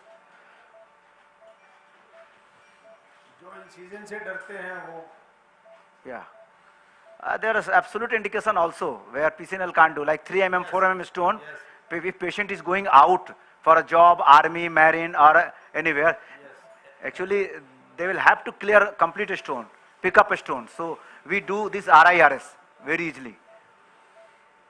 So there is nothing in the kidney. We have dusted this all. You can see this dusting part. Yeah, now the retrieval part is more difficult than dusting. Yes. Yeah. So we will put some water. These all will be washed easily. Means after 3 weeks, nothing you will find. And there is no oozing. Here also we want to know, like, if there is some mucosal bleed, how do you tackle it? If there is a small bleed, you will wait for few minutes, like 3 to 5 minutes. Usually it settles. Do you give Tenexa preoperatively? No. Yeah. I So, suppose sir, thurium laser has got a good fulguration mode also. yes, it has got everything. Ablation, fulguration, and this fragmentation of a stone. So I have completed this. Only important thing is that the infection part. I'm not asking the staff to put more water inside because vision is very good and water is coming out. So it's a complete clear vision. And a very good antibiotic. It is also advisable to get this urine culture done, or if there is something risk of this sepsis, put patient on antibiotics for 48 hours before this procedure.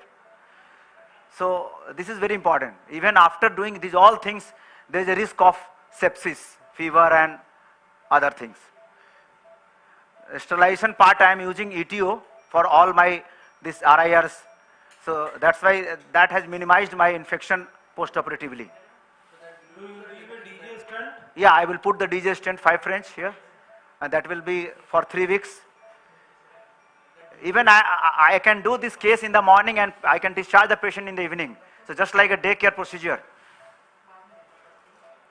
So all these fragments will be washed away by putting a DJ stent. Yes, yes. At the side of it. Always, routinely. I do routinely prior DJ stenting once, then procedure and again stenting. Then when you remove the DJ stent, you do a check ureteroscopy and renoscopy? No, I will ask the patient to go for ultrasound. If there will be any fragment, then I will ask the anesthetist to put some anesthesia and will remove the fragments during removal of stent. And I will put sometime ureteric catheter for 24 hours after this procedure. So that I do routinely. Anything else, any question? I have completed these things. I will put the this DJ stent and come out. Suppose these fragments go into the inferior calyx. Yeah. They will clear also. See, the beauty of this laser is I have used only 5 minutes laser time. And it has completed the 1.45 centimeter stone. Yeah. Easily. Any experiences of using Dormia basket? Yes, of course. If I will have to clear these all fragments or in a multiple or patient has got recurrent urinary tract stone, then we will remove few fragments. And after, during removal of DJ, I use Dormia just to clear the stone because at that time it's very difficult to do the fragmentation.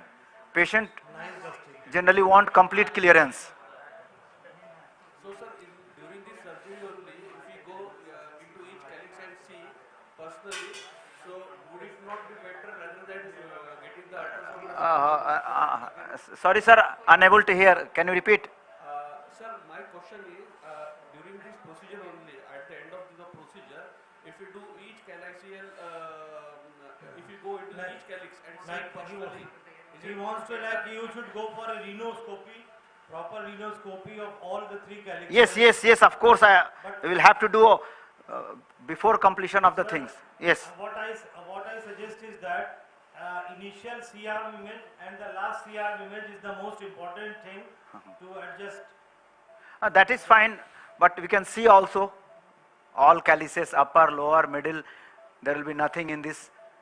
And I will ask the technician to put the C-arm. C-arm dikha dijiye. Yeah, you can see very nicely. Everything is clear. Yes, it's a good view. Dust is there, the golden dust is there. Yeah, I am at PUZ. Yeah.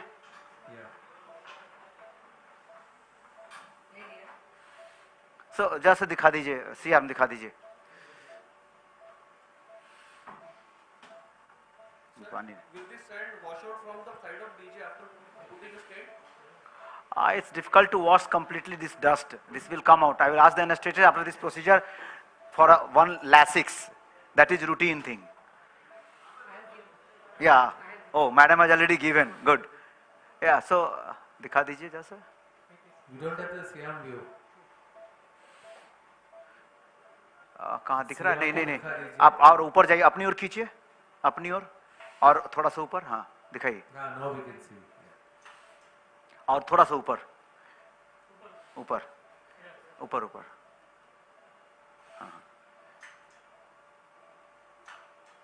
Yes, you can see my tip in the pelvis. Yeah, we can see that. Yeah. And there is no stone, complete.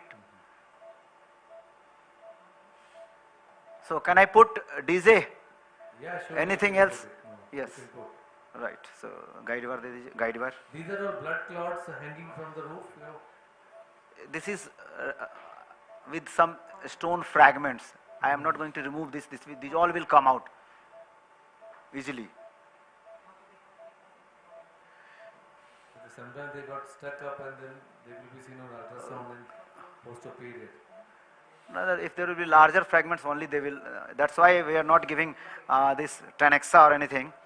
Otherwise, they will this Tenexa will organize the clot.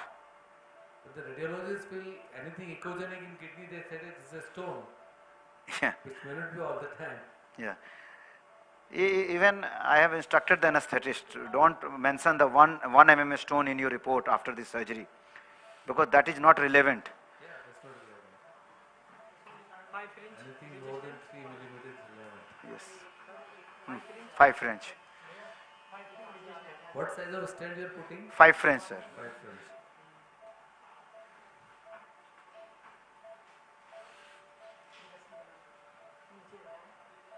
Why don't you prefer for 6 French stent? 5 French, sir, less problem symptoms, particularly the stent related complications are very less. Otherwise, both will work same way.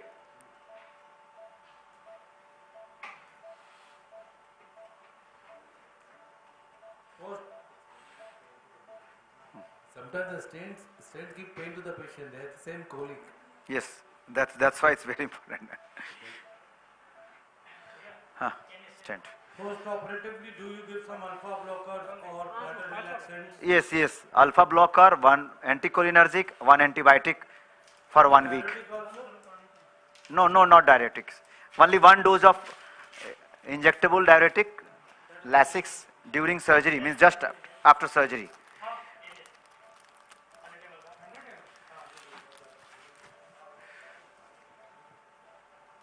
Sir, very nice. Thank you very much. Thank you, sir. I am performing second time in this OT. Okay.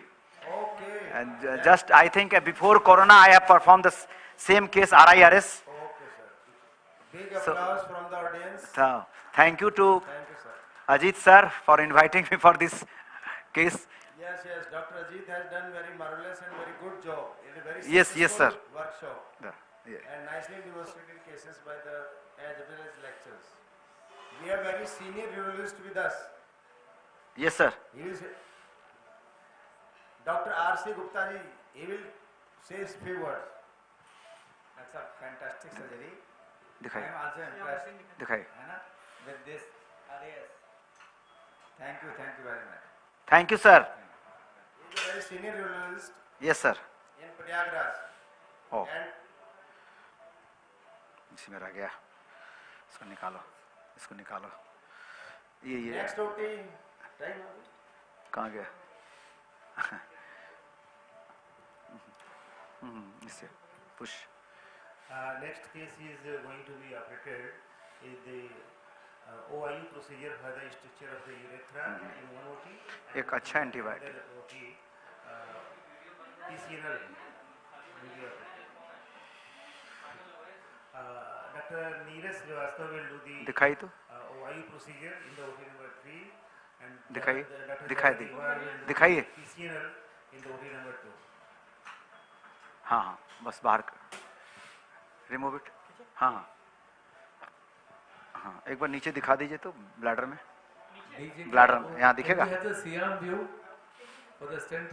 वहाँ दिखा दीजिए. नहीं अभी ऊपर दिखा दीजिए. ऊपर पहले ऊपर दिखा दीजिए और ऊपर. हाँ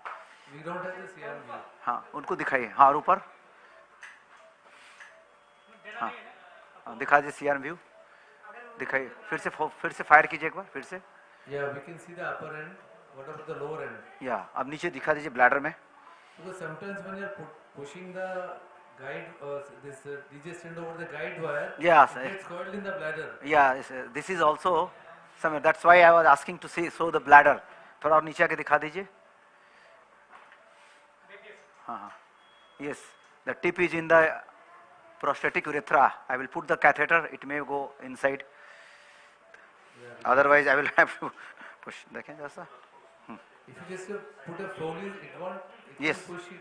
Right. Or you can use a cystoscopic sheath. Yeah. दिखा दीजिए एक बार. हाँ, वहीं वहीं जहाँ है. अपनी ओर खींचिए, अपनी ओर खींचिए, दिखाइए. हाँ, और अपनी ओर खींचिए, दिखा दीजिए. Yes, it's now coiled inside bladder. Yeah, Can now you it's see? coiled. Yeah. We can see that it's coiled. Yes. Thank you, sir, Yeah, thank for you, watching Dr. Suresh. this. Very this. nicely done procedure. Thank you, sir. once again. Very nicely done. Thank you. हाँ, हो गया ठीक से. Sir कुछ कह रहे थे. हाँ, बहुत बढ़िया आपका रहा. जी सर, थैंक यू सर. कि हम आपका देख नहीं पाए. ओह, फिर से हो जाएगा सर. उधर ही आते हैं. हाँ. हाँ, बिल्कुल सर. आप बुलाएंगे, आप क्या चले आएंगे, क्या करना है. अब तुम घूमते रहते हैं सब जगह, अच्छा लगता है. अभी तो जनकपुर गए थे.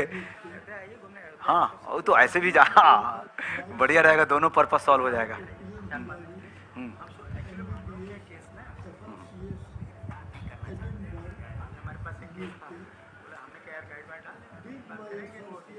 जी जी.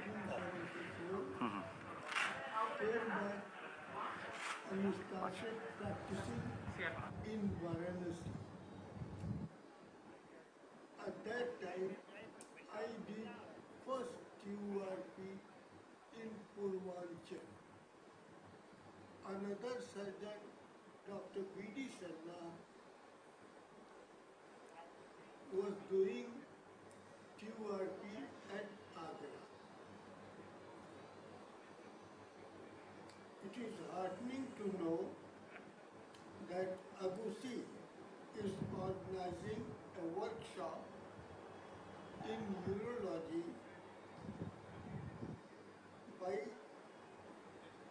operated by general surgeons at AgusiCon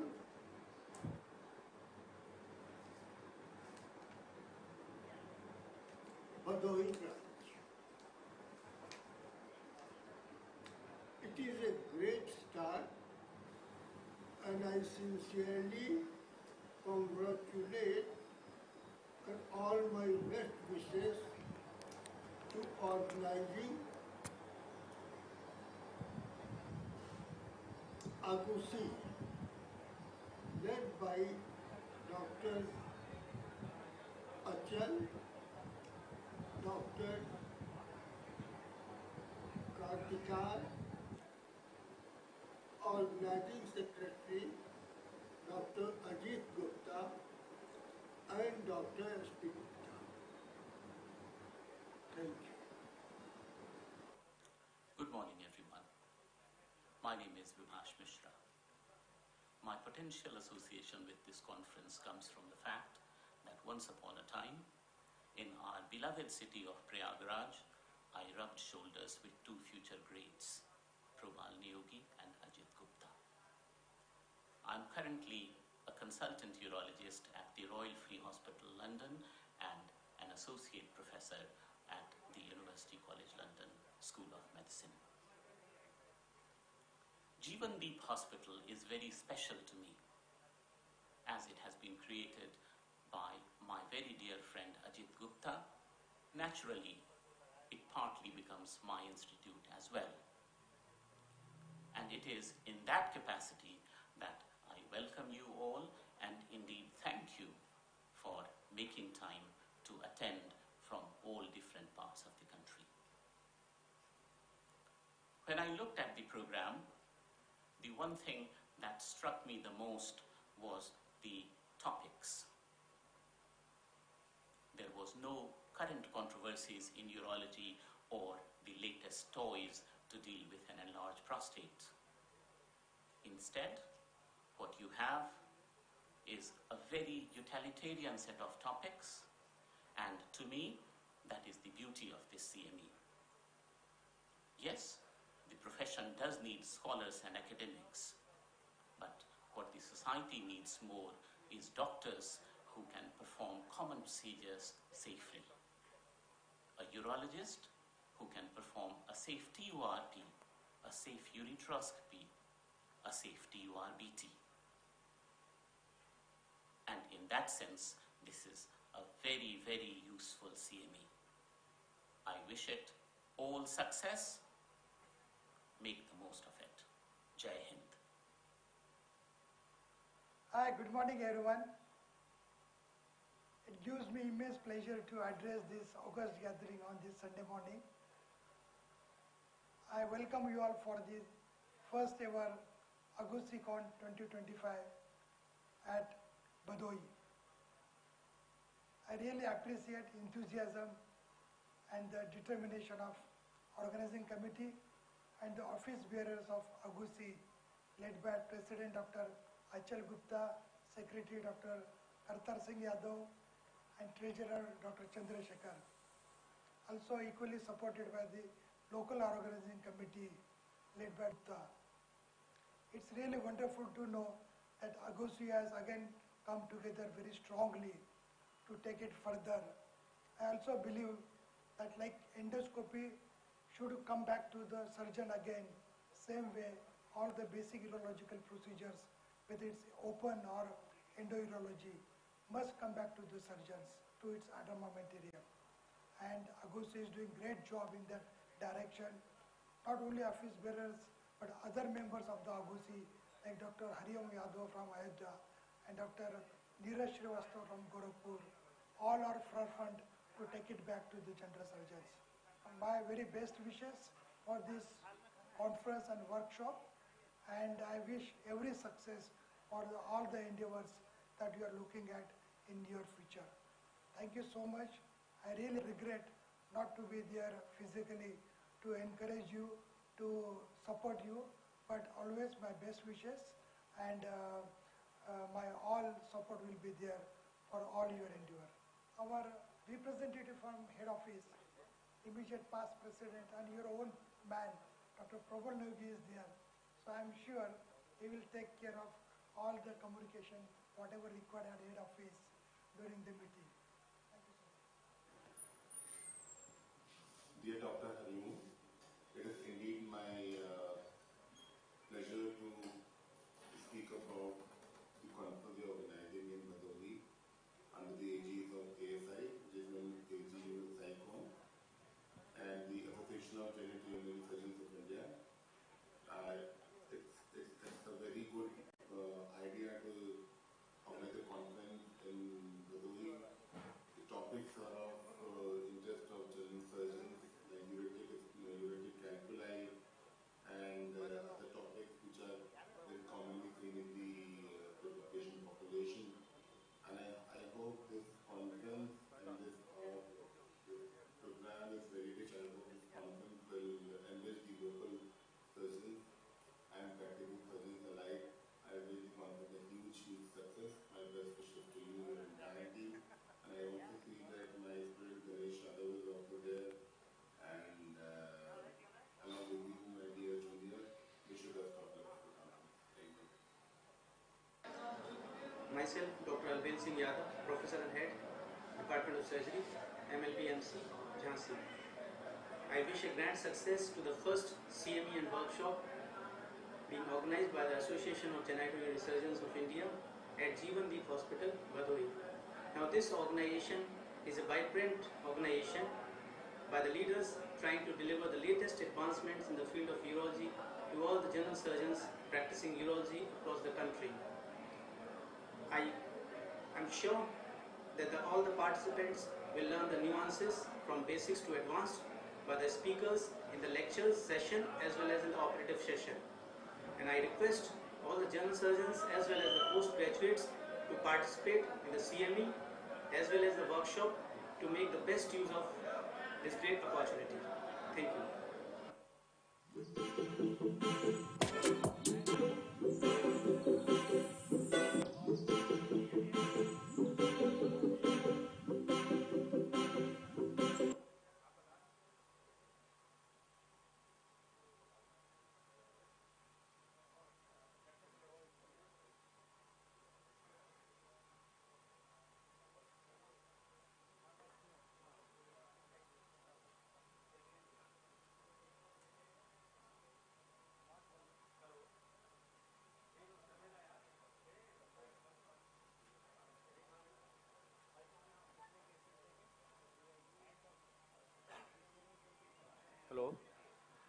we will request Dr. Kamal Dixit sir and R.K. Patel sir, please chair the for next lecture of Javed Iqbal sir.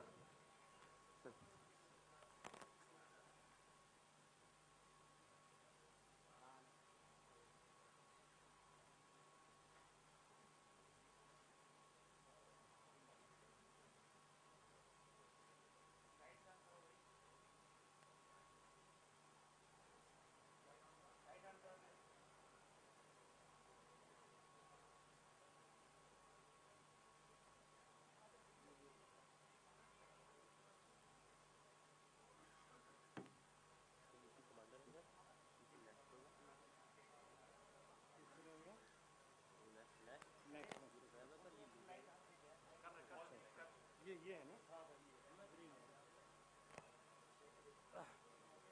very good afternoon.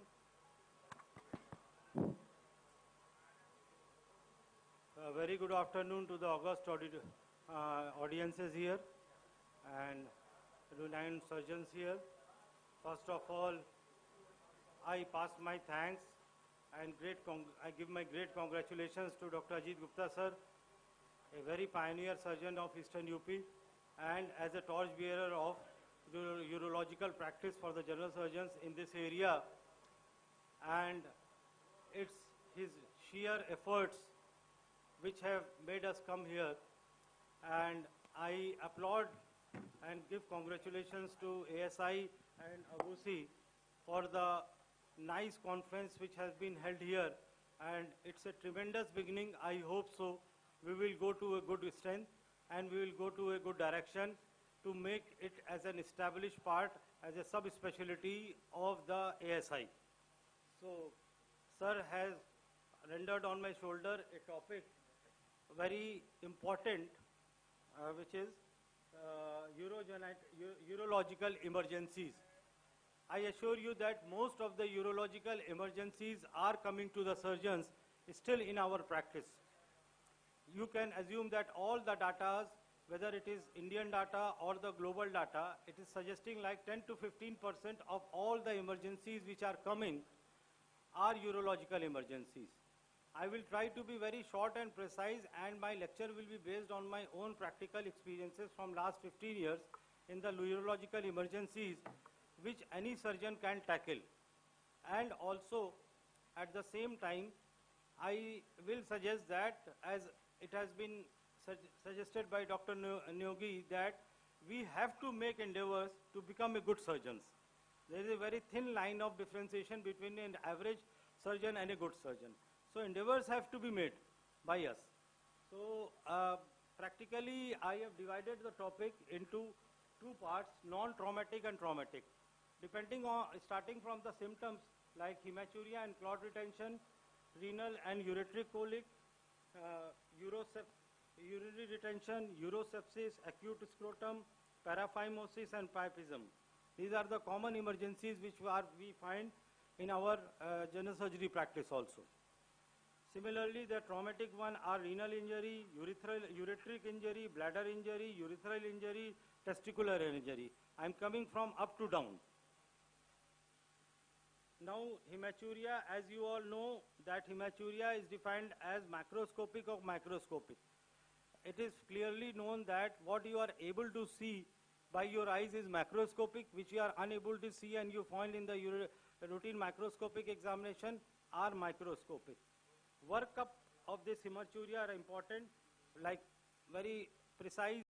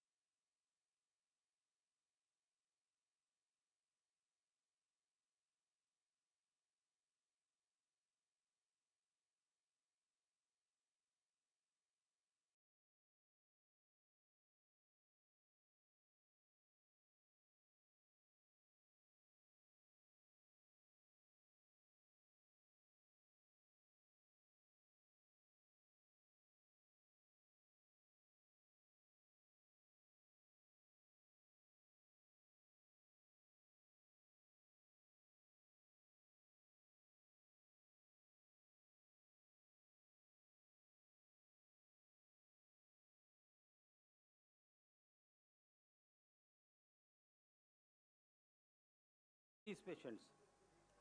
So management, I will say that immediate reduction in the emergency room, lubrication and compression of the glands to reduce the edema, manual repositioning of the foreskin of the glands are good maneuvers to be starting for the treatment. Then if it fails, then there is another good treatment is puncture. Multiple punctures I always recommend that any surgeon can go to reduce the paraphimosis. After that, even if the patient is not responding, then you can go for a dorsal slit to reduce back the foreskin, or else finally you can go for a very minor procedure which we call circumcision to relieve the patient. And within few hours of time, the patient gets relieved in such cases. Next emergency which I wish to discuss in between you is priapism. Although rare, but it's very common to find patients with priapism. Priapism is any persistent erection of penis for more than 4 hours. It could be because of various reasons. The causes of priapism are primary idiopathic, secondary drugs, trauma, prolonged sexual activity, neurological, hematological diseases like sickle cell anemia, various pelvic tumors, carbon monoxide poisoning, and widow spider bite. The diagnosis is very simple. Duration of erection is more than 4 hours, and it's a painful erection. Previous history and treatment of priapism, if it is there, identifying predisposing factors underlying the cause of priapism, examination like erect tender. Sorry, I have to be short because the next case is ready, which I have to conduct. Characteristically, the corpora cavernosa and rigid, and the glans is flaccid. Abdomen for evidence of any malignant disease. DRE to examine the anal tone. Investigation, all are the most common investigation, sorry. As you are seeing that after the routine investigation, penile Doppler is the most important investigation which we need to go for knowing the clot adherence to the corpora. Management, again the supportive care, cold sponging and other things can get the patient relieved. Aspiration of the corpora could help the patient to get relief of it. If necessary, injection of alpha-adrenergic agonist, phenylephrine is again the drug of choice which could be injected in such patients. And if by the way you are failing to get the results by these medical treatment or minor endeavors, then definitely you have to go for corporal exploration and to remove the clot. But the only disadvantage is that you have to be very meticulous in your surgery. You have to close down the corpora properly so that the patient may not become impotent in the future. Last, I have divided the things into two parts, non-traumatic and traumatic. So traumatic, again, renal injuries. As per the AUA guidelines, there are 5 levels of renal injury, almost 1 to 4 level, like if it is just a contusion, if it is a less than 1 centimeter of renal trauma, if it is a non-expanding hematoma, we need not do any intervention except for the conservative management of these patients. And if there is definitely expanding hematoma or renal artery injury or renal vein injury, then in those cases definitely we need to explore the patient and rule out and to and we have to at least achieve the hemostasis, and if needed we can even go for the nephrectomy. Similarly, ureteric injuries, a simple PCN placement, post-traumatic ureteric stenting could help these patients, or in urgent surgical interventions, if there is most of the surgeons are finding iatrogenic injuries in their OR after hysterectomies or cesarean section. So initially we can try to go for stenting. If the stenting fails, I will always recommend for emergency operations in these patients, because most of the time even just simple deknotting can help these patients to restrain the ureteric injury and patency of the ureter. Similarly, bladder injury, iatrogenic and non-iatrogenic, it could be simple Foley's catheterization initially, or a suprapubic catheterization could be more than sufficient in the emergency. Urethral injury, again, I am following an aggressive approach. Follis catheterization, if it is okay and easily done, then it's okay, or else supraphysic catheterization or a office cystoscopy can also help you know the reason. And you know, in most of the traumatic condition, if, except PFUDD, pelvic fracture, urethral distraction injury, most of the patients are being tackled in the emergency if we are able to put just a Follis catheter under guidance of a cystoscope. Similarly, testicular injury, according to the status of the injury, we all can deal it. If there is persistent bleed, oozing, then we can tackle the hemorrhage. And if there is simply cut or laceration, we can deal it surgically by just suturing the wounds. So that's the things we can endeavor in our day-to-day practice as a surgeon for urological injuries. So I wish just only the thing which is needed is your confidence and the thing that we will be able to do. हिम्मत है तो हम सब कर सकते हैं, हिम्मत नहीं तो हम कुछ भी नहीं कर सकते. And that's the end of my lecture, जिसमें कि एक शेर बशीर बद्र का मैं पढ़ना चाहूँगा. जिस दिन से चला हूँ मंजिल पे नज़र है, आँखों ने कभी मील का पत्थर नहीं देखा. Thank you. And under the guidance of Dr. Ajit Gupta and Agos, I am performing all the urological practice since last 15 years in the city of Varanasi, and I welcome all the general surgeons who wish to learn urology. You can come and have the hands-on practice of all the types of most advanced techniques at my center. Thank you. Many thanks, Dr. Javed, for your crisp and lucid presentation. Such a vast topic covered in very less time. So I just want to give you, give our residents and budding surgeons a lesson take back home that availability of 2B syringe, office ultrasound, and maybe a cystoscopy if it is available. It can tackle a lot of emergencies. And if you are competent enough, you can put a SPC or a PCN. These are life-threatening conditions. And urosepsis can save a lot of lives actually. As you know that India has become the diabetes capital of the world. And as you told that UTI and urosepsis is increasing day by day. So these are very important emergencies. I think you have covered it very nicely, sir. Thanks a lot. Thank you. If there are any questions, we can tackle it later maybe because the live surgery is ready. Yes. Hello. Thank you, Am I audible? Hello. Please come and speaker and chairperson. Please. Hello. Hello. I'm Dr. Neeraj Srivastava from OT3. OT2. OT3. Okay. Hello. Am I audible there? Hello. Yes, Neeraj, you are audible. Just within 30 seconds, we are going to attend you. Okay, no problem.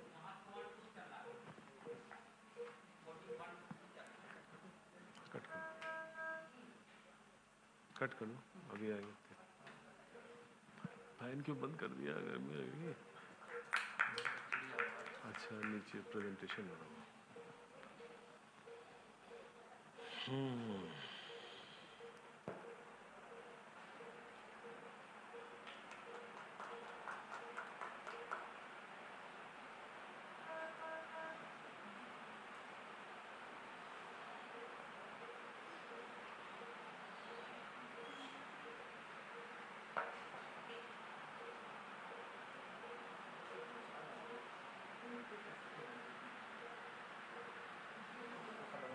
Yes, Neeraj, please go ahead. Okay.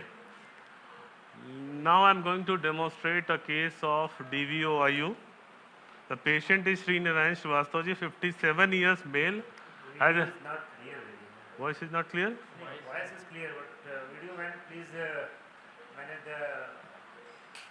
Voice से problem नहीं है, उनको video नहीं दिखाई. Video's proportion size is not. Okay? Camera से थोड़ा दूर हो जाओ, पीछे हो जाओ. कैमरे से दूर हो जाता हूँ मैं. अब ठीक है बस? हाँ ठीक है, लेकिन इसका साइज ठीक करना है इसे. ठीक है, please go ahead. Okay. So the patient has a history of trauma 2 years back, and he was operated at some orthopedic center. And after that injury, maybe because of that injury only, or because of long-term catheterization, he developed symptoms of LUTS, obstructive LUTS. So Dr. Gupta was ने जब investigation कराया तो there is a small structure in bulbar urethra. You can see the RGO here. Yeah, focus kariye. There is a small segment structure in posterior bulbar urethra. So we are going to do an optical internal ureterotomy. I'll show you the instruments that are used in this. यहाँ लाइए, मैं ले आऊँ. See, this is the sheet for optical internal ureterotomy, and this is the obturator for this.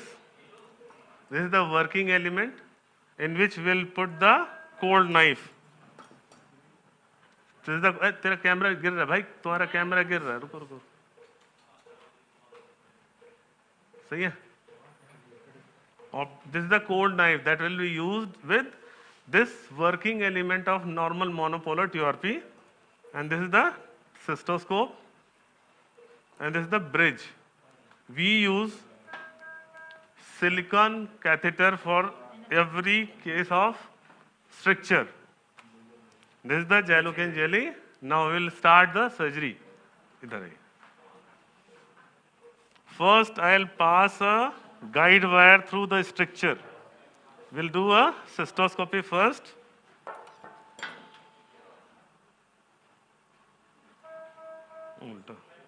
Pressure ज़्यादा है.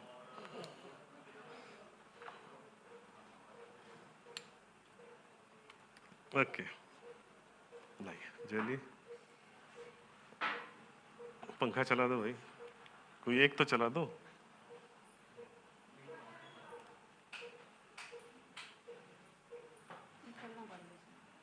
निकालो. खोल लोगी? I would like to invite Dr. VP Singh sir and Dr. Amit Agarwal sir, please chair this surgical session.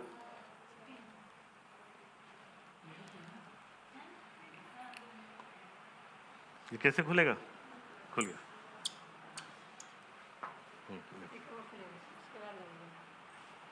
अब क्या खुलेगा?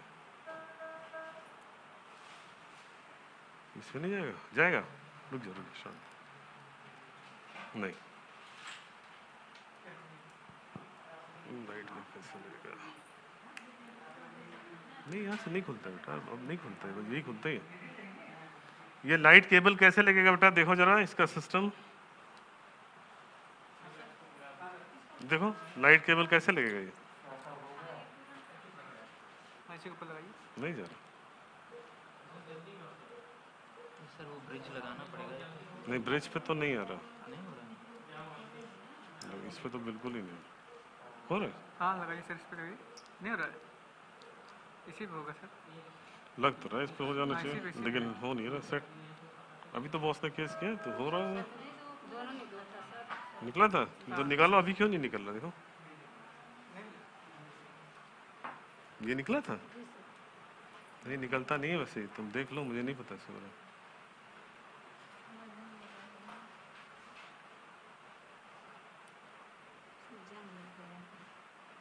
इतनी जल्दी थोड़ी निकल जमेगा. नहीं बेटा इससे नहीं. देखो भाई कोई और स्कोप ले आओ. केबल मुझे लग रहा है ये इसका शेप ऐसा है जो नहीं लग रहा है इसमें. देखो लाइट केबल कोई दूसरी है क्या तुम्हारे पास? ये नहीं लग रहा. नहीं लग रहा. खोलने के बाद भी नहीं लग रहा. ये नहीं खुल रहा. बहुत टाइट है. हाँ छू लो, फिर स्पीड से साफ कर लेंगे.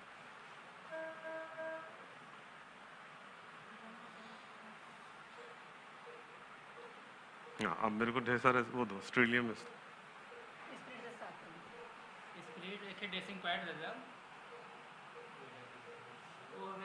पैड दो.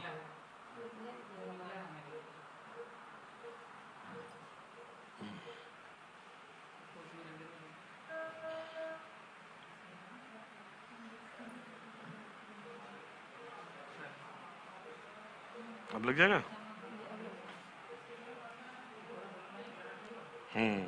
सही हो गया. गुड.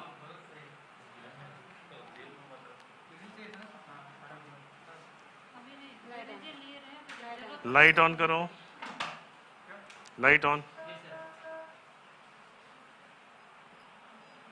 White balance. Okay.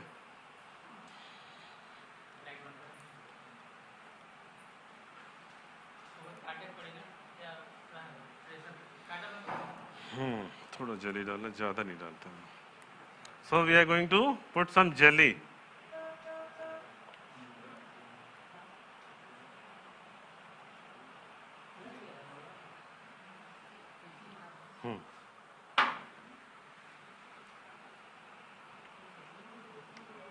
चलो.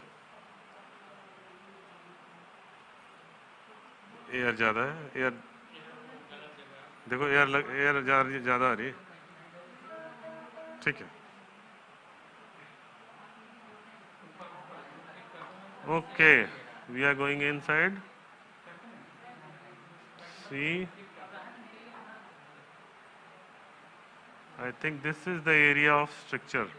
It's a very short segment. Now एक guide wire देना. Which caliber of sheet you are using? Which caliber of sheet you are using? Caliber of this internal, you taught me, sheet. So what is the size of this? Is I think 20 French was, 20 or 21. This is the, you can see the stricture here. I'll pass the guide wire through this. Okay, my guide wire is passed now. I'll leave this guide wire here only and come out.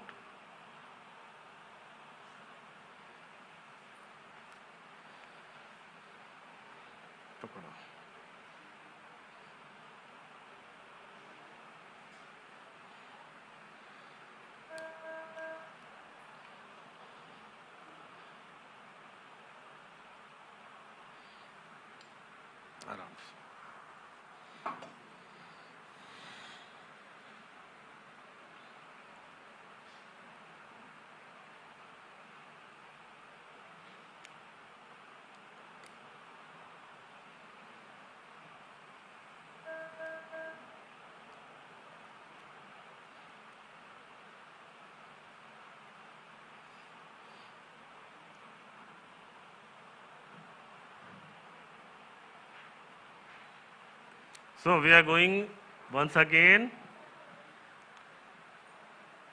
and now you can see the structure, and the guide wire is passing through that. Focus.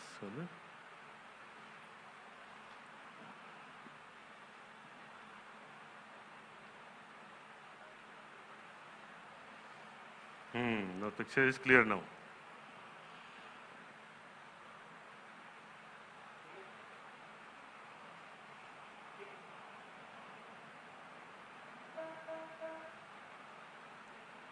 Now we can cut it at 12 o'clock.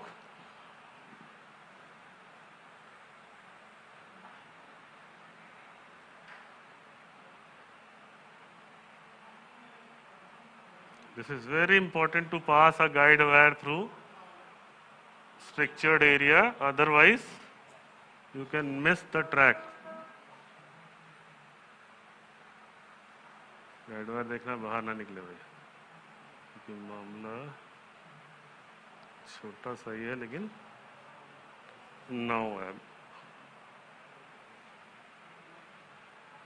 now I can see or par, and I'll cut it.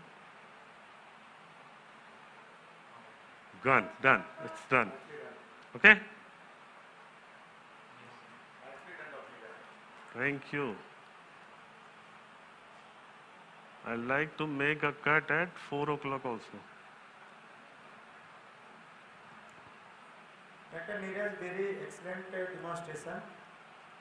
Thank you. Vision is very good. And this is for the first time I am demonstrating any case in any type of workshop or conference. So thank you, Dr. Gupta, for giving me this opportunity. Okay. Now I'll keep the guide wire there only. Hold karo. Thank you, Dr. Neeraj. You have done an excellent job. Thank you, boss. Thank you so much. Now we'll like to pass a catheter. इसको hold करो, तुम ये छोड़ दो, ये परेशान हो, guide wire नहीं निकलना चाहिए. सारी जड़ वही है भाई, जरूरत पड़ेगी हम साइड से डाल देंगे, नहीं जाएगा तो डालेंगे, ठीक है। तो तब जरूरत पड़ती है ना, कभी कभी जब फंस जाता नहीं जाता, ऐसे चला जाना चाहिए।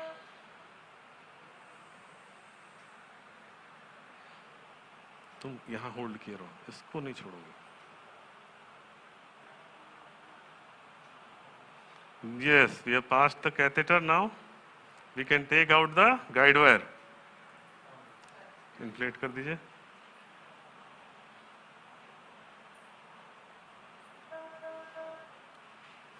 $15 ml of water I usually use to inflate the balloon. कितना डाला? 10 डाला था, 5 और डाल दो।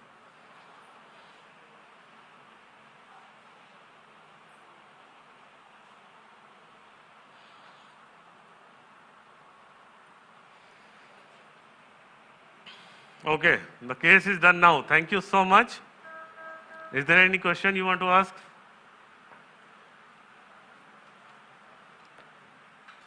What type of the catheter This, you want to place? this is a silicone catheter box.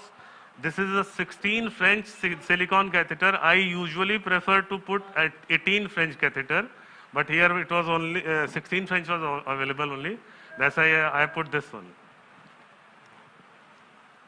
For how long time you want to keep the catheter? I usually keep it for 15 days.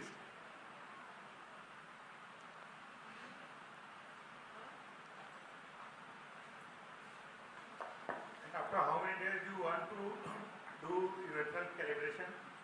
Now after that, I teach my patient to do his CIC only, and I advise him to do it initially for 1 month at least once a day, and after that at least once in a week for lifelong. If it stops doing this, there are great chances that this stricture will recur.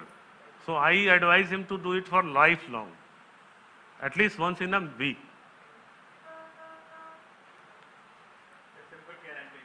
Simple K90.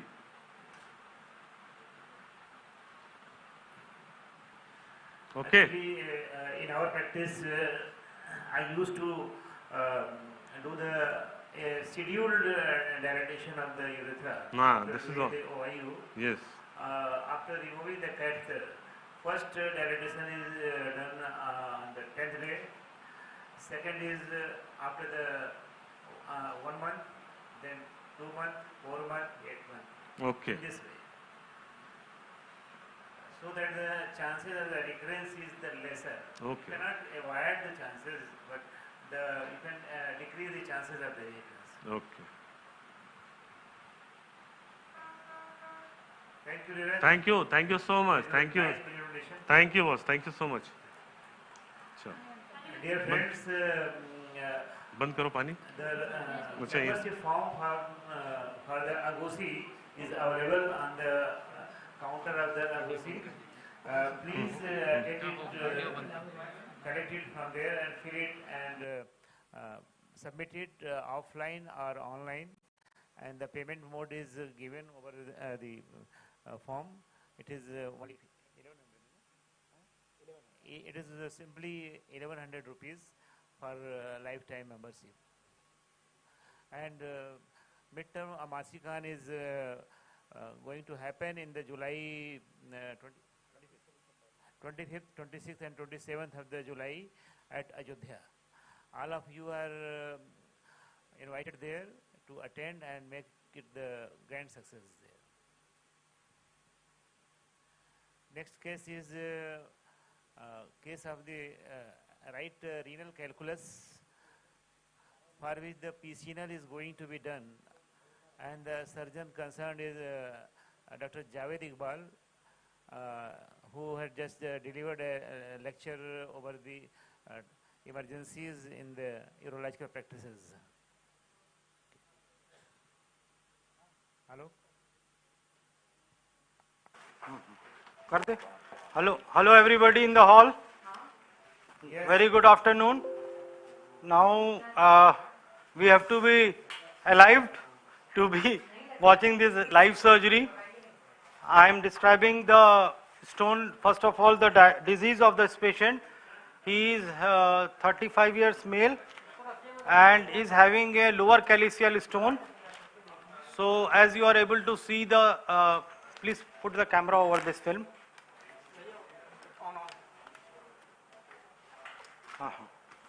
So as you are able to see this picture here, the stone is very much evident. I am putting my finger there. Only the thing is that the calyceal system, if you are able to illustrate, if I am able to illustrate on the right side, is a bit shortened once. The infundibulum neck is also shortened. So a bit difficult case, but the thing is that in this case I am going to attempt the miniature PCNL, which we call mini perk, because this is an ideal case for mini perk, because I am always an ardent follower of PCNL rather than RIRS because of the stone clearance, and I think so Dr. Ajit Gupta will also agree of my point, because I always like that in a single attempt we are able to remove the stone in the scenario which we are practicing. And often I pass on a comment sometimes by putting the DJ stunt again and again is just like raping the ureter. So PCNL is always a favorable surgery which I always propagate, and after the introduction of mini PCNL, ultra mini PCNL, so PCNL is a much better option rather than going for lower calyceal stones or bigger stones rather than RIRS. I will be always open for any kind of questions from the audience. So we are going to start the thing from zero to the end. I will try to demonstrate each and every step of PCNL. This is one of the most likable surgeries which I am conducting from last decade. Thank you. And one thing more, we are totally relying on the technology. One side we will be using the mini PCNL and the other side we will be using the thorium laser, thorium fiber laser, RPG, which is the latest technology to disintegrate the stone nowadays. Thank you. अरे कैसे हैं boss?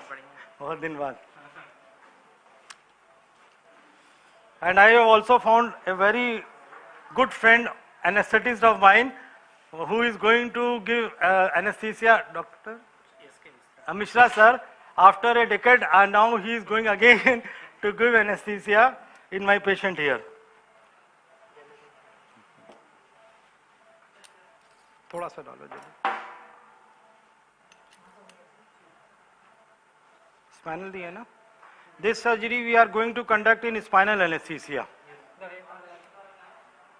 इधर आवाज जा रही है? Yes, you are very audible. Thank you. Camera head. Javed, which size of the cystoscope sheath you are going to use? 4 French 21 sheath.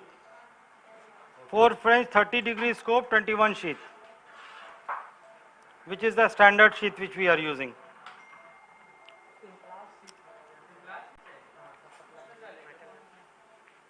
एम्प्लास्ट पतला निकाल के रखिएगा, उतना मोटे एम्प्लास्ट की जरूरत नहीं. आपका ये 12 है तो 14, 16, 18 आप एम्प्लास्ट दीजिए मुझे, उतना मोटा एम्प्लास्ट की जरूरत नहीं है. Now one thing good is that in mini perk the chances of bleed are much minimal. So in my cases, almost to 5,000 plus cases, I haven't found a single case up till now. Touch wood, it should not happen in future also, because normally I propagate always mini PCNL over conventional PCNL. Pani.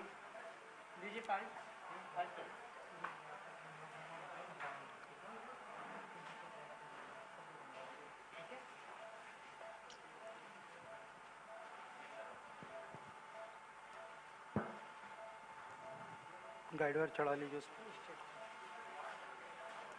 ये किसी और को wash करा लेते पानी push करने के लिए. ब्रदर, किसी एक को और वॉश करा लीजिए.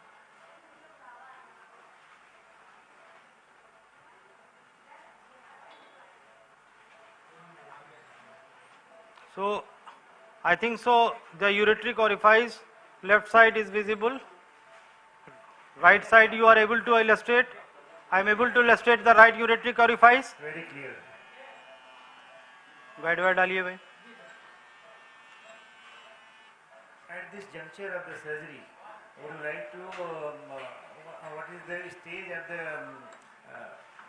bladder? Is it full filled, partially filled or empty? Bladder? Bladder. Bladder is partially filled. I just entered the cystoscope, and usually I don't give any extra pressure. What is the trick to locate the ureteric orifice? Yeah, first of all, definitely we have to locate the ureteric orifices. As you know that this is a right-sided stone, so I have located the right ureteric orifice. Can you retry the scope a bit inside the... Yeah, you see that this is the prostate. And reintroduce him. Yeah. You are able to see the viru. This is the median lobe. I am inside. In front of you. Just start your entry from the navicular sternum. Okay.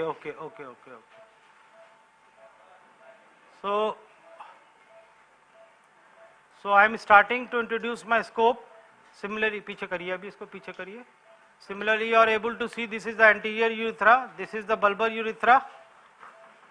Okay, this is the bulbar urethra. Okay. Now this is the membranous part of urethra. This is the sphincter. Yes. I think so. It is illustrable. This is the normal cystoscopy.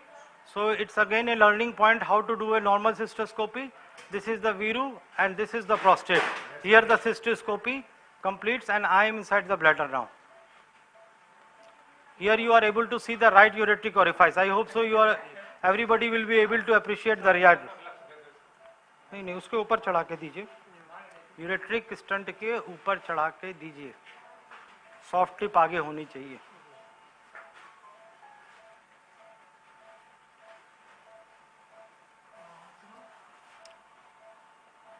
टेरिमो है ना? Good. For this I am usually using 3.35 to 0.38 Terimo guide wire, over which we will be introducing the ureteric catheter, which is a 6 French catheter.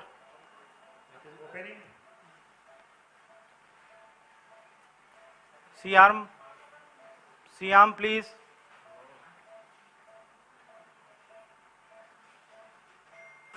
So ureteric, हाँ डालिए आप थोड़ा. It's open ended urethric. पीछे करिए. अभी डालिए. अब डालिए. हाँ, you see the guide wire was going. You are able to illustrate the guide wire. So this is a simple ureteric catheterization, which is again I have delivered the topic of emergency in urology. So which is a office procedure which you can go for. Can I have the image of this?